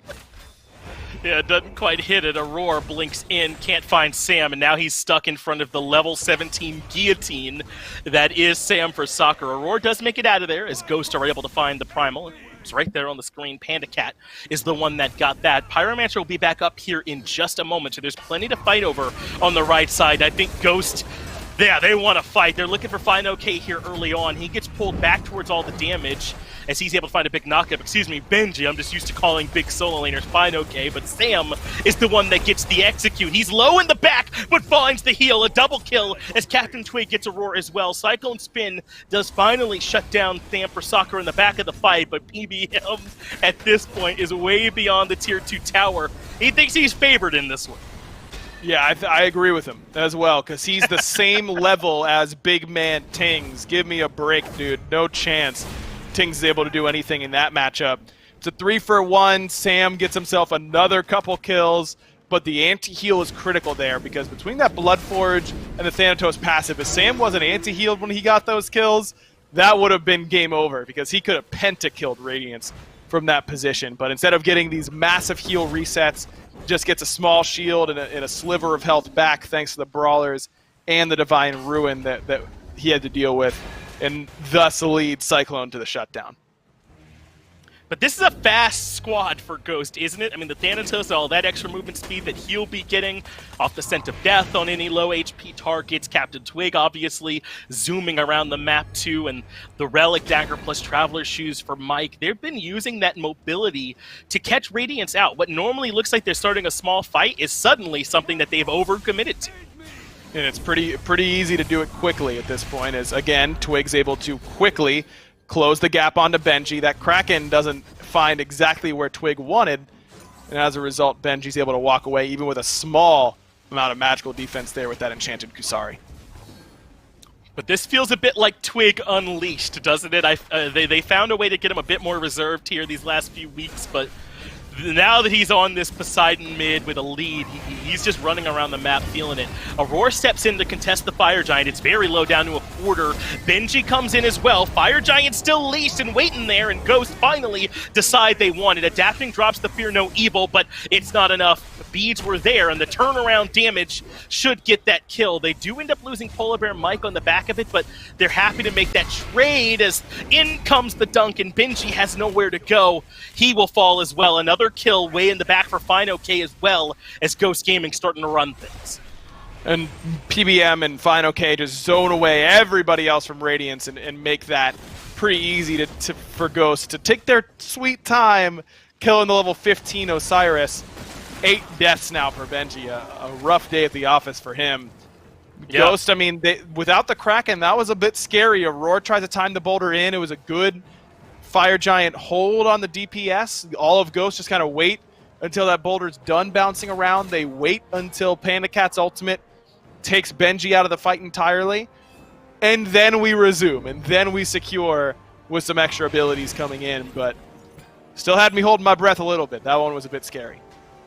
I'd say so. I didn't have quite the same confident read over it as you did, but sounds like Ghost did as much as they could to make that one theirs. And you talked about how this has not been a great day for Benji. Aurora, I mean, not Aurora Aggro. I think that Benji has been their most consistent player, him and Tings, right? And they've really done a lot, I feel like Ghost has, to take Benji out of this game so far. And I know they don't necessarily come in directly looking for players, but they look for matchups. And as soon as they saw that Benji was on a couple of low-pressure solo laners, they went over there to try and grab him. And now it just kind of happens where he falls behind early, and that's just an easy lane for Thanatos to gank. Anytime you've got an execute, you often see it head towards that solo lane. Ghost now in position to try and threaten this left side Phoenix. Everyone except Mike has the Fire Giant, but they're not all in on this push. The other two members should be able to push down the tier 2 and mid, but they don't have a wave with them, so instead they'll just come join the squad over in left, and Fine OK just de-transformed, so this might not be the easiest fight in the world for them as he starts to get locked down, but Mike wants to step in. Blink finds the pull, and that will grab Benji. They put in damage, but not enough. Still, that's going to force Benji back to base, and even though he's only level 16, he still absorbs a decent amount of damage. Final K gets pushed back in towards the back, finds the knockup onto one, but Cyclone Spin jumps up and over it, and suddenly Final K's in a bad spot. Gets a ton of time bought for him, though, by Polar Bear Mike, but Cyclone Spin gets the kill. Left side Phoenix comes down, low as a roar, and Panda Cat gets the kill credit for it, but Cyclone Spin has gotten himself a double, and there might be more. Captain Twig, Mike, Sam for Soccer all low. Dive bomb in aggressive. Cyclone Spin is close, and Big Man Ting gets the kill. Radiant's not ready to give this one up just yet. Still, Ghost get that left side Phoenix, but not a super clean engagement from them on that dive. Final K goes a little bit too deep. Mike really dives with him in order to try and get Final K out, but I don't think there was a whole lot that you can do once Fine is that committed. Panda kind of loses track of where his Bifrost crystals are and TP's 2 feet to his left instead of out of danger. And ultimately, that Kraken from Captain Twig, I don't think did as much. I didn't really see it in all the chaos. Can't imagine it ended up hitting exactly who he wanted if we didn't really notice it too much. So, sure. Ghost a little bit all over the place there, but at the end of the day, they still get the Phoenix, which was really their main goal.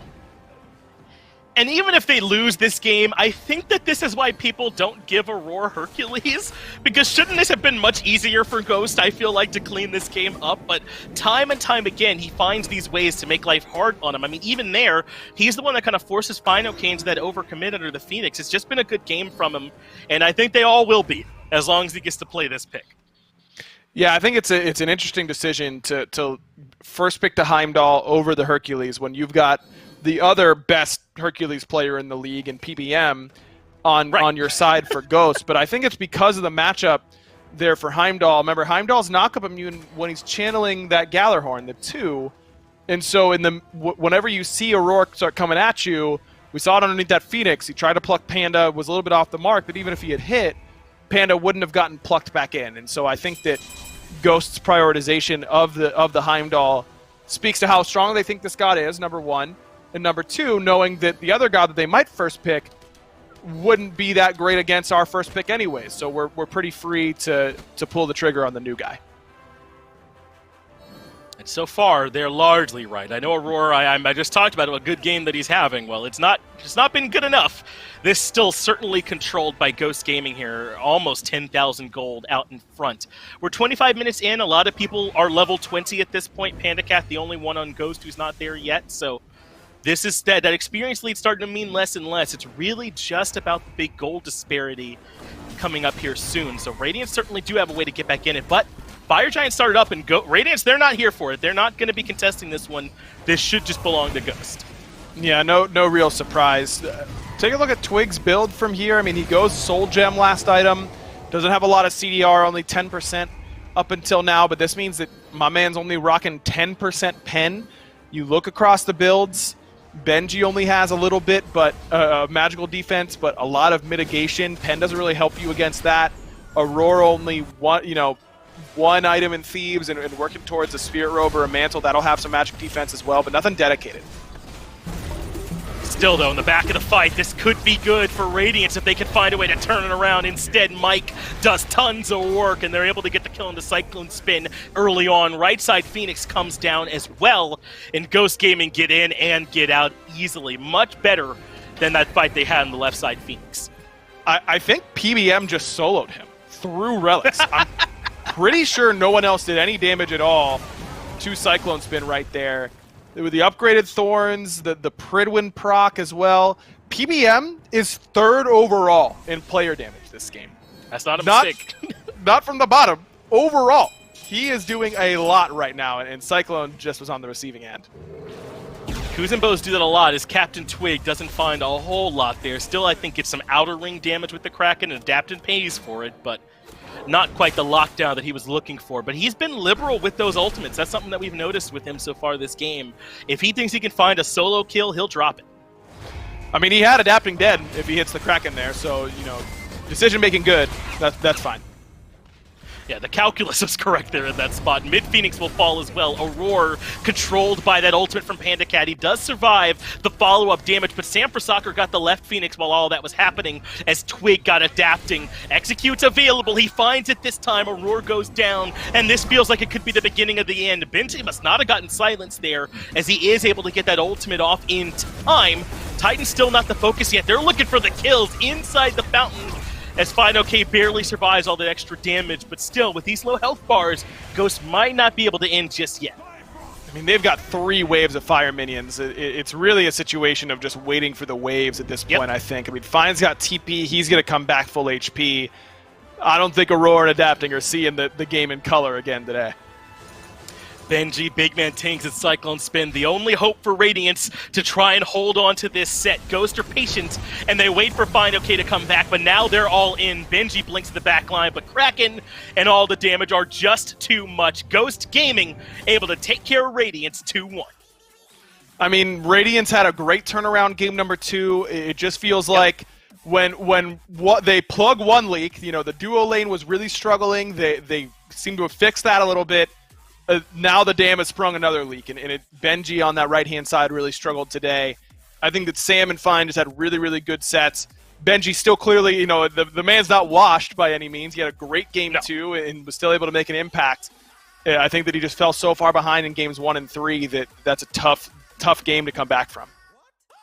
Yeah, Radiance had to find a way to be able to plug those leaks a bit faster on the fly, it would seem, because that time they couldn't adjust to the solo pressure. Congrats, though, to Ghost for finding the 2-1, and I'll get it back over to the desk. Oh God, guys, sorry, I was having a bit of a nightmare there. I mean, I guess the good thing about nightmares is that they stay in your dreams. I was dreaming that I wasn't sitting in a Maxonomic chair, but God, why does my back hurt so bad? Oh God, no! Oh, it's real. I need to get to needforseat.com right now. The nightmare has made its way into real life. I need to use code SMITEMAX for $50 off a Maxonomic chair, so my back will stop hurting while I'm watching these great games. You guys should do the same as well. Your chair. You're like, I had a week to think of that, and that's the best I got? You got to be kidding me. Mifflin, talk about the nightmare of a Game 2, though, or a Game 3, rather, that Radiance had there. Dave, I don't want you to wallow in that one at all. That was some heat, bro. I might go buy a chair real quick. You said it was code SMITEMAX? Yeah, I'm there. Game 3, that's rough. Say what you will about these squads. That's consistency as well. I think all three of those games around the 27 to 28-minute mark. Radiance just looked pretty good in the early game. They find a first blood off an early solo gank. They're able to put their boys ahead again. Benji just gets a slight lead. And then from there, Sanford Soccer just takes turns stealing literally all of Radiance's lunch money. At the 7-minute mark, he starts an engagement, gets a double kill on one side of the map, and then starts his world tour just sampling the pockets of all the poor kids on Radiance, taking out their money and leaving them behind with one more death on their slash lines. I mean, say what you will about this game, it's all Sam diff. Yeah, I'll take a kill here, I'll take a kill there, and I'll do it 13 times in a row. Granted, with all those executes, you're not going to have the highest damage in the game. 17,000, though, quite close. Look at how evenly spread it is, though. If you look at that damage column, I mean, Panda Cat has the lowest on his team at 14k, which is higher than everyone but Big Man Tings on Radiance. And everything else is so spread. PBM, 17,000. Sam, Fino K, all in that 17,000 range. But I agree. I think you have to look at the kills that were happening, the early presence. Look at this. We're 6 minutes into this game. There's already 3 kills on the board. Sam is 2-0-1. He blew this game out of the water, and that was a trend, Mifflin, we figured we might see in this set. Remember, going into picks and bans, I was excited to see the battle between Adapting and Sam. You were as well, and we had a battle between the two of them all throughout this game. It was just a bit too heavy of a snowball, a bit too nightmarish, I think, for Radiance when the Thanatos gets off to a start like that. I mean, you call it a battle, and maybe that's how Adapting was thinking of it as well, but in Game 3, that looked like a leisurely stroll through the park. Sanford Soccer made it look casual. I don't want to discredit the rest of the squad, though. Fino K has a fantastic game, rotates out of his lane very early on to put his team ahead. PBM is a huge standout to me. Multiple times this game, he solos out BMT, he solos out Cyclone Spin, he's able to just walk in and force the fight to be a 4-on-4 engagement or a 3-on-4 or whatever he wants as he just dives back and blows enemies up. That's not easy to do as a support. It's not something you'd expect to see. Just well played from the Ghost Boys. I mean, Radiance, you guys are looking a lot better. Aggro pointed out they really did plug the hole that was their duo lane, but now Benji kind of getting accosted and constantly ran down through the entirety of the set. Radiance are going to have to figure out some sort of way to adapt on the fly, really start to shift their focus and help out their boys. The second Benji started getting ran down, no one was really there to help him. Remember, going into this set, Radiance 2 and 5 in their last 7 games. They are now 2 and 6 in their last 8. And Ghost Gaming are able to turn around a slight stumble, won't call it a full-on spiral out of control, but a couple losses in a row, and they're able to get back on top 2-1 here over Radiance. I do think you have to give props, though, in Game 3 to Captain Twig as well. I mean, everything kind of flows through Sam there, but I think the Poseidon, we were curious how it would look. It looked pretty good there around the end. Quick thoughts, though. I mean, we've obviously given you your moment in the spotlight. The junglers taking over this set. We know you love it. Give some credence, though, to the Hunters. What did you see in Panda Cat, specifically maybe the Heimdall here in our first set of the week? He looked really comfortable on this pick. I mean, Panda Cat might have been the chillest player in Game 3. I mean, he didn't really have to do much when Sanford Soccer is just running an absolute ball on the enemy team. I knew you were going to do it. But, you know, let's tie it back. Yeah, Panda Cat has a good time. He's able to find damage in the late game. He's able to self-peel with his Heimdall pick. He played it a lot more safely than I think a lot of people would have expected from Heimdall. Usually you think of unbridled aggression, but Panda Cat chose his battles incredibly well, and he chose the battles in Sanford Soccer was around junglers forever. Let's go. Yeah, no, I mean, total memes aside, I mean, you have to give some credit. There are a lot of the credit to Sanford Soccer, but I was interested to see how Heimdall, now being available, would look here in this set, and Panda Cat certainly made him look good. Ghost, they get themselves back to their winning ways with a 2-1 win over Radiance, and Panda Cat himself is standing by to tell us just how it happened.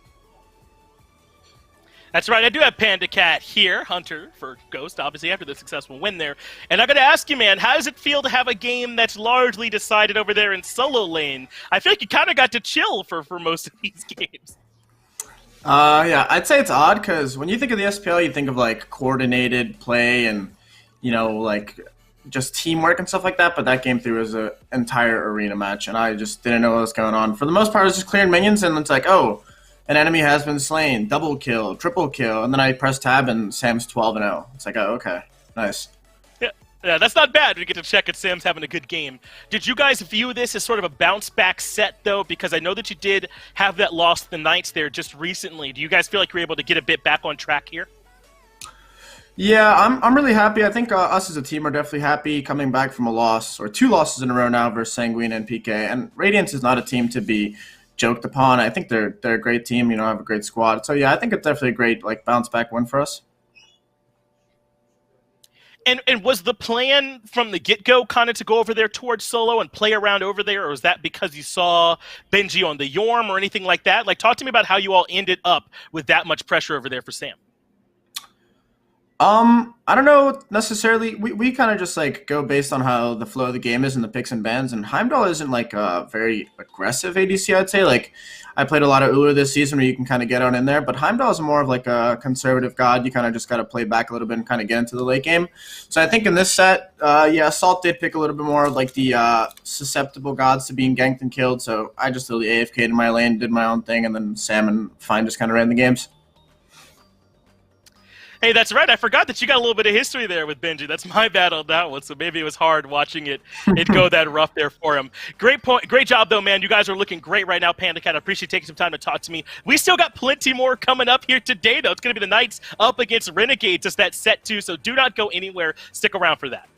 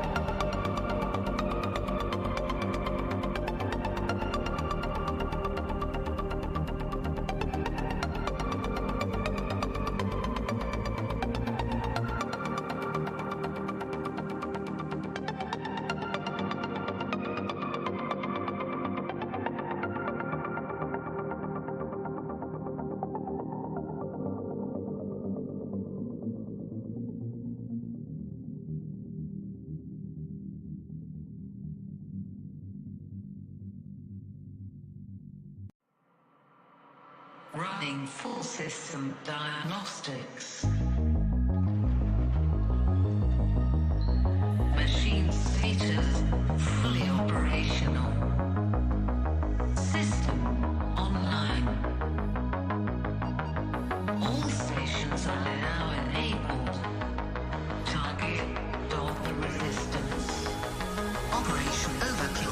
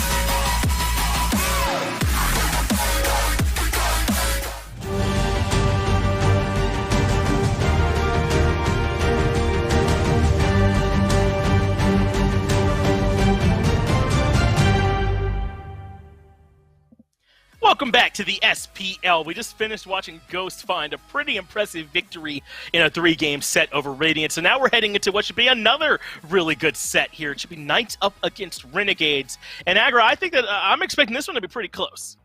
Yeah, I think so too. I mean, PK has been really hot recently, and I do think that PK has been looking really good. But Renegade's just this wild card team. You never know exactly what you're going to get from them. I think that they are one of these teams that you can never overlook, because I think they can beat literally any team in the league on any given day and make it look pretty easy. I think so too, man. I mean, we're getting to that point where, especially with Obey looking better, I don't know who the team you count out is. I think the answer is that there's just nobody. You can see where they are in the standings, though. The Knights are 4th place right now after Radiant's kind of struggling lately on a pretty significant loss streak, and Knights looking better. So they've got a lot to fight here in terms of trying to hold on to that top half of the standings. I think they've earned it. I agree. I think that PK coming into the playoffs here, I mean, it's coming up in just 2 weeks. You feel like they are going to be one of these teams to beat. I just think that they're playing at a really high level. They look like they've got their synergy on point finally. Scary D is probably playing the best Smite he's ever played in any regular season ever. The guy has looked absolutely phenomenal. Neil has looked great. Paul continues to put more pressure on any team than any player in picks and bans. I think that everyone is just really finding their stride on PK right now. I think they're one of the best teams in the league. I agree, and when we ask them about it, they all say how much Kyuho's impact has meant a lot for them. I know that it's probably not been his best statistical year, but in terms of what he's been able to provide in terms of taking things off of other people's plates in what they manage during the game and being a great communicator with Scary, which is what Scary told to me, that he loves being able to talk to Kyuho Fred during the games. I think that he's helped this team out a lot, and a big part of why Scary has had such a consistent phase up until this point. This is a team, man, that is completely willing to wait until 35 minutes into the game, and they will beat you there under their Phoenixes. So everyone is someone that you have to worry about. But we had our chance to talk to them, specifically with Neilma. Here's some of their thoughts. That's right, we're down here with Neil Ma, the support for the Pittsburgh Knights. And I'm just going to start this one off. I mean, you just beat Ghost Gaming, which honestly feels kind of like this monumental occasion considering how high up they've been able to be here in Season 7. So how do you feel about your team's improvements so far this year? I think it's been pretty steady, right? At the beginning, I think we had a lot of the right pieces. Obviously, our players are really good. I think we were playing the map pretty well. We were just making a few mistakes here or there. So it's just kind of just the slow and steady wrinkling out a lot of the problems we've had. And we've just been seeing progression since the beginning of the year. And it's been showing, yeah, we've finally been able to kind of crack down on those mistakes and beat some upper echelon teams, which has been nice. And we've been pretty consistently improving. So it's been great. Well, you're going to be playing up against the Renegades today, and they seem to be a different team each time they show up. Sometimes they, 2-0 stomp somebody, and sometimes they're on the receiving end of a 2-0. So what exactly is your mind on going into this set? I think it's kind of like what you said. It's just a tough team to read. Sometimes they show up and they look really good. Sometimes they show up and they look kind of like they're having a clown fiesta. It's kind of hard to tell which kind of Renegades you're going to get, but they definitely have the potential to play well. So you definitely can't underrate them or take them lightly. And you kind of have to come into sets like this and just play your own game, right? A team that's seated a little bit below you and is a little bit of a wild card. You just plan for yourself. Look at the drafts, maybe do a few target bans, but mostly just focus on your own game and make sure that you're doing the things you want to do and just try and crack down your own mistakes. And I think we'll be fine. I want to know how that's going to kind of fare up because you're going to be kind of dealing with Jake for the most part in either the duo or that 3v3 mid matchup. And he's got a lot of weirder support picks that he's willing to pull out. So how do you prepare for a matchup like that where you might be going up against something like an Osiris or a Tyr over there in the duo lane? I think you just have to look at the god and see what it does. It's not something you practice a lot against. Like maybe we look at Osiris and we say, okay, maybe at 25 minutes this god won't do anything. Maybe we just chill. Or maybe a character like Tyr, maybe like we just have to play around it and make sure we have wards on the map so we can't get like a nice blink fear or something like that. It's tough to game plan around players like that, but at the same time, I do think these off-meta picks do have weaknesses, otherwise people would be playing them. I'm sure a lot of people have tried stuff like that in the past. So I don't think we game plan too much for Jake, but you do have to be a little bit weary of what's this guy going to do, right? He's a bit of a... Like, you don't really know what he's going to do. Sometimes I don't even know if he knows what he's going to do, and that makes him a tough player to play against. Yeah, it's definitely difficult to predict someone who is unsure of themselves going into it, but it sounds like you guys have a pretty good grip on that one. I'm pretty excited to watch how this one carries out, again, mainly because you are on the up and up, and Renegades seem to be on the up and up. It's going to be a fun one to watch, so good luck in your games. Thank you for your time. Awesome. Thank you. A lot of focus on Jake there in that interview. And Aggro, I don't think that's wrong. I mean, are you surprised by how consistently Jake has actually been playing for this Renegades team? Definitely. I think he's way ahead of schedule from what we expected from him coming into his debut SPL season.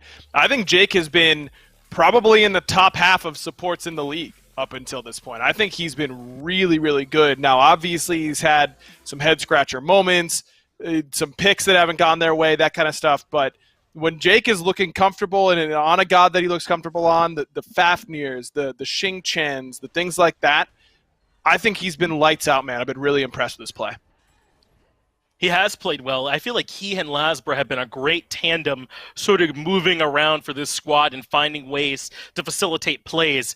But I do think there are some times where, now that I've transitioned onto Lasbra, where he's kind of left a little bit to be desired. I think it's because they put a lot on his plate. I think that the burden on him is large. But also there's some times where he just has really quiet performances. What have you noticed in Lasbra's play so far?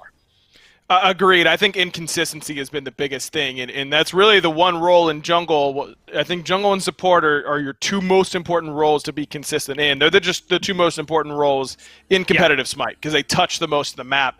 And I think that inconsistency has really hurt Renegades. But if you give Lasbra an early lead, he's still one of the best in the entire league at really making sure that he's going to transition that into a win for his squad. So I think that if you can get Lasbra off to a good start, if these early ganks that he likes to go for pay off, I think Renegades are always in a good spot. Well, the one guy we haven't talked about that much is a man who needs no introduction. Let me just hear the interview from my man, John Salter. That's right. We're here with none other than Barracuda from the Renegades coming through. And I'm going to start this one with the interesting question, at least in my eyes. You guys 2-0 United. You lose 2-0, though, to Sanguine. So what, in your eyes, is the key for consistency for the Renegades? I think a lot of it comes down to our practice, and a lot of it comes down to kind of showing up on game day, which is really hard sometimes for some reason. Like, we'll play really well for a long time, and then we'll just have a bad team fight, and then for some reason we can't get our footing after that. I'm not really sure why, but it's our main target point in the past few weeks in scrims, is just being consistent, because, as you said, like, we're good enough to beat teams. We just have to show consistently that we are. So, yeah. I mean, especially with some of the wins that you've gotten, they've been convincing wins at that. And that's actually one, you're going up against the Knights today, which arguably is probably the team that you're maybe the most close to, I would argue, at least in terms of standings. So where do you think this set is won? Is it, in the jungle? Is this one that's very heavy on the duo matchup in the mid? Where is the key factor for this set? So last time we played them, they destroyed us in the early game. Like, handed us the entire early game. And we literally couldn't play the game. So this time we're coming in, I think this set is literally just across the board in every lane for the first 5 or 10 minutes. Because that's when we lost last time. And they set the pace completely out of the gate. I think they invaded last's speed one game at like 2:30. And then they ganked us in duo at 2 minutes. So we shouldn't play around Kivo. We need to have strong vision and strong communication. And I think once we get a team fight stage, we'll be good. But before that is when the set is kind of shaky for us, in my opinion. Just keep a good grip on those first 10, 15 minutes. And as long as nothing gets too out of hand, you can maybe coast into that late game. And that's actually where you come in, is maybe more importantly in that late game. You're actually getting close to 100 kills so far in Season 7. I think you're about 13 away. Do you think this is the set that you can hit that milestone? Yeah, for sure. I was actually checking the SMITE Pro stats the other day. And for Hunters, I have the highest per game damage or whatever, highest damage per game, and I was like, whoa, that's kind of wild, because I thought I was gonna be way down there. Now you're in those fights, you've got what they need, at least on the Renegades. And that's something I think that's actually interesting that you bring up, because there's some Hunters that they really are when it comes to late game team fights and we're in that 5v5, I'll be there. Some are like that PvE. How do you kind of see yourself in your play style? Where do you put yourself in there? I'm very 50-50 in the late game fights, because a lot of times I will dive with my front line and look for a flank and try to find a backliner that's by himself or a little out of position. And then other times, it depends on our draft also. Sometimes I'll sit back and fight with Vin. And a lot of times I just want to get in there and just fight people late game. Because, dude, frontliners are so tanky nowadays. So, it takes 15 seconds for me and Vin to kill a frontliner when I could just, dive past the frontliner and get to their backline and kill their backline. Then we all turn around and kill the frontline. You want to play two-tap the squishy. Yeah, you want to jump into the backline and get rid of the midline. Well, I always love hearing sorry, I crit for 700, so I should just be diving, right? Just absolutely get in there, buy it up. Crit meta is there for a reason. But it's always great to hear from you, Barra. I think I love it just as much as the fans love it, and we're excited to see this set as you go up against the Knights. But hey, good luck in your games. Thank you for your time. Thank you, man. Thank you. Always great to get a chance to hear from Barra, and we're going to move right on into those picks and bans. Agro, you heard them talking about how they really do feel like there's going to be some extra value on this early game for them and focusing there. Do you agree? I mean, do you think that there really needs to be an extra premium placed on controlling this early game? I think it's natural whenever you really, really struggle against this team in the past. In their last SPL set, as he mentioned, you think about PK and just dominating the early game. I think that really sticks in your mind of, we can't let that happen again. But as you kind of highlighted, PK is a pretty good late game team too, so I don't think that Renegades can really sit on their hands and just hope that it goes their way late game. I do think Renegades have been pretty good in team fighting come late game. Their 5-on-5s are good. My concern has been the objective shot calling after they win fights. They still seem a little bit scattered in moments like that, so they're going to have to clean that up if they want to take this one late against Pittsburgh Knights. And that can be a tough moment, right, for everyone to be on the same page when you need to act quickly. You're going to need a clear voice, I think, on that team to make that happen. So hopefully Renegades have that. So far, the picks and bans, though, nothing too wild. I mean, remember, there's a lot of new stuff that is allowed. Heimdall and Morgan come to mind as gods you can certainly pick all of a sudden, but they're not showing up here in these bans, so any of them could be there. Instead, we're seeing things like the Nike being banned here. Don't want to allow that to show up in the jungle. And I know Zap's been streaming a whole lot recently of just Heimdall whenever he gets the chance. Heimdall main, he says, and it's being hovered right now by PK. I think that this is a pick. I think Heimdall's greatest strength is he just feels impossible to dive by any assassin. Between his knock-up immunity and knockback on the 2, the ultimate that does a lot of damage, gives him CC immunity, knocks you away if you don't have beads, and the Bifrost, it's just really, really hard to kill this guy. And his early game is good, and his late game is good. He's just really strong at all points in the game. I'm very surprised at this, though, Finch. I really thought that this was really in the name of getting Venenu one of his best picks, which is that Morrigan. But instead, Renegade's a little bit more focused, I think, on making sure Paul doesn't get a priority selection, and they end up taking the Raijin. I'm glad you brought Ven up, though. I don't think we've talked about him much today, and he has been a part of Renegades looking better, I feel like, here lately. When Ven started playing better, we kind of highlighted him in those first few weeks struggling a bit, execution-wise.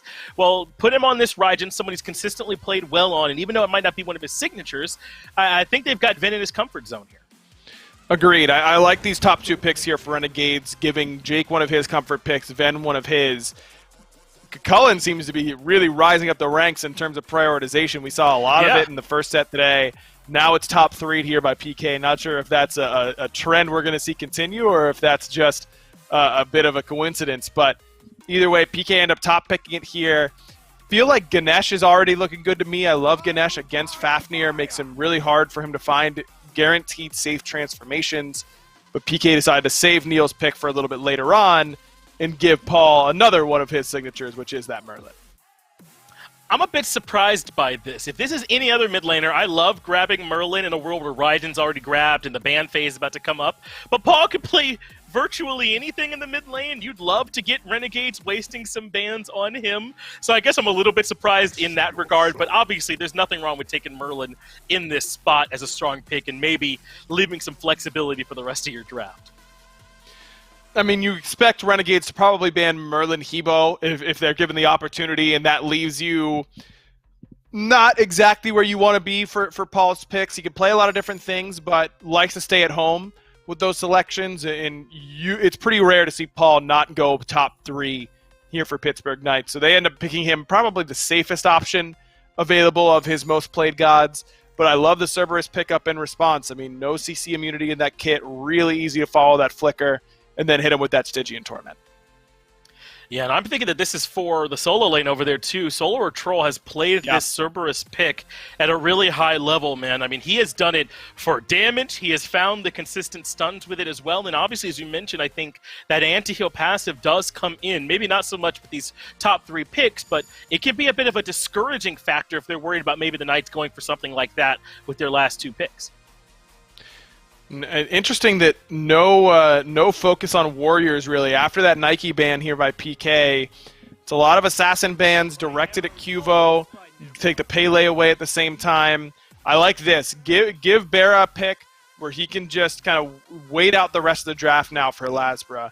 Ho Yi, I mean, you're probably not going to see a support pick that's going to change that matchup a whole lot in that long lane, so you're kind of good to take this pick now and then wait and see what Lasbra wants to take later on. Kepri locked in. Maybe we're looking at Thanatos, kind of like what Sam for Soccer just pulled out. You just give Lasbra more opportunities. And if he is that conductor, if he's the one driving the train, so to speak, you want him to be on one of his comfort picks. I'm surprised by this Raven pick, but there are a lot of jungle bans, as you just kind of covered. Unbots, Camazotz, Thor, the Pele, all taken away. I mean, even the Nike, I think, could be included as a potential jungle ban in that conversation. So the Raven is something we saw adapting play earlier on, but I don't think he had great relevancy on it. How strong do you think this guy is right now? I don't think Raven is super strong right now. He's fine. You know, it makes life difficult for Cerberus to have 2 forms of CC immunity you have to worry about. I think it's just a safe pick here for Fred. I think that Susano, if you're looking for more late game, might have been good, but Robin gives you more early pressure right now. And if PK did that early game, you know, jam it down and win that way in their first meeting, I think that Robin's more conducive to that than something like Susano. I'll give you some credit for the Thanatos call out there, too, as that will be the last pickup here for Lasbra for Renegades, and that should give them potential maybe for some early game snowball. You leaning either direction on this draft, though, as you see them? Well, hey, maybe I baited you there a little bit. Either way, we'll go into the game instead. Knights and Renegades for game number 1. Well, it's time to move into things here, Mifflin. Dulcin and Mifflin on the call for game number 1, and we may be able to dive into a overhead conversation in just a moment. Kind of both teams full 5 men strong in the Fury pit to start things off here. Zapman just going to drop the ward to dissuade any further aggression, but poking and prodding to start things off here, Miff. It's not often that you see this 5-on-5 stack. That's something that's really reminiscent of like Season 3, Season 4, where you look to see these engagements in the early. I wonder what's going on behind the scenes in scrims, but that's how this starts out in the meta. There was really no reason, I think, that either team would be looking for level 1 aggression, especially considering that both squads are pretty strong here. But instead, Renegade's going to walk it down the duo lane, drop out that horrific, see if they can force them off the purple, maybe even go for an invade. Interestingly enough, Venenu starts on the speed buff. Lasbra will rotate over to the red, drop that, pick it up for himself. Now he's going to continue his presence over here back behind the Gold Fury. So I guess, Mifflin, normally we'd see, at least here in the long lane, one team aggressing on the other while they're doing the purple buff. Both teams just leaving themselves to do their purple buffs alone, but this time neither team starting at their purple, but Jake is here to move in onto the Knights as they will drop their purple there. Neil will be able to pick it up. Lasbra, as I mentioned, did pick up that red buff and was just hovering close by to make sure no funny business occurred by the Knights purple. Early red buff on a Thanatos. This man is looking to get aggressive from second 1. If you get hit by a Scythe now, you're dead. Lasbra's gonna murder you for it. He's got the blink online. He could very easily just move in, maybe even try and focus out the mid laner.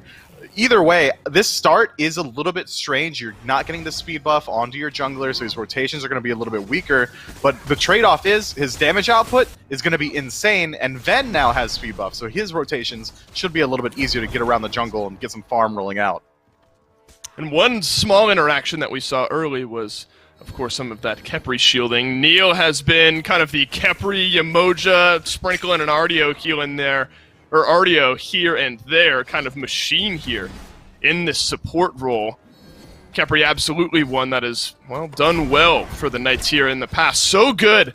And not only maybe initiating fights for yourself here in the long lane as Jake will be plucked back, but just obnoxious maybe is the best word for it. In some of these mid, early, late game team fights, whenever you want it, you kind of got to kill somebody twice or they get a second lease at life if you're going to let the ultimate time out. Or Renegades does have an answer inside a Thanatos ult. If you could just drop that execute on whoever the Scare's blessing lands on, well, that's one ultimate that just gets effectively removed from the game. It's a great point, Mifflin, and something we'll have to look out for throughout this game. Lasbra is here. No red buff on him this time. Neoma, though, he's stunned down. The silence is through, but the Khepri's waddling away and will snag first blood. The engagement was started by the Renegades, but the Knights will finish it off. Just a little bit overzealous on the aggression. They thought they had more damage online than they really did, and Neil plays it incredibly well. He's backing up the entire time, creating space, making sure that his team can rotate in and help him out. First blood going the way of your Khepri, probably not the most ideal target. You'd much rather have that on Zapman or even Cuvo, but getting first blood in general, yeah, I'm sure PK is absolutely comfortable with that. Now Neil's going to get his ultimate online a little bit more quickly, which means that he can facilitate all sorts of aggression throughout the map and make sure that this Robin can dive just about anywhere that he wants with that safety net of Scarab's Blessing. And remember, in that interview with Barracuda as well, one of the things that he mentioned, and I tend to agree with, of course, is that the early game has been somewhat shaky. Once they can get to these mid to late game team fights, that's when they're feeling confident. So already being a touch behind, granted it is just first blood onto Neilmon, it's Jake who ends up dying for it. you hope now if you're the Renegades that this is not an overarching tone where you're going to try to be aggressive, try to take control of this early game, and the Knights are just going to be able to stifle you. Yeah, I can already see it in my head. Barracuda seeing that first blood roll on his laser, like, oh no, not again. PK gonna roll us. They don't have to worry about it too much so far. I mean, first blood landing on a support means that, yes, there is a lead, but it's a stifling lead at best. Only about a level in favor of Neomah here. So if Renegades decide to shift it back towards a more passive playstyle, really play around the Thanatos going for counter ganks with his semi-global ultimate instead of trying to engage fights on their own, they can absolutely just play passively, get into the mid-game, and then start looking for these 5-on-5 engagements. My eyes for now, in terms of Renegades, is how well is Lazra going to slow down Paul's farm? Mm-hmm. Lazra, of course, been one of the most players with the highest kills in this league. We'll have to return back to that as Zapman will try to home run Barracuda off the map, but beads will be used at the proper time by that Ho Yi. So Barracuda remains grounded, but at half HP. That opens the door to maybe a red buff rotation here for the Knights. A couple members of the Renegades just lurking close by. Cubo Fred aggressively plays through. The up down is there, and the Raven has struck early. Lasbra, a tough early game to start things off here in game number 1. Red buff. Looks like it may have actually been dropped down by Awesome Jake. Nobody from the Knights were able to pick it up. Maybe that's all peanuts by the end of it because kill number 2 is on the board. Kill number 2, a red buff invade. 5 minutes in, about 1,000 gold in the lead as well. PK are getting off to a phenomenal start, and it's largely due, in fact, to Zapman's aggressive play. His ultimate to force out Barra's beads there allows him the space to rotate into red freely. Barracuda can't rotate in and follow up on it. He doesn't have any sort of safety net in beads. His ult doesn't have any CC immunity. He kind of just has to let it happen. PK are playing incredibly well around the pressure that this Heimdall is affording them. Now, Mifflin, and this is, maybe a good moment to segue over into it, at least in set 1 of the day, I feel like we've seen more presence from the junglers in the solo lane, and we talked about it on the desk even, than we had up to this point. What do you think maybe causes some of that, and do you think that this is another situation, specifically with the Kulkullen and a Cerberus, where you can maybe start to see continued presence of jungle? It's certainly matchup dependent. Cubo on this Raven doesn't have great kill potential on the SOT. The same can be said of Lasbra trying to go towards Scary D. The only time I expect either one of these teams to really rotate in a solo is if maybe SOT drops Scary low so Lasbra can look for the ultimate. But outside of that, the kill potential is incredibly low. Well, the kill potential in the long lane might be at an all-time high, and that is Barracuda, who will connect, or Zapman rather, who will connect on the ultimate, and Awesome Jake crashes down to the tune of the 3rd kill of the game here for the Knights. And that's not a particularly disguised gank there, Mifflin. Cubo Fred just kind of walks into the lane, roots down Jake, and that's all there was to say about that one. That's what Raven does. At no point is this god ever going to be described as deceptive by anybody. He's walking at you, and he's dealing his damage. Prana Onslaught can apply a slow. He's got a root on the 3. He's got a gap close on his ultimate. He doesn't care if you see him coming. He's going to run you down and try and use that early game assassin-esque warrior hybrid that is Raven to just fight. If you stop and fight him, you're likely going to lose at this phase of the match. If you run away, he's just going to hit you in the back for free. That's a fantastic gank from Cubo. He knows that there's no lose scenario there. Worst case, the kill just escapes him and he forces someone back to base. Best case, exactly what happens. He finds the kill on a Jake. Now Venenu has been able to rotate back and grab a red buff after the prior invade there from the Knights. So it's been a great start here. And you talk about this Robin and how much of the presence potentially is there in this early game and snowball potential out of that role. I mean, at 1-0-2, you've got a 1 level lead over Lasbra, your counterpart. It's got to be maybe surprising here for the Renegades, especially with how the early game started. They had a red buff on Lasbra, maybe an opening to grab themselves a kill, but the jungle instead is tilted the opposite way.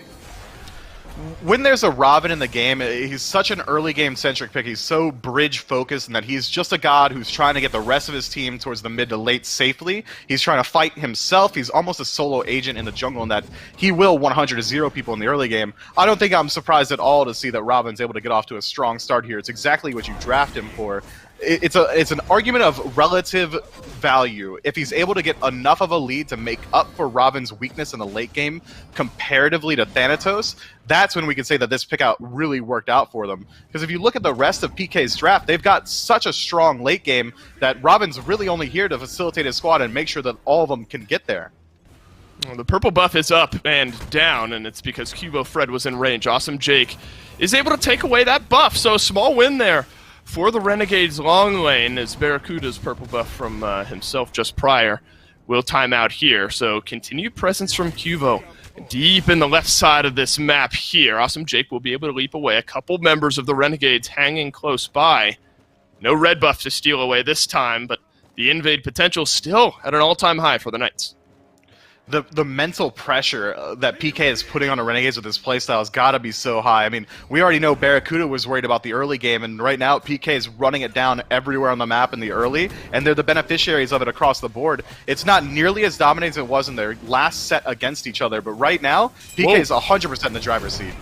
Cubo blinks on through. Venenu will drop down the Pittsburgh Knights jungler. That's ultimate for SOT, pulling back in Neil. Thunder Crash won't complete the kill. Instead, it's the support doing the job of Paul. He's rotated through as well. It's a 2-for-1 trade. Renegades pull back just a little bit here in this game.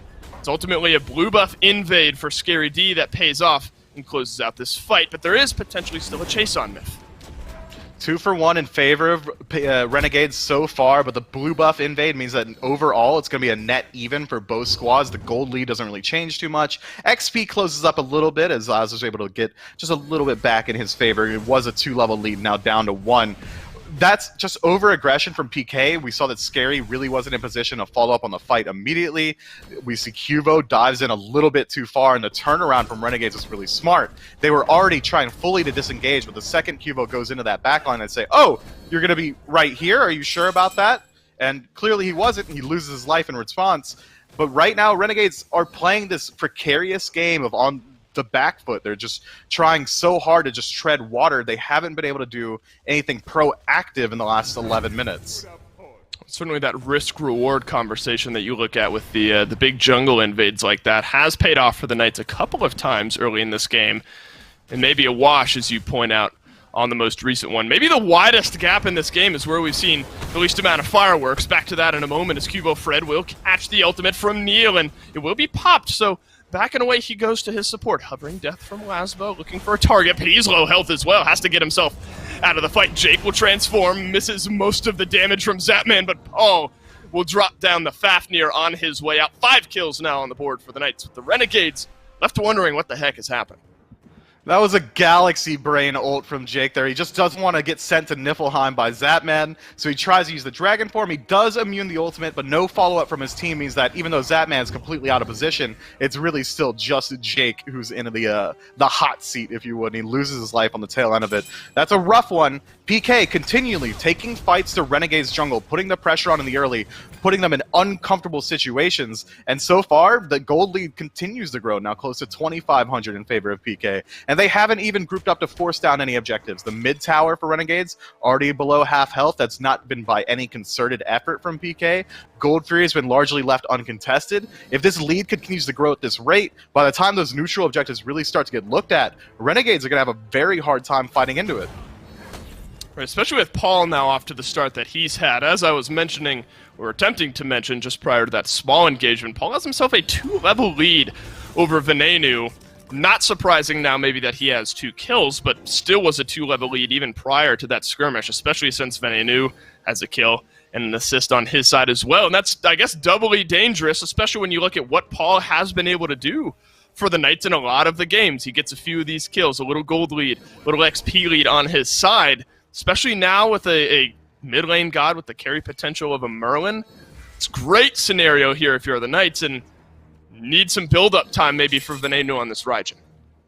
I'm glad that you highlight Paul there as well. I mean, look at his build. He's already got Divine Ruin online, Spear of Deso's up and available. His damage output on frontliners or objectives is going to be absolutely insane. Ven can't match it, especially considering the build he's going. That's likely going to be either a Chronos Pendant or a Rada Tahuti. That's incredibly expensive. The power spike's going to come on a little bit later, and Pyromancer just immediately gets stripped away. PK using their leads, using their huge damage potential to just go for these sneaky objectives. I love the discipline to go for Pyro instead of Gold as well. It's a much safer spot to fight. PK are playing incredibly well. It's the objective shred as well, and the health bar shred from Cuvo, Fred, and the rest of the Knights. Blinked and you missed it, and Lasbra dies for the second time this game. That opens the door to a Gold Fury here for the Knights. Maybe a fight instead is what they have in mind. Venenu, Tycho drums, Cubo Fred just walks straight through the damage. SOT will pop the ultimate as well, and will pop the health bar of Cubo. Barracuda looking to disengage from this fight. Awesome Jake is as well, but Paul, he'll flicker right back through. Ultimate to try to plug a little extra damage on Jake, and the final shot from the Merlin will be their killing spree for Paul in the mid lane. And now maybe a Gold Fury on the back end. SOT's really the only one in range to defend it. He doesn't have the ultimate available, but there's some low health bars over there. Maybe just the presence is all it's going to take to get them off of gold. 3 for 1 in favor of PK. Sure, they'll back up, spend the gold they got from that engagement. They could regroup and just do the exact same thing again. Renegades are going to be so far behind at this point that they have to respond to the aggression. They can't give up Gold Fury because that'll be the big first neutral objective of the game. It'll create the bleed to a point that you really can't contend. So you have to fight into it. If PK decide to keep grouping up there, Renegades are going to have to walk in, keep taking these engagements that they're not favored in. PK have free reign of the map at this point. They have the driver's seat. They have the aggression. They have the lead. It's whether or not Renegades can respond well or if PK maybe overextend a bit. But at this point, PK can do whatever they want. And you look at it's always in these moments where then you maybe look at the Renegades. All right, where are their kills? Where's their experience? Well, the highest kill total and highest level right now is SOT on this Cerberus. Obviously, we'll build into that Void Stone, provides a little extra damage potential. But then you compare that to who's fed. I mean, I say that lightly for the Knights, and it's a Robin and a Merlin. Gets a little bit worse now as the Gold Fury is taken away. How much does that maybe weigh into your thought process here? I mean, Cerberus can obviously do some good damage and maybe turn a fight. But of course, you'd rather maybe it be Venenu with a couple of kills under his belt, or Barracuda off to a faster start. It's got to be very concerning. The fact that all the kills land onto SOT and he's not going a fully damaged build. He's going more Bruiser hybrid with the Breastplate of Valor and the Void Stone. It looks like he's going into some more tankiness, likely going to be a Mantle of Discord. He's not going to be that sole damage output that you need with your lead. He's the only one that's matching at all up in experience. So he's going to move in, deal damage to one person, get his ult, no follow-up from his squad, not enough damage. Zapman's doing so much damage to Barracuda here. Neo will drop the ultimate over onto Zapman as well. Lasbra's here to play, and he'll get his first kill of the game, and it's onto the PK Hunter. Barracuda's low, but Paul is rotated in. This is a winning fight for the Knights. Cubo stays alive, picks himself up a double. It's a 3-for-1 trade. Again, the Knights out ahead. PK just running away with every single engagement, and it's all fights that they're choosing. This isn't miscalculated play. This isn't Renegades moving up too far. They're just trying to respond to the aggression that PK is bringing, and they haven't been able to do it well just yet. Lasra does find a kill there, but at what cost? The cost of 3 of your teammates' lives, including your own, and you only got Zapman from that, who had engaged that fight with his ultimate. He didn't have any escape potential out of there. I mean, that's just clean counter rotation from PK. Neil uses his abilities incredibly well. The shielding from Robin and the Khepri means that even though we saw that Cubo was one shot at the tail end there, he couldn't get finished up by Jake. PK playing incredibly well, and they can continue pushing down these objectives. I imagine we see them move towards this mid tower, clean it up. Pyromancer's spawning soon. They can even look to force a fight around the Fire Giant if they so choose. PK is still, this lead is growing, and it continues to do so. Now nearly 7,000 in the lead. And you know what's worse after all of that is Zapman's able to hold on to his beads after that engagement. Barracuda burns both the Aegis and the beads. Awesome Jake uses the horrific emblem. So not only do you lose your numbers, but even relic-wise, Knights maybe have a slight edge coming out of that fight. So you look at a team in the Knights that throughout this early game have been taking the fight to the Renegades 100%. I mean, how many fights have been started on the Renegade side of the map? if that trend continues for the next minute and a half, 2 minutes or so, well, a couple of the carries for the Renegades are a little bit at higher risk for being doped. Maybe that's why we see that there's this huge stack up from the Renegades in mid. They don't want to move up too far. Pyromancer's already been respawned, but they're not moving up at all to try and defend it, so PK can go ahead and clear that one out as well. Mid tower's fallen down means that if Renegades do move in towards this Fire Giant, or Pyromancer rather, they don't have anywhere to retreat to. That mid tower is no longer available as a bastion of safety, so they have to rely on the group up in numbers. They have to rely on the support, the damage from each other to peel out for themselves. That's a precarious situation to be in when you're almost 8,000 gold down. Neutral objectives are respawning very soon. If PK decide to just wait for this next gold fury, that's not going to be enough time for Renegades to really farm up the map and close up the difference. Again, it's been fights chosen by PK around objectives that they choose, and so far, Renegades hasn't been proactive at all. They haven't put PK in an uncomfortable spot. It's all been PK. It's all been aggression based from them, and I don't imagine that changes at any point.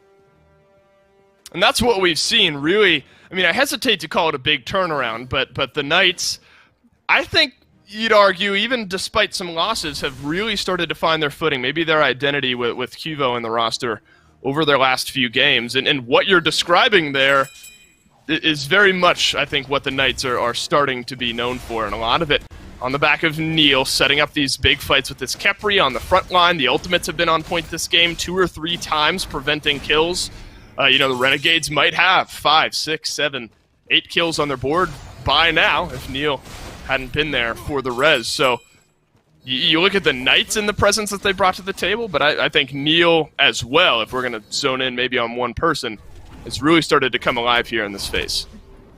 Man, that small engagement in the jungle where PK just strips away the red and purple buff, the entirety of Renegades is there watching it happen. That's got to be so demoralizing, knowing that PK is stealing your farm, your way back into the game. They're not even looking for kills, and you as the Renegades have to make the active decision, well, we can't fight them, they're too far up. We just got to let these objectives go, pray that maybe PK overextend, and they don't. They take the discipline, they return to their lanes, they go back to farming, and get ready for the next neutral objective.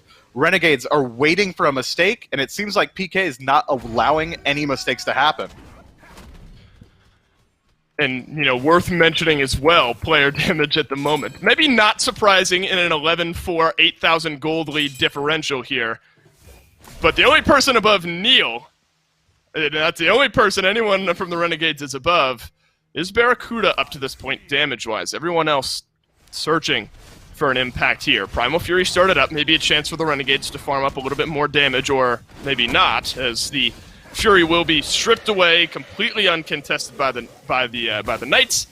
But I don't think you can fault the Renegades. I don't think if you're not willing to step up for a red buff, purple buff invade, no chance you're trying to fight a Fury. Yeah, no way. They're just waiting it out, trying to farm for the late game. They have very good siege defense. SOT is going to be that huge wall they have to move through and be worried about that Stygian Torment and his ultimate.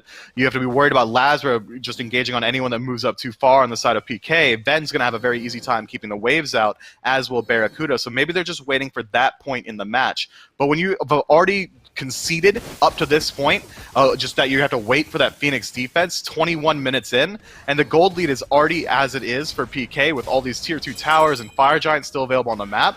You have to know by the time that PK really does start knocking on the door of your Titan, you're going to be even further behind. I'm thinking 15, 16,000 gold if Renegades don't decide to move up and contend with something that PK is doing, because right now the bleed is starting to get out of control. Right, I think that's why earlier I sort of mentioned, well, it's SOT who kind of has some semblance of a lead, not even, he's one level behind in his lane. Awesome Jake will be rooted down.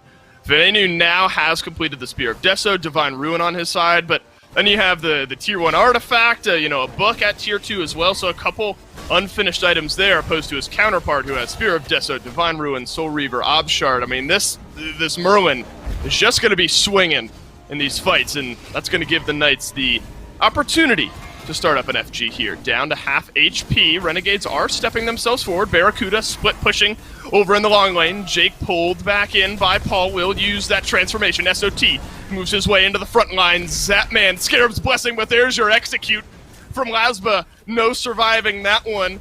It is Cubo Fred still that season opening over onto Lasborough. Paul in the meantime has started to rampage through this game.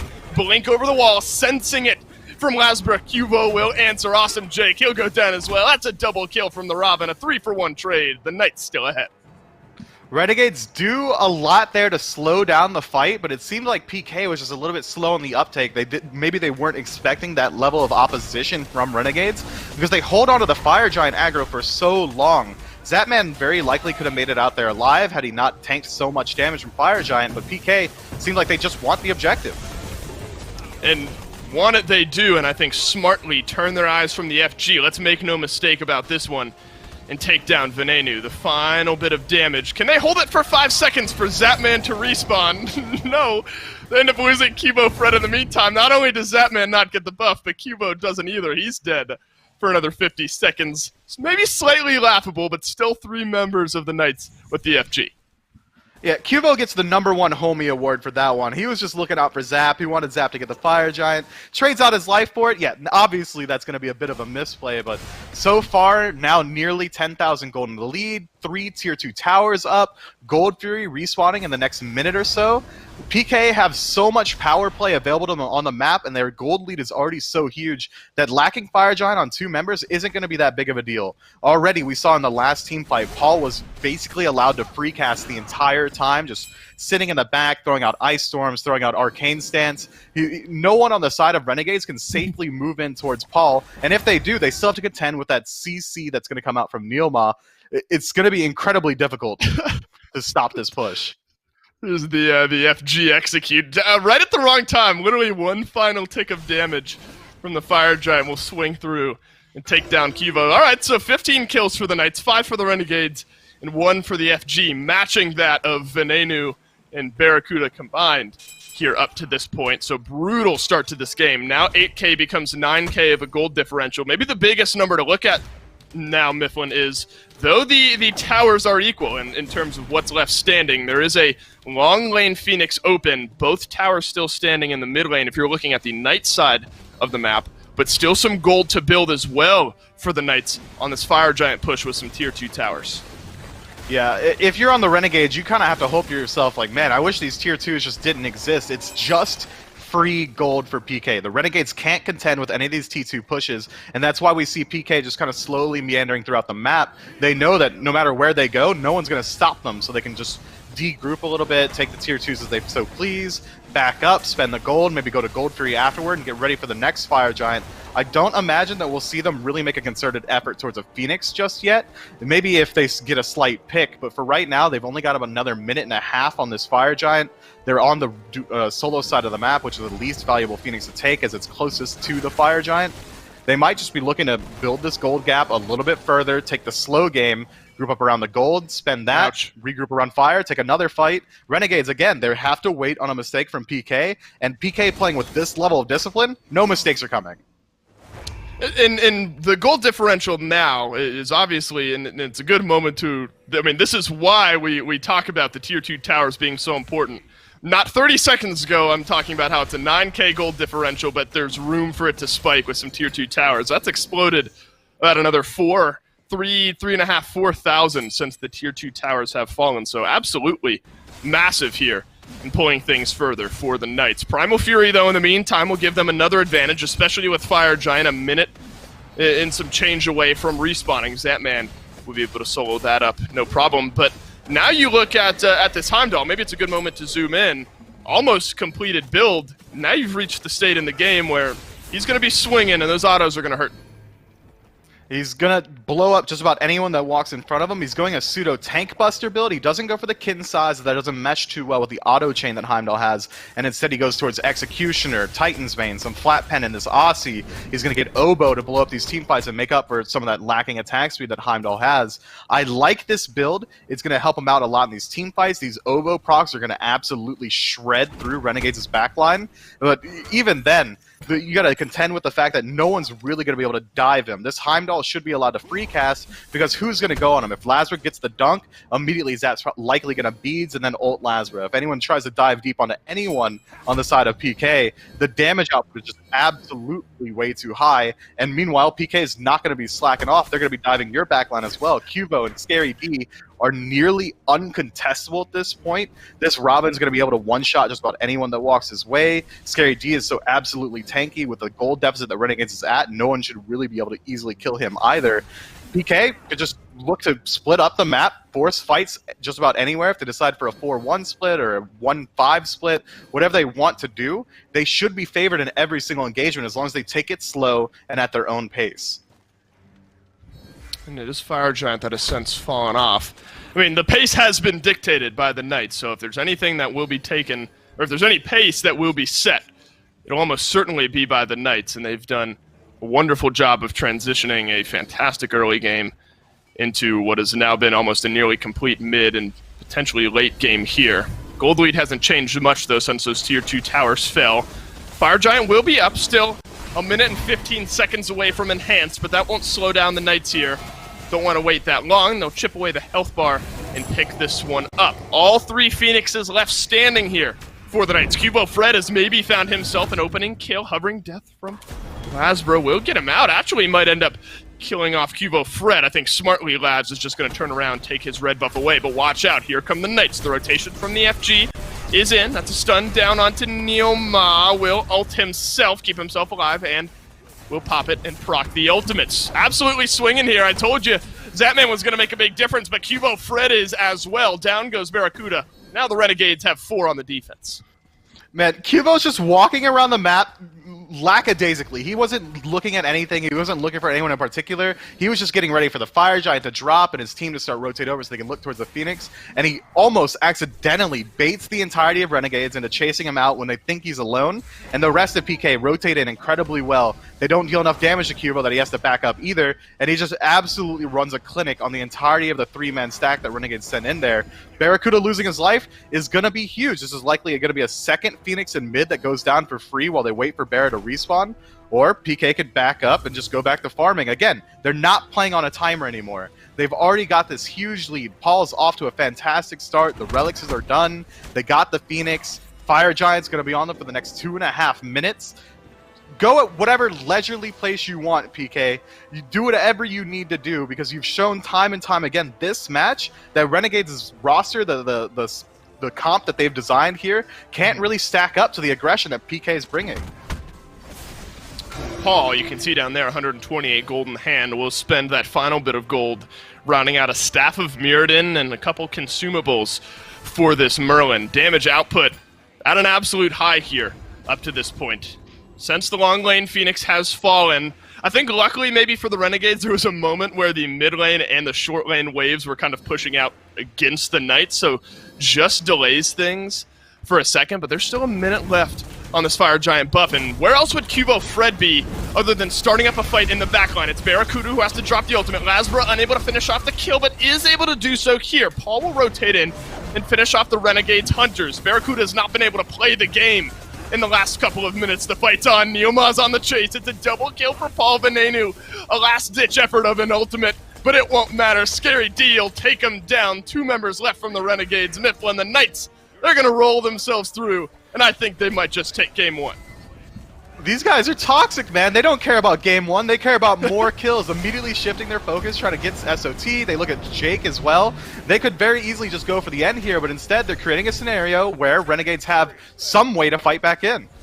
Well, it's a fountain dive that didn't matter as Nia will pull back Scary D. It is the deicide 32 minutes in the Pittsburgh Knights. They'll tee it up and they'll drive this one straight down the fairway in 32 minutes. This is what we wanted to see from the Knights. I mean, what we didn't want to see from the Renegades, totally notwithstanding.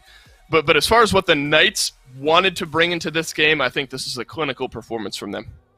This is Barracuda's nightmare. We heard it in the interview. I mean, I just hope we don't get blown out early so we can play the game. That's his words exactly. What happened? They got blown out early, and Barra wasn't allowed to play the game. They're going to have to shift something up, maybe P's and B's, maybe they're focused on the early game. But that bleed that we saw as PK just strip away the enemy jungle and slowly get 2, 3, 4,000 gold in the lead, you can't just let that happen. You got to change something.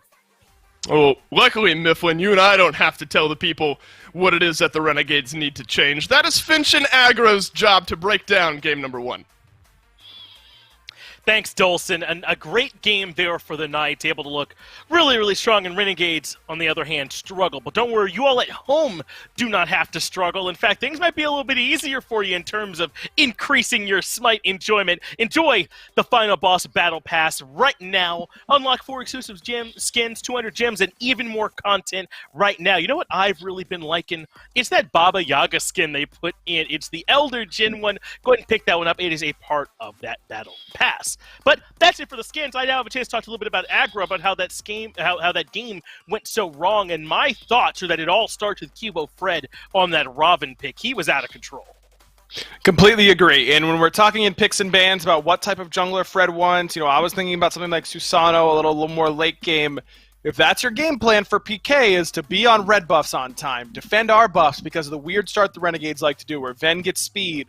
Robin is so much better at doing those things, and PK picked the perfect god for Fred to just run this game. Paul felt like he didn't take a lick of damage all game. He finishes 8-0. That's was true. really far ahead the entire time. I mean, it was red buff invades by PK. It was making sure that Awesome Jake was constantly getting sieged upon on this Fafnir. I mean, he had a couple good ultimates, one by red in order to get out of the way of Zap's ultimate, but it just delayed the inevitable, and it felt like the inevitable was Renegades losing this game pretty convincingly. No, I mean, this was something where the Knights were to control basically the entirety of it. I mean, you talked about Paul not getting touched this game. If you want to see his comfort level, see what their call was on that Fire Giant defense when they were taking the fire. As soon as they saw the Raijin, Paul was the first man in, flickering and then burning him quickly. I mean, this was a game where the Knights, using that pressure from Cuba Fred and Neil, by the way, on the Kepri, they had so much license to basically go wherever they wanted to on the map. And that first blood, I mean, that's perfect example of what this PK team did in prep to know that Fred was going to be able to get ahead. This start for Lazra is odd. They attempt the purple buff invade. It doesn't work. That sets Lazra behind. And then as soon as Lazra's level 4 and Fred's level 5, it's go time. We're going in. And then we kill him for the second kill of the game. And then it's like, well, what is this guy supposed to do? We see the two ends of Thanatos. In the earlier set, Sam gets super far ahead, can carry the game. In this game, Lazar gets very far behind and can't do much of anything at all. There really was not a way back in for him, to the point where Cuba Fred was stumbling upon him in the jungle almost by accident and able to just win those fights relatively handily, right? I mean, there wasn't much Lasper could do even in those spots. And I think that we kind of saw that the Knights, when they do get that ball rolling, when they've got these tools that transition so well into the mid game, it's going to be hard to stop them, man. I think Renegades had to find a way even sooner than what we saw from this game to find control. Perhaps that can start from them in the picks and bans for game number 2 as those are ready to go. Is there anything in particular, aggro, that you don't want to see the Knights be allowed to have here again if you're a Renegades fan? I mean, maybe it's the Kepri there for Neil. It felt like that Kepri kind of shoehorned almost Renegades into the Thanatos pick, and then it really becomes problematic as soon as that pick falls behind. I think we've already talked about Lazra has a tendency to struggle when playing from behind anyway, so you don't want to make that problem even worse by putting him on a snowball god. So maybe I think that if PK is not willing to top 3 their Guardian pick, I think Kepri is something you have to look to ban away. But for the most part, I think you just got to execute your start better. If this is the start the Renegades are going to do, and it's not going to be the regular start, you've got to be ready for the adjustments that teams are going to make to it. And I feel like the start has really been pretty consistent for Renegades. They're kind of doing the same thing. It's not surprising teams anymore, and I think that it's hurt them a bit. Yeah, I mean, Renegades knew what the problem was coming into this game, right? That they needed to find some way to stabilize their early game, and still they couldn't do it. I don't think that anything that's happening here is particularly crazy or catching anyone off guard.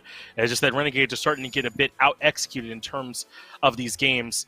Right now, though, the ban's looking pretty similar to what we saw that first time around. The Emoja being banned away by Renegades. They're also banning away the Hell from Paul. That's all normal. King Arthur, Aphrodite, and Nike, and the Camazot's here. So it looks like both teams agreeing there's no need to really make any big shakeups coming in this second time around. No, it seems like they're going to stick with it for now, and Heimdall, I imagine, will be the top pick again for PK. Sure. Different build for Zap than what Panda Cat did. Zap went with the Transcendence build that I think has been more popular for Heimdall in comparison to the build that Panda went for, which was the typical Hunter, Devo's boots, Executioner, Rage, that sort of thing. So I think that that's a little bit interesting to see that two of the best Hunters in the entire league are building the same god pretty differently. Well, the Raijin being picked up here by Renegades for Ven. That's what he played last game, so nothing too wild there in that part. We saw some times where there wasn't a whole lot of value coming out from it. The Fafnir there as well. So clearly, still to this point, Renegades don't really see a need to change that much up. But I think I kind of agree with them in a lot of ways. They were on some picks that I thought made a lot of sense for their team. It's just they really never even got that much of a chance to play. I mean, how much involvement did Barrett get to have in that game? I felt like not much at all, because in a lot of those instances, things were kind of already over. Very little. Yeah, very little. And that tends to happen these days in the duo lane. I think that Hunters oftentimes it takes so long for them to be at their maximum effectiveness that they don't really get a say until it's too late at times. So I think that Bear was certainly a victim of that last game. Renegades, they picked Cerberus in this slot before. I think that giving Solo Patrol something a little bit more pressure heavy might be the call. Do you really want to put him on another Guardian? You're basically just conceding that lane when it comes to pressure. I like this so much more. Pick the Pele here, make sure the Lasber gets one of his best gods, a god that he can carry on, a god that he can get off to a good start on, and it lets Solo Patrol save his pick for a little bit later. It changes up the bans here for PK. I like this adjustment quite a bit by Renegades. I think so too. I wonder if this also does give Lazar a bit of chance, sort of as you're saying, to be more active early. I mean, Thanatos should have been anyway, but this Pele is very much in his comfort zone. So hopefully a better game from him to try and match what Cubo Fred did in that first game. So now we get a chance to see what the Knights ban out when they do know the jungle's already been picked up. Do they look towards SOT, or as we're seeing, do they look towards that Hunter role and a Jing Wei ban, perhaps, to limit some of what Barra can play? Yeah, I think that PK might split the difference here, go with one ban of each, or you can double down and really keep this this duo lane in your favor pretty effectively. Surprised the Renegades don't ban away that Khepri, man. I mean, Neil has been so consistently good on this pick so far this year. I think Neil has really flown under the radar as far as how consistently solid he's been for the Pittsburgh Knights so far this season. I think that until a team proves to you that they can beat this Khepri, I think that if you're Neil, you go right back to it here. I don't see a reason not to. I agree. He's played well on it so far. He don't have to do much convincing with me to want more of what they had in Game 1 and really mostly this phase. It'll be the Ho Yi picked up here for Barra in a world where the Jingwei's banned out. That, maybe they just don't want to deal with that Jingwei in particular, but I do think it's particularly low value to ban there because there's so many good hunters that Barra can take. And have you really done yourself a great service by forcing him down to the Ho Yi? Unless you're really planning on pressuring him, I don't know that they got too much out of it. It's just that the Jingwei is pretty good against the Heimdall knockback that he kind of relies on for setup at times, the Cullen knockup. It's just an annoying god to have to play against when you feel like you can all in commit onto it with your Cullen ult, and then she flies away super far and super fast. So I agree, Ho Yi is still a strong pick, but it ends up being okay, I think, at the end. They'll get Unbots and the Khepri. No big surprise there, I would say, for the Knights. They'll give that one over to Neil. And a ton of control here for Kivo Fred on this Unbots as well. I know the Renegades are rounding this draft out with that Jormungandr, but they end up with a somewhat low-pressure Guardian anyway, who's kind of waiting to rotate over later. I don't know. I feel like the Knights are in yet another fine position here going into this game, too. I do agree, but I think that the Pele switch-up is a big one here for Lasber. And I think that this game really does rest on how effective he can be on what I think is his best god. So I think that this is going to be really, really big game for Lasbra. How much can he stem the bleeding early on? Are they going to do the start where Ven goes to speed? I think that there's a lot of questions that are going to be answered pretty early. I think Renegades have a good team fighting composition. I don't know that it's better than the Fear No Evil and the Khepri res on the other side, but I do think it's better this time around. Right, and hopefully they can at least play a little bit more to themselves. They're going to need every bit of it, though, if they want to stop the Knights here in Game 2. Thank you, Finch and Aggro, and I agree with one thing Aggro had mentioned. Hold that thought. Last time nothing came of this 5v5, but this time maybe as Awesome Jake is plucked back in, being burned on down. Scary D, though, he's taken a good bit of damage. Time for Kibo Fred, he's rejoined the fight. Renegades looking worse for wear here, fully on the retreat. SOT, no defensive utility just yet. And the Knights will back off. No kills on the board. Neo is just body blocking. Smart, small play there to keep things even. But yet again, a 5v5 start to start off this one. Jake's got to be counting his lucky stars there. He makes it out with likely less than 100 health. That's all luck at that point. The active usage was decent from both squads. Jake immediately drops Horrific once the engagement happens onto him. Makes it way harder for PK to regroup and try and dive back in. Overall, net neutral for both squads, but Renegade's taking the aggressive positioning. They're going to move in on this purple buff. Zatman taking low. Big ricochets from Barracuda.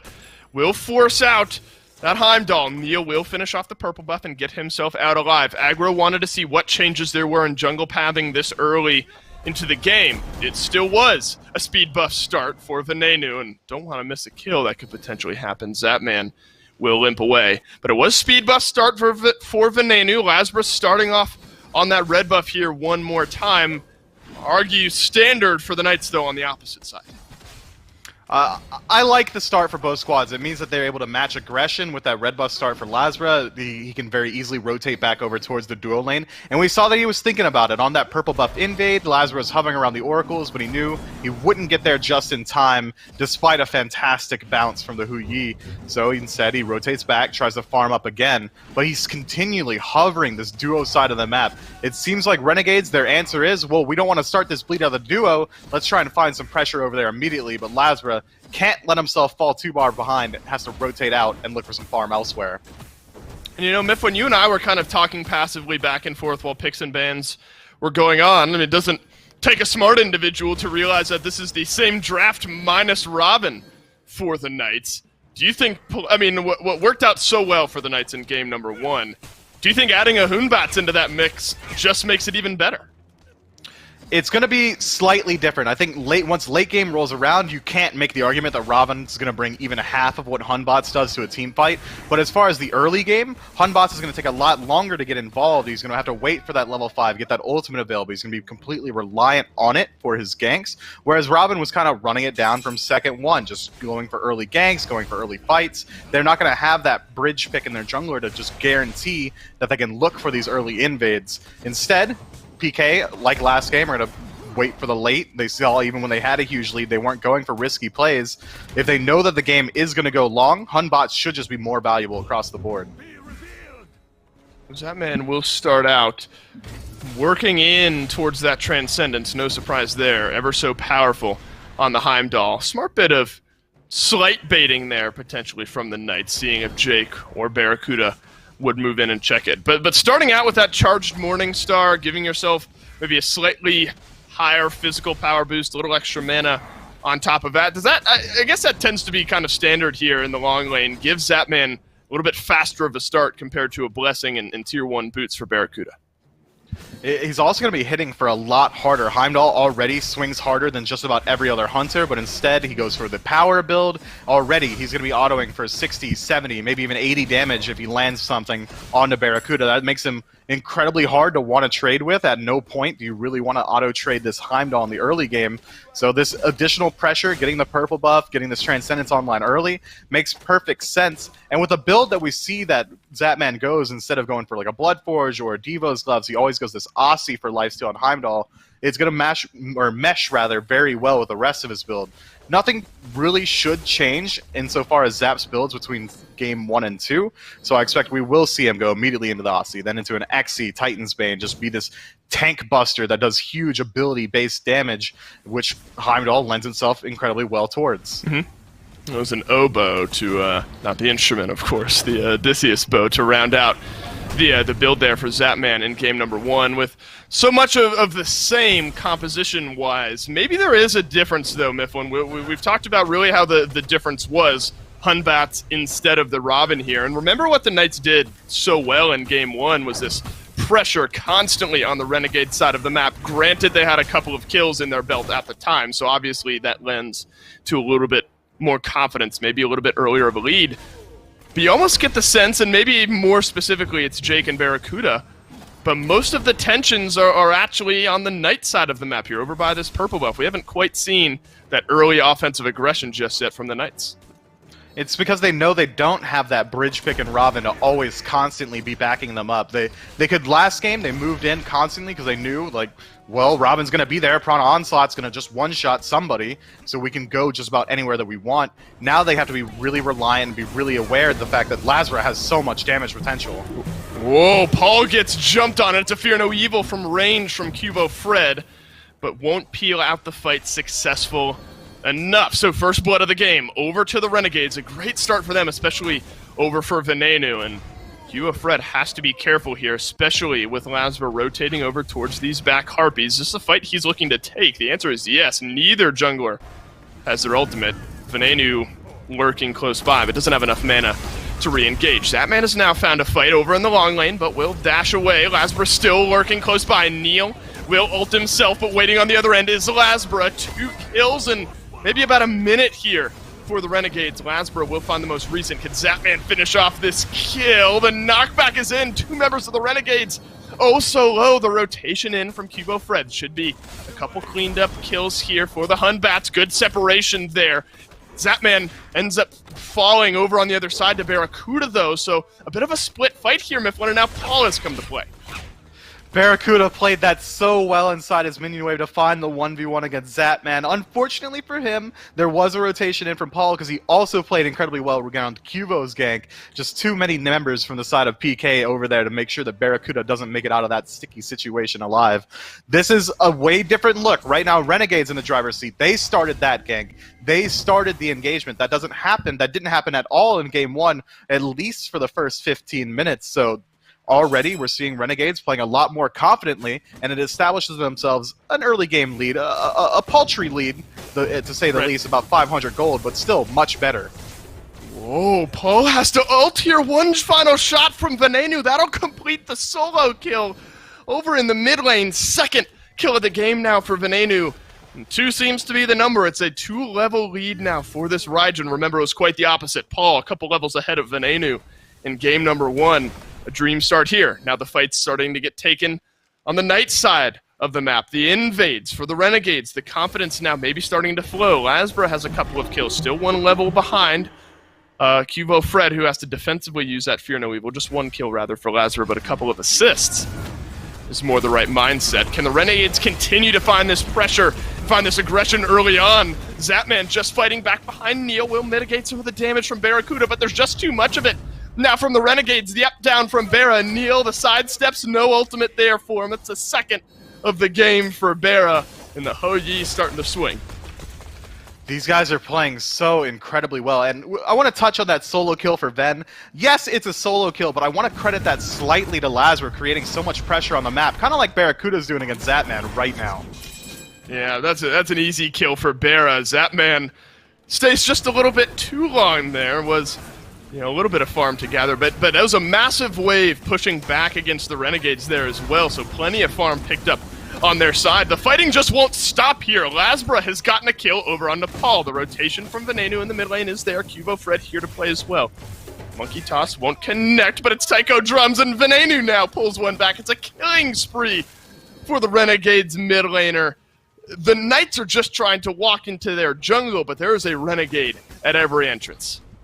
This is it. This is how you shift up the focus. We were wondering last time how they were going to get rid of that stigma, that early game oppression that PK had. Renegades are just going to bring it to them tenfold. Lazara constantly playing in the enemy jungle, then playing deep on enemy tower lines in the enemy jungle as well, looking for damage across the board. And since they've been able to choose their fights this game, since they've been able to get the upper hand, Renegades have been running away with a pretty sizable lead now at 9 minutes, nearly 2,000 gold.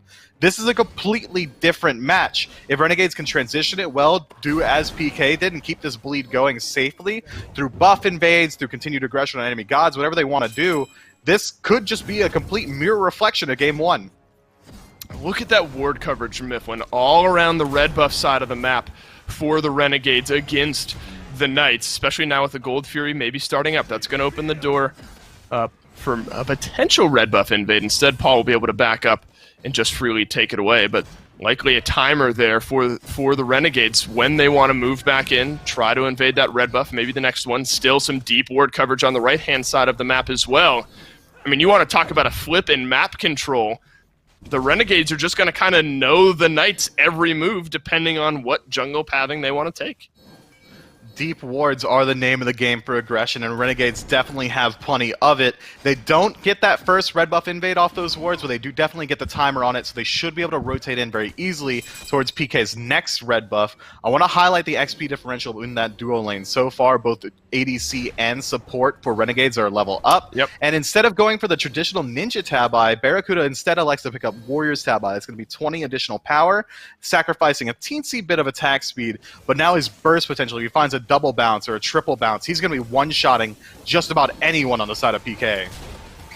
The ricochets certainly will be there. Venenu is staggered, but be able to thunder crash his way out of that one. Well, we've talked so much about, the Renegades as a team, but I think you have to look at Ven maybe specifically on this Raijin after what can only be described as a rough game number 1, down a couple of levels. I mean, there's multiple people maybe to credit that solo kill to, but this is the dream start now for Venenu here in this mid lane. Zapman is 2 levels behind. You have to be careful the fights you're willing to take. We'll take the crystal on back to his tier 1 tower, the proper way to use those crystals. But the rotations from the Knights around the backside certainly here. Oh, look at that bounce! That's phenomenal! The ultimate, not quite enough to finish off the kill on his own. Jake could jump over the purple buff line here and maybe look for the kill, but instead he's going to back up and try and help out Bear as Cubo goes for the kill. Yeah, Barrow will leap away here, so both hunters TKO'd from this fight. The fiesta continues. Party in the long lane as junglers, supports, all hanging around. Venenu has successfully pushed out Paul. Again, a 3-level difference now in this mid lane, especially with Raijin. The wave clear is there. You can't really step all that far forward. And this is all while Cuvo and Neil and everyone else for the Knights are moved over into that long lane. This is just Venenu up against Paul. Ven's been having an absolute blast this game, and a lot of it is due to the fact that Laz wasn't able to get a lot more aggressive in Game 2, as is Barracuda, so they're creating spaces that PK have to be aware of, where they have to counter-rotate, and that's allowing Ven to do whatever he wants into Game 2. It's similar to how Paul established his lead in Game 1. It's because the duo lane was getting accosted. Now it's going the other way, 2-level lead in favor of Ven. This aggression can continue as long as that space is continually being created, and with this aggressive playstyle from Barracuda, again, foregoing a stacking item, now going for Bloodforge instead, he's going to be able to just continually fight it out in that long lane and drag PK into trying to defend against this onslaught of aggression through Hu Yi.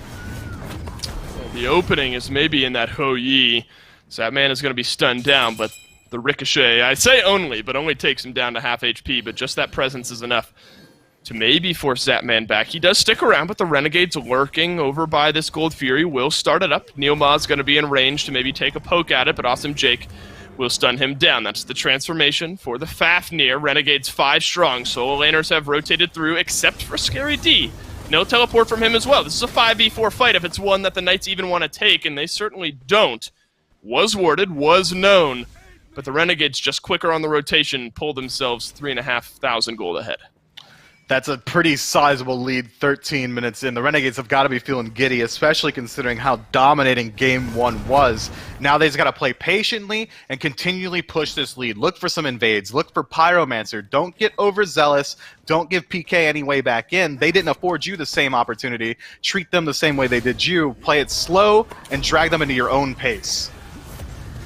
Well, at this point, Barracuda and Jake are just going to keep Neil and Zap beneath this tier 1 tower, it seems. At some point, maybe you wonder if they just start to back themselves off and give it away. No towers have been felled just yet.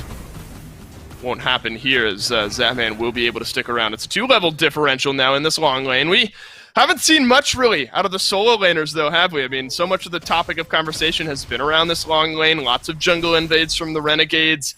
Deep ward coverage granted on both sides of the map. But triple zeros for both of the solo laners here up to this point. You wonder how the dynamic might start to change once Scary and SOT rotate on through. It's going to be a little bit till you see SOT really rotate out. The same can be said of Scary. Scary doesn't want to rotate because his team's behind. The safest space on the map is his lane. SOT doesn't want to rotate because his team's doing fine. They don't really need him in these engagements, so he can continue farming up there as well. A bit of a resident sleeper lane as they wet noodle fight. It's going to take the addition of a gank from either squad before we really start to see some sparks fly over there. For now, Scary D's had a very decent job just pushing down this tower. He's been able to get a lot of pressure on it, but a tier 1 doesn't really amount to much. Totem Aku's have been relatively even as well. PK coming out slightly ahead, 5 to over what Renegades have been able to bring. But as of right now, these Soul Laners, completely content waiting it out. This game's going to be won and lost by the 4v4 core elsewhere on the map. And granted, most of the fights have been on the left side of the map. Fear no evil from Cubo Fred goes just wide here. Lasbra, though, the target of aggression, and Cubo Fred will slam down the first kill in this fight. He's deep in the front line, has to be rezzed, though, by Neil. The shell will provide some good shielding here, but not enough to save Paul from SOT. It's Scary D who's now dashing out in the back line. The World Serpent will maybe chase out Neilmach here, but the rest of the Renegades a little bit slower on the rotation. Might not need it, though, if you're SOT. Just burn down a little bit, and awesome Jake will leap over the wall to complete the fight. The silver lining for the Knights is that Zapman was able to push down that tier 1 tower. First tower finally falls here in this game, but it's a 2-for-1 fight for the Renegades elsewhere. But the gold lead remains stagnant at 3,500 in favor of the Renegades. PK hasn't really won an engagement just yet, but they're doing a good job staying afloat. They've been able to confirm their own buffs. They've been able to at least get tower trades when Renegades go aggressive elsewhere on the map. They're doing a very good job of just making sure that they don't fall too far behind once that Fire Giant starts to get contested by Renegades. Once we see them try and group up and go for these more precarious neutral objectives, PK, by just not losing out too hard in the early, should be able to contend with it and not have to fall into the same trappings that Renegades did in Game 1 and give up 2 or 3 Fire Giants for free. And I guess the conversation always starts around then where, and I like the way you word that, where the Knights, despite being 3,500 down, I mean, this has been a beautiful start for the Renegades, exactly what you want to see, but then you look at their composition between a Hunbats, a Merlin, late-game melt potential, a Heimdall as well. Does it seem like staying afloat is enough, or do you need to start pulling back some of this lead is maybe now what the Knights are left wondering? Obviously, you do want to close up that gap, but if they can just maintain this state of the game for another 10 minutes or so, you only hit level 20 once in Smite. Everyone's going to catch up insofar as XP. The gold deficit isn't so large that once that 25-minute mark rolls around that you won't be able to fight in. So if PK could just continue stemming the bleed, waiting for the late game, they should be absolutely fine with the comp they have. Neil continuing to play far forward, not to be surprising if you watched game number 1, but this time, well, there's enough damage to potentially melt through that Khepri. It's happened 4 times this game. As a matter of fact, Paul has died 4 times here as well. So the targets have been clear from the Renegades. Let's keep Paul as mitigated as possible. This Merlin ran us through the ringer in game number 1, and Neil just pesky there on that front line. 8 of the 10 kills onto the mid lane and the support for the Knights. That's a rough one, but PK has one ray of shining hope inside of Cuvo. He's got a level lead over Lasbra. He's hitting his power spikes incredibly well. He's already got Erendite online. He looks like he's working into a Hydra's coming up next. His burst potential should be there. If they can really form their defense around this Hunbots and try and fight into objectives through him, that's going to be PK's best way back in. My goodness, that Oni Fury respawned and fell shortly thereafter. So second Fury of the game now here for the Renegades, and the good start continues. They've now pulled the gold lead just a little bit further in their favor. Scary D certainly not shying away from trying to invade some of these buffs here, and was not able to steal away that buff from SOT. But I guess that's kind of the vibe you get, where if you're likely left on an island off on your side, Scary D, call it a half level now, 1 level ahead of SOT in that lane, should feel comfortable knowing at least where the Renegades are trying to invade that side of the map. It's always a question of where is the enemy jungler. I want to be wherever my jungle counterpart is so I can match the aggression. Knowing where the enemy guy is means you can just choose wherever you want to farm. Well, Scary D underneath his tier 1 tower here will knock up a couple, but a nice from range ultimate there from Neil will save Scary D's life. And look at the amount of resources, maybe not ultimate-wise, but numbers-wise, they pour into that long lane gank. And maybe if the ultimate goal was just to get that tier 1 tower, certainly pays off here for the Renegades, but Paul, in the meantime, has been able to push out that mid-tier 1 tower as well.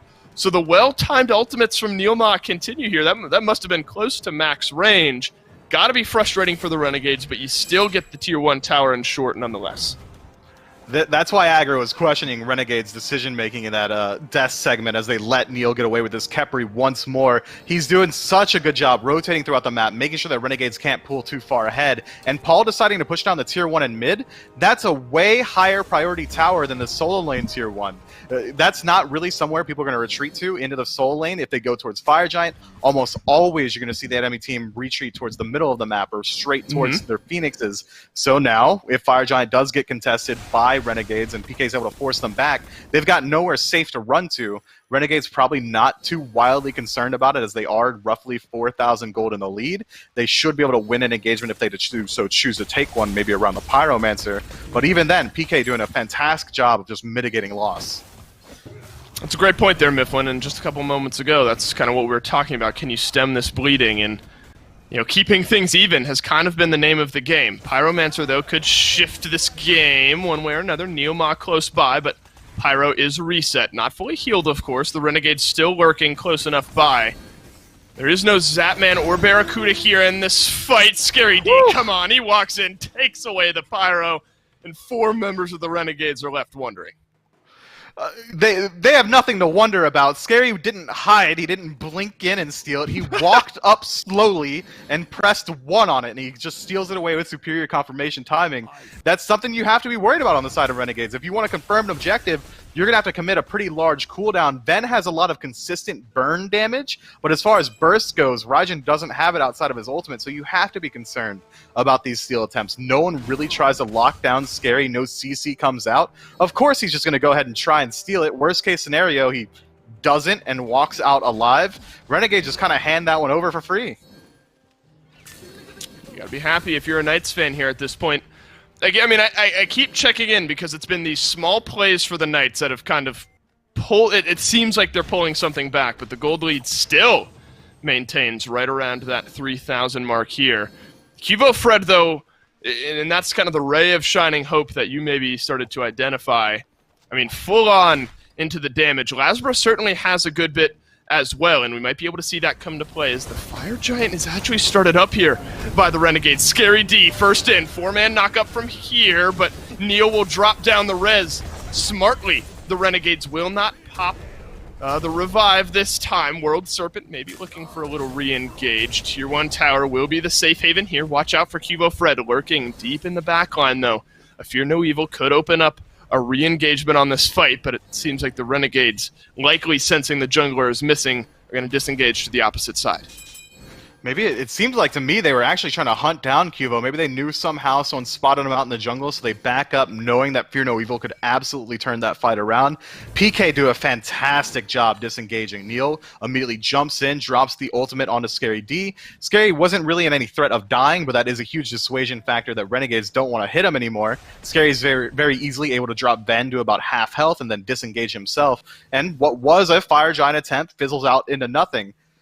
PK is still doing a fantastic job just slowing down the Renegades. It's been about 10, 12 minutes now that the Renegades have had this 3,500 gold lead, and it hasn't grown even a little bit. PK, that's all on them and their masterful play around it, just making sure that the Renegades can't run away with anything. They haven't been able to go for a clean, neutral objective because PK are just showing face every step of the way. The gold bar are relatively even. And that's not to take anything away from the Renegades. It's just sort of a what have you done for me lately kind of mindset. They jumped out to a massive early game lead, and I think the Knights have just done such a good job of disengaging and picking the fights since then that it hasn't gotten worse. You look at Venenu. He had a 3-level lead over Paul, who's 1-4-1, both mid laners now at level 20. Builds somewhat similar. Paul moving towards that Staff of Mirrodin again. It's not that the Renegades are not necessarily doing anything noteworthy or maybe it is. They're the ones searching, probing for these fights. They started up the FG, but the Knights do a good enough job of kind of poking their head in. You mentioned kind of saving face and backing themselves off. So it's kind of this difference in mindset. It's got to be frustrating, though, for the Renegades. It's not like they're not trying to push this advantage. They just haven't been able to. A lot of the aggression, a lot of the fights that really start off well for the Renegades immediately get stuffed by a revive as well. Right. That's got to be a huge frustration factor as well, knowing that, well, we need a pick to move in towards an objective, and we have to get 2 picks for it to actually be 1 because we have to contend with Neilma on this Kepri. They've got to be kicking themselves, I'm thinking, that they didn't ban it out, because they certainly would have been able to just run away with this game with the level deficit and the XP, the gold, all that they were able to establish in the early. But Neil, in particular, has been a standout, just able to slow down the aggression. Renegades, again, you have to know that they chose this. They allowed these drafts to happen. They have to continue putting on the pressure and use this lead while they have it. The Renegades feeling that as well. They start up the FG. Close by are the Knights, taken low. The Renegades. They'll finish off the FG this time, but how about the fight afterwards? Scary D runs down Venenu.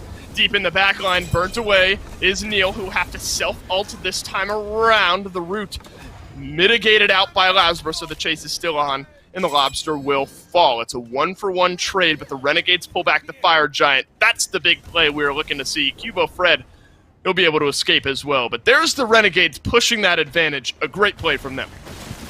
And now they have the power play. They could very easily go for the Phoenix, especially considering Zapman hasn't started his back yet. It looks like he's going to try and trade out a tier 2 tower here. Maybe they just give up this Phoenix initially because no one's in range to defend it.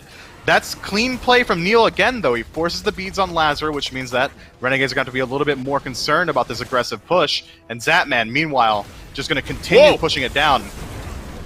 Come on, Knights, you know better than that. The Renegades haven't left that side of the map. Cubo Fred taken low, and SOT will burn him down. Stun through from Barracuda. You gotta be careful taking these fights one Phoenix down, especially on your side of the map, Paul.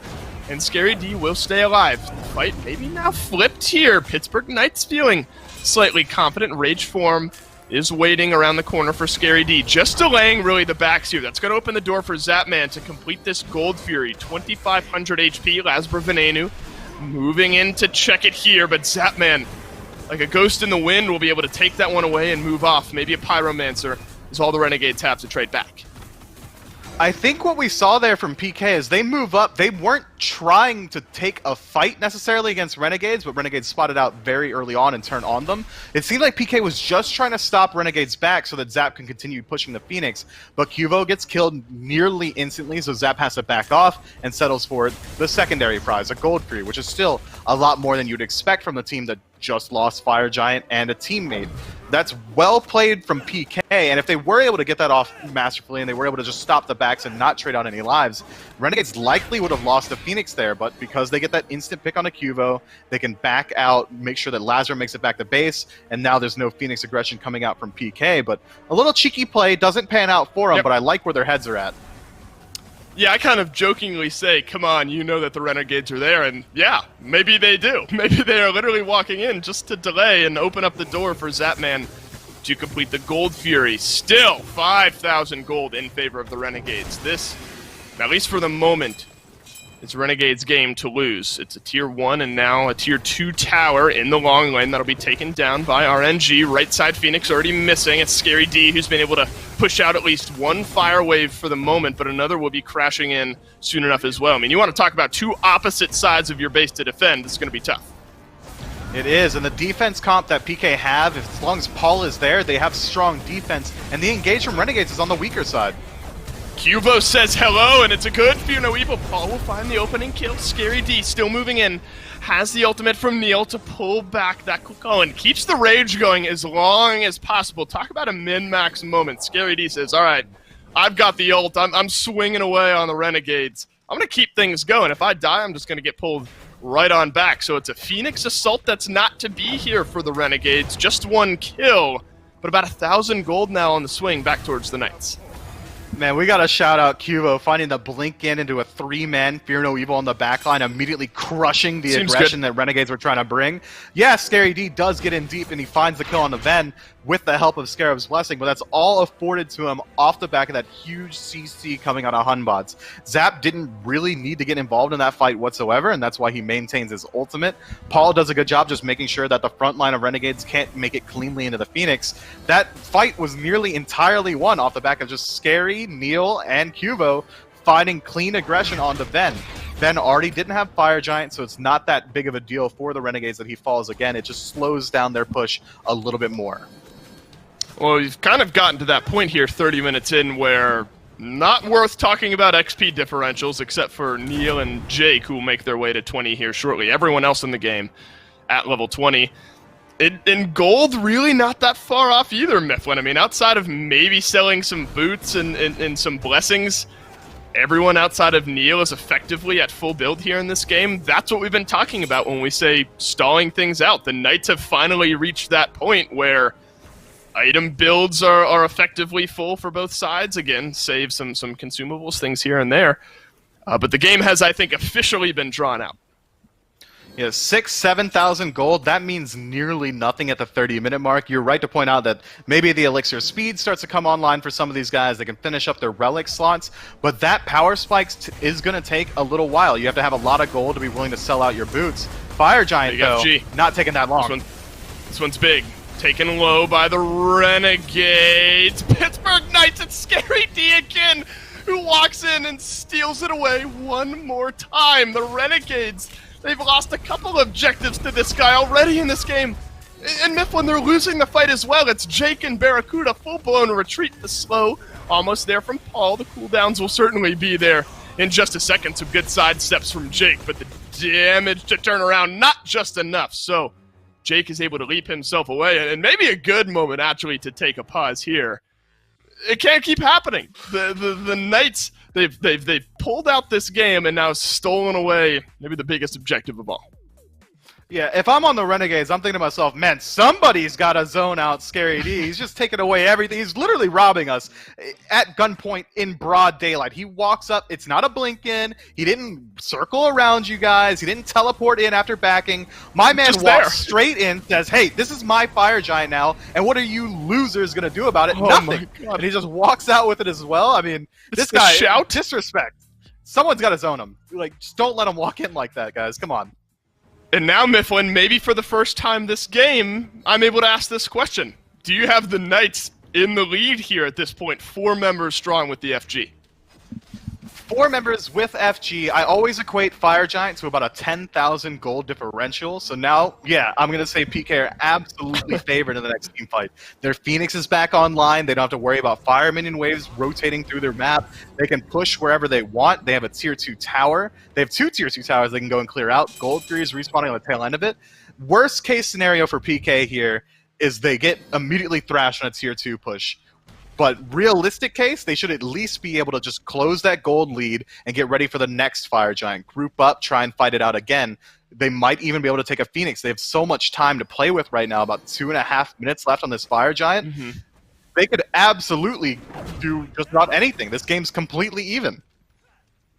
And look at where we were, 6-7 minutes ago here at this point, where the Renegades take down that solo lane Phoenix. They're taking a fight in the Knights base, one that, if the Knights weren't able to turn around, could have been a Titanfall, but isn't this time around. And now this game has been completely flipped around, where the Knights are the ones in the driver's seat. Paul has started to make a comeback. We've had so much of a conversation through that mid lane this game. Early differential. It was 1-4-1 for Paul for a while, added a kill and an assist in the meantime. But look at Venenu. Since starting 3-0, he's gone 0-3. Maybe no mistake of his own, but the Knights have done a great job of mitigating the mid laner as well. I feel bad for Ven because he's been the target of aggression for every single one of PK's engagements. Watch where Cuvo goes. He's blinking in and he's dropping Fear No Evil on Ven. He knows that the majority of Renegades are going to be stacked up around Ven as well, trying to peel him out, so that huge CC just gets more and more value. It's left side Phoenix finally down. Awesome Jake left alone. That's an early ultimate from Neil. Maybe sensing a little bit more damage to come through. But won't be this time. It's a massive Fear No Evil. Will the Knights be able to re-engage? They at least find one. But Lasbro will turn around the kill onto a brilliant setup from Cubo Fred. It's Zapman now, who has a double kill. The chase is on. Barracuda retreating back into his base. And Scary D finally gets him. Lasbro still alive and deletes Zapman from the plane of existence here. It's a 3 versus 2. Renegades retreating back towards the Knight side of the map. You're not going to get much better of a setup there than that. So you got to be wondering, if you're in the Knights, what goes wrong that keeps this one somewhat even. Lazarus wasn't caught in the Fear No Evil, and since he wasn't, he go ahead and pick up 2 kills for himself pretty cleanly there. Lazarus putting the dreams of the team on his back, plays it out incredibly perfectly. Still going to get punished for it, as he does lose out on the engagement and likely his life, but he buys so much time, keeps the Titan alive, despite the Phoenix going down largely uncontested. Cuvo immediately gets blown up on the tail end of it, because PK couldn't follow up with Lazarus just diving their back on. That's clean play. Cuvo, though, man, that ultimate was beautiful.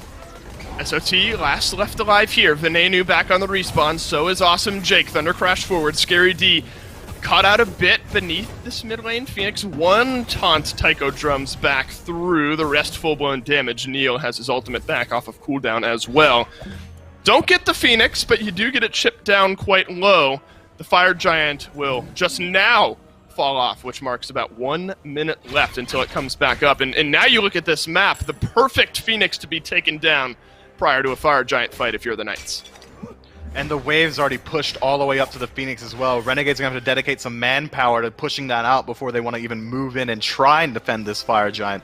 I think they absolutely should move up after they do push out this lane. They don't want to give up another one. We already saw that PK are able to very easily blow up a Phoenix at this point, and this is going to be an EFG that gets cleared out on the respawn. So that's going to be huge value. You're not going to have to worry about backdoor protections anymore for whichever team does decide to pick it up here.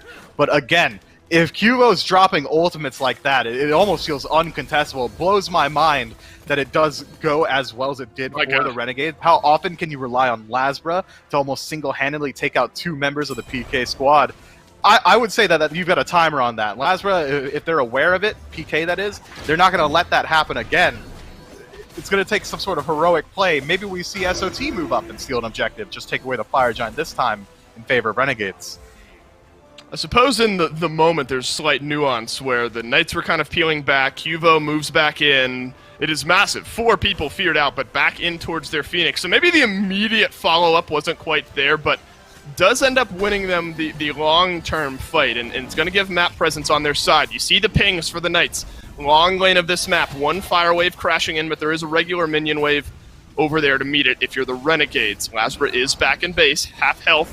Now on this enhanced Fire Giant, we've already seen 1 steal so far in this game on the FG. Will we see another? The Knights won't want to make that mistake, and it's going to be SOT swooping on through in that World Serpent, and the Fire Giant will be pulled off.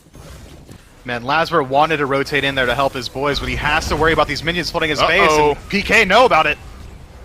Scary D is going to move through as well and try to fear out a few, but he gets taken down. In the meantime, both solo laners now missing from the game for the next minute. Neil still has his ult, Cuvo Fred, no Fear No Evil, no Taiko drums, no Sunbreaker for Barracuda. So, you know, you look at, in terms of big ultimates, neither team feeling all that confident, but it's the base of the Renegades a little bit worse for wear. A little bit sloppy play from PK there. They were absolutely in the advantageous positioning. They have the 5 versus 4, but they trade out 1 versus 1 there. Now Scary D dead for 30 seconds. The same of SOT. PK don't feel confident grouping up around this Fire Giant and taking another fight, especially considering Renegades' Phoenix is already respawned. If it was already hard going for the 5 versus 4, now Lasbra won't have to worry about his Titan anymore if he pushes out just 1 more wave. It's going to be a true to blue 5-on-5 on this Fire Giant. It could go either way, absolutely. My eyes are on both teams' junglers. Agreed. I think that's where so much of the setup has been, and this Oni Fury won't be a true blue 5 versus 5. That one given away. So that is big, that is important, especially if you look at kind of the general state of the map. If this long lane continues to push in against the Renegades, those Oni minions, they will take that down if they're not mitigated in time. Renegades, though, maybe trying to be a touch more proactive, sensing the Knights not left on this side of the map are going to drop down some ward coverage. to see where they're maybe going to move in. We are fully reinforced, though, here, Mifflin. The Renegades, at this point, I'm not sure you can shy away from a fight if it were to spring up. They have to be concerned, though. Jake has no relics for the next 20 seconds. Elixirs are starting to come online for both teams. You can see in the consumable slots, Paul's sitting on an elixir of defense. If we thought it was hard to kill him before, and you had to kill him twice because of Neilma, you're going to have to deal a lot more damage, a lot more consistently now that he's got 50 protections going both ways. What do you say we do it one more time? Let's see where this FG will end up. It was Scary D who moved in and stole away the previous one from the Renegades. Again, cautious play here from the Knights. I mean, as equal as you are to the Renegades coming from behind, they are still equal to you as far as gold and XP go here, 38 minutes into this game, so you have to be careful. Neilma, deep on the front line, taken a half HP, largely by Venenu. No roundabout ganks or all that much up to this point. Are you surprised at all, maybe, with the slow play of the Knights and the disengaged play style, maybe the Renegades here? I'm not surprised at all. Both teams look like they're trying to play completely around their junglers. We see Lazra hovering around the side, waiting for an opportunity to dive into the backline. Cuvo doing the exact same thing on the solo side, just pushing out some waves, waiting to see where we can find that deep Fear No Evil. Now PK know that SOT's on the opposite side of the map. It could be a bait. Teleport is available, but they have the numbers advantage, and they're going to use it to go ahead for the Fire Giant. Well, here comes SOT rejoining the fight, and it is on the backside. Zapman a bit pinched out here between two members of the Renegades. Can they delete the Heimdall? Not just yet. Lasper, though, looking over towards Neilma. Still has the ultimate on his side. Scary D disengages as well. A bit of a roundabout fight here. Renegades being corralled in towards one another. And the first kill will drop down over onto Barracuda, but SOT, he's going to swoop on in. Zapman will knock down Lasbro. Venenu searching for some safety beneath the tier 2 tower. Awesome Jake is on the chase as well, but down goes the Raijin. And Awesome Jake will be pinched in on. But look how healthy SOT is, Mifflin. He might be able to pull a kill or two back here. Though the Renegades are limping away, the PK, they're not out of this one just yet. Not just yet, but Jake is on his last legs, and Scary D, if I know anything about this man, he likes kills. He's going to chase the end of time, similar to SOT, picks up Zapman on the other side of the map. Awesome Jake is going to have his death timer delayed quite a bit. Or he's out! The rage is consumed! No! Scary D, what are you doing, bro? Jake, clean play, rotates around, never gives up on his life, makes it out alive, but still a clean fight in favor of PK, 3-2. But Fire Giant still alive. The dance is going to continue once everyone's back up. There's something funny about that moment, just the short, stubby legs of Fafnir doing his best to run away from Scary D. And then the final leap away. We're hearing now that Jake had 10 HP on that final retreat, so literally anything. A breath of air from Scary D would have gotten rid of the Fafnir. I don't know how much of a difference that truly makes in the roundabout way of things. Zapman still back off of respawn, but could have opened the door. I mean, death timer's around 1 minute and 10 seconds here. Missing Jake may have opened things up for the Knights to try to find an engagement. With the amount of time that Jake had bought, if he died to the last ability from Scary D, it would have been absolutely detrimental for the Renegades. He would have been dead for a full minute as the 5-stack groups up around fire, but now he's here and ready for the fight. He's trying to fight in one more time. Very defensive on that Fear No Evil from Cuvo Fred. And that's a massive tool now. Maybe that gives the Renegades a little bit more confidence in starting up this Fire Giant. The biggest engagement tool we've seen from the Knights has been that Fear No Evil, and now you don't have it because you used it to peel yourself off on the defense. Fire Giant will be left, half HP. Lasra. Scary D still on the front line. Lasra, though, good point out there. Mifflin hanging around the back Harpy camp here. Venenu, Tycho drums over onto Scary D. That's a nice double knockup from him there, but who else but Neil will be in range to complete the revive? Lasbra, he's tried to pour out as much damage as he can. Yeah, he'll find a double stun, but Zapman rounds the corner and shuts down the Renegade jungler. SOT will swoop through here. Scary D stunned down. The chase is on, but the Renegade's quite low on their backline as well. Cubo Fred, the door is open. Barracuda drops down. Scary D, the 2v1 is complete. Barracuda, big time double kill right around the FG pit. Awesome Jake taken low once again. SOT still in the throes of this engagement. Zapman will finish that one out. Name a better duo, Zapman, and keeping the Renegades in the game. Man, what a nutty, disjointed fight. Yeah, that's Barracuda, by the way. Put some respect on his name. This man takes a 2v1 from the jaws of death and just walks out with it. That's nuts. We're starting to see Barracuda absolutely swinging in these engagements. You're going to have to send your entire team at him if you want him in the dirt. Meanwhile, PK still do get the better end of that engagement. 2 fall for them, but they get 3 in return. And Fire Giant should go their way as well. That's Zapman getting the final kill, tripping me up there. Yeah, don't forget it. That's a big-time play from Barracuda to keep the Renegades in this one. Half HP on the Fire Giant. Barra and Awesome Jake, who else but in range. Taken low, the Knights. They will complete the Fire Giant this time around, so no steal available. Can Awesome Jake escape with 10 HP? I'm not so sure. He is rooted in place, but will be able to leap away. Paul switching stances, a stun down from Jake. And off to Niflheim you go. Neoma will drop the res just in case, and Zapman now on the killing spree will get rid of the Renegade support. Lazar back from base though, trying to find some damage. Paul though turns that around. A big turnaround now from the Knights, 3 members strong with Fire Giant buff, 1 minute left on the respawns. I mean, I understand what Lazar wants. He wants to get Fire Giant off of at least 1, maybe get a return kill, but dashing in with the ultimate there, knowing that the 5-stack from PK is just ready around the corner and your teammate had already died, it's just throwing away your life. There's no point leaving base and just dying again. Now 50 seconds left on that respawn. Phoenixes are going to be contended with almost immediately. They don't have to worry about minion waves. Enhanced Fire Giant gets rid of that backdoor protection. So if PK group up anywhere, 5 versus 3, they should be able to just run away with these objectives. Here we go, Mifflin. It is the aggression, or the time of aggression maybe from the Knights. Be careful, Neil. You've walked a touch too far forward here, and you don't have your ultimate. SOT, he will move through on the chase. World Serpent is going to leave him deep in the backline of the Knights. How aggressive do the Knights try to get over on the SOT is now the question. Well, you don't have to. You just turn around, drop some damage, and now there's no snake for the next 68 seconds. Just a little bit overzealous. If he gets that kill there, that's fine and dandy, but he's trading on his life no matter what. Neil's already at 1/10 health. He's not getting much more value in these fights, especially considering his ultimate was down. But instead, SOT trades out his life and his own Phoenix in exchange for literally nothing. The right side, Phoenix, getting a little bit of minion damage on the side of PK, but they're not concerned about it as they start knocking on the left. Well, best case scenario there, you're getting a kill onto Neil and also trading out your life because you're so far in the back. Not to discredit Neil, but it's not like you're getting a carry out of the game, though the reses have been obnoxious, so maybe a risk SOT was willing to take. Good hover, though, as the short lane Phoenix is taken down, and look at the wave that's pushing in there. That's going to make its way in onto the Titan here, maybe split off just a little bit by a well-timed minion spawn from the Knights, but I think this is smart. Let's go back, spend some gold, and maybe make a push here in a minute or two.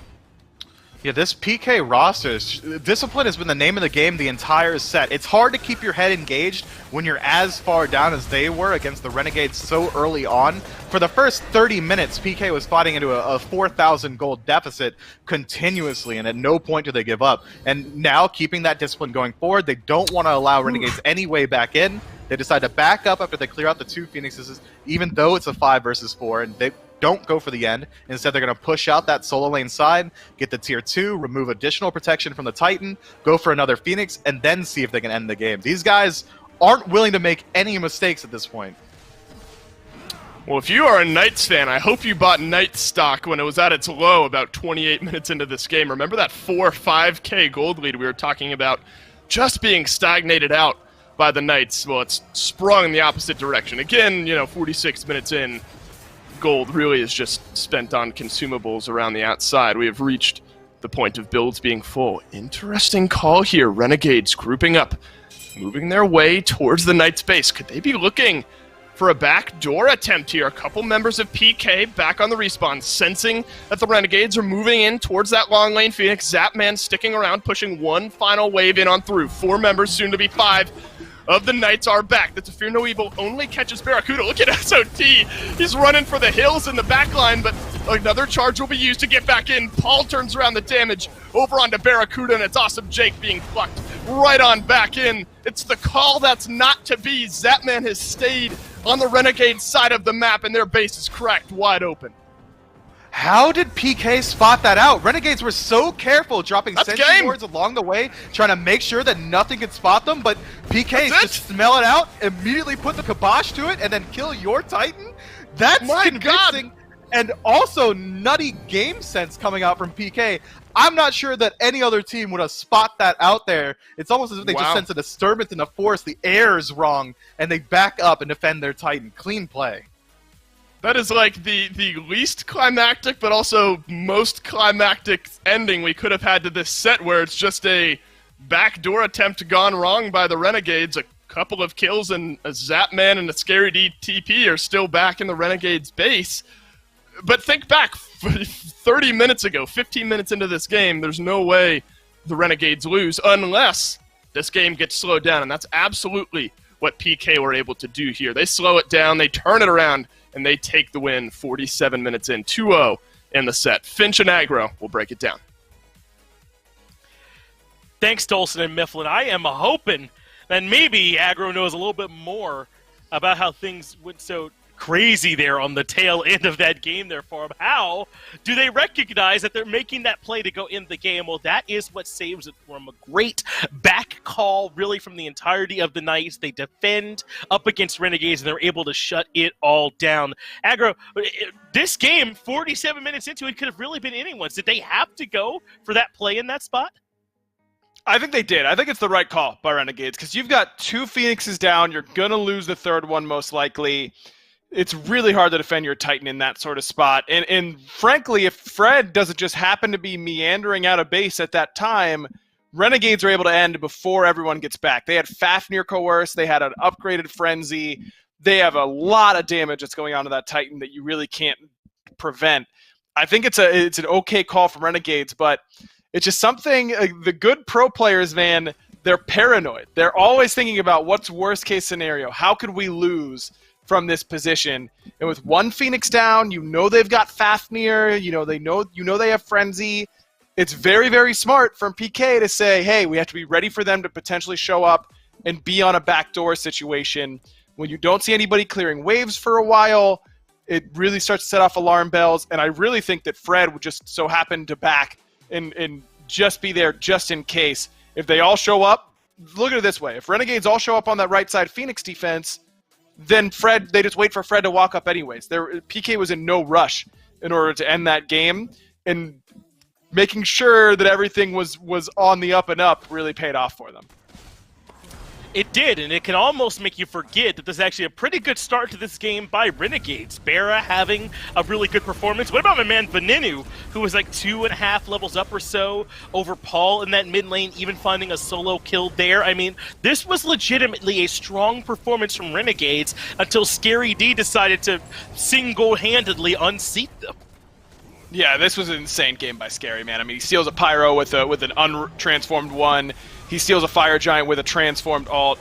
I mean, he was absolutely nuts this game and really, really impressive, as he has been basically all year. Barra, I thought, had a great game, a couple big plays. Agreed. This was insane, the 2v1. I mean, Barra was off to a pretty good start in this game. I thought Renegades played well. Ven had a great early game, but really had trouble transitioning it into late.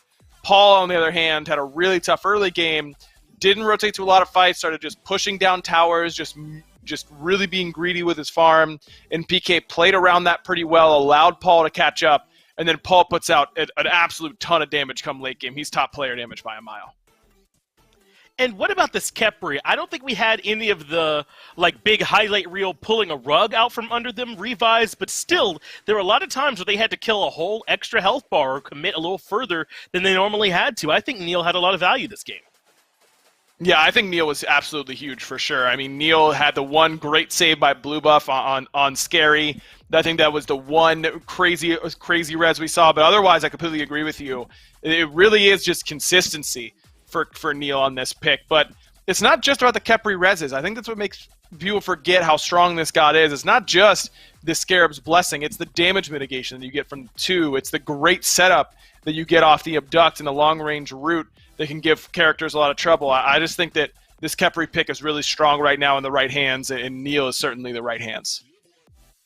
Yeah, I think it's worth mentioning. He was catching Yorm the second he came out of his ult with those roots a lot. That's something that, Khepri can do pretty easily if you understand that timing. So really a great game for the Knights all around. But I think Cubo Fred had a particularly strong performance here today. So he's the one we got standing by with Dolson for the interview.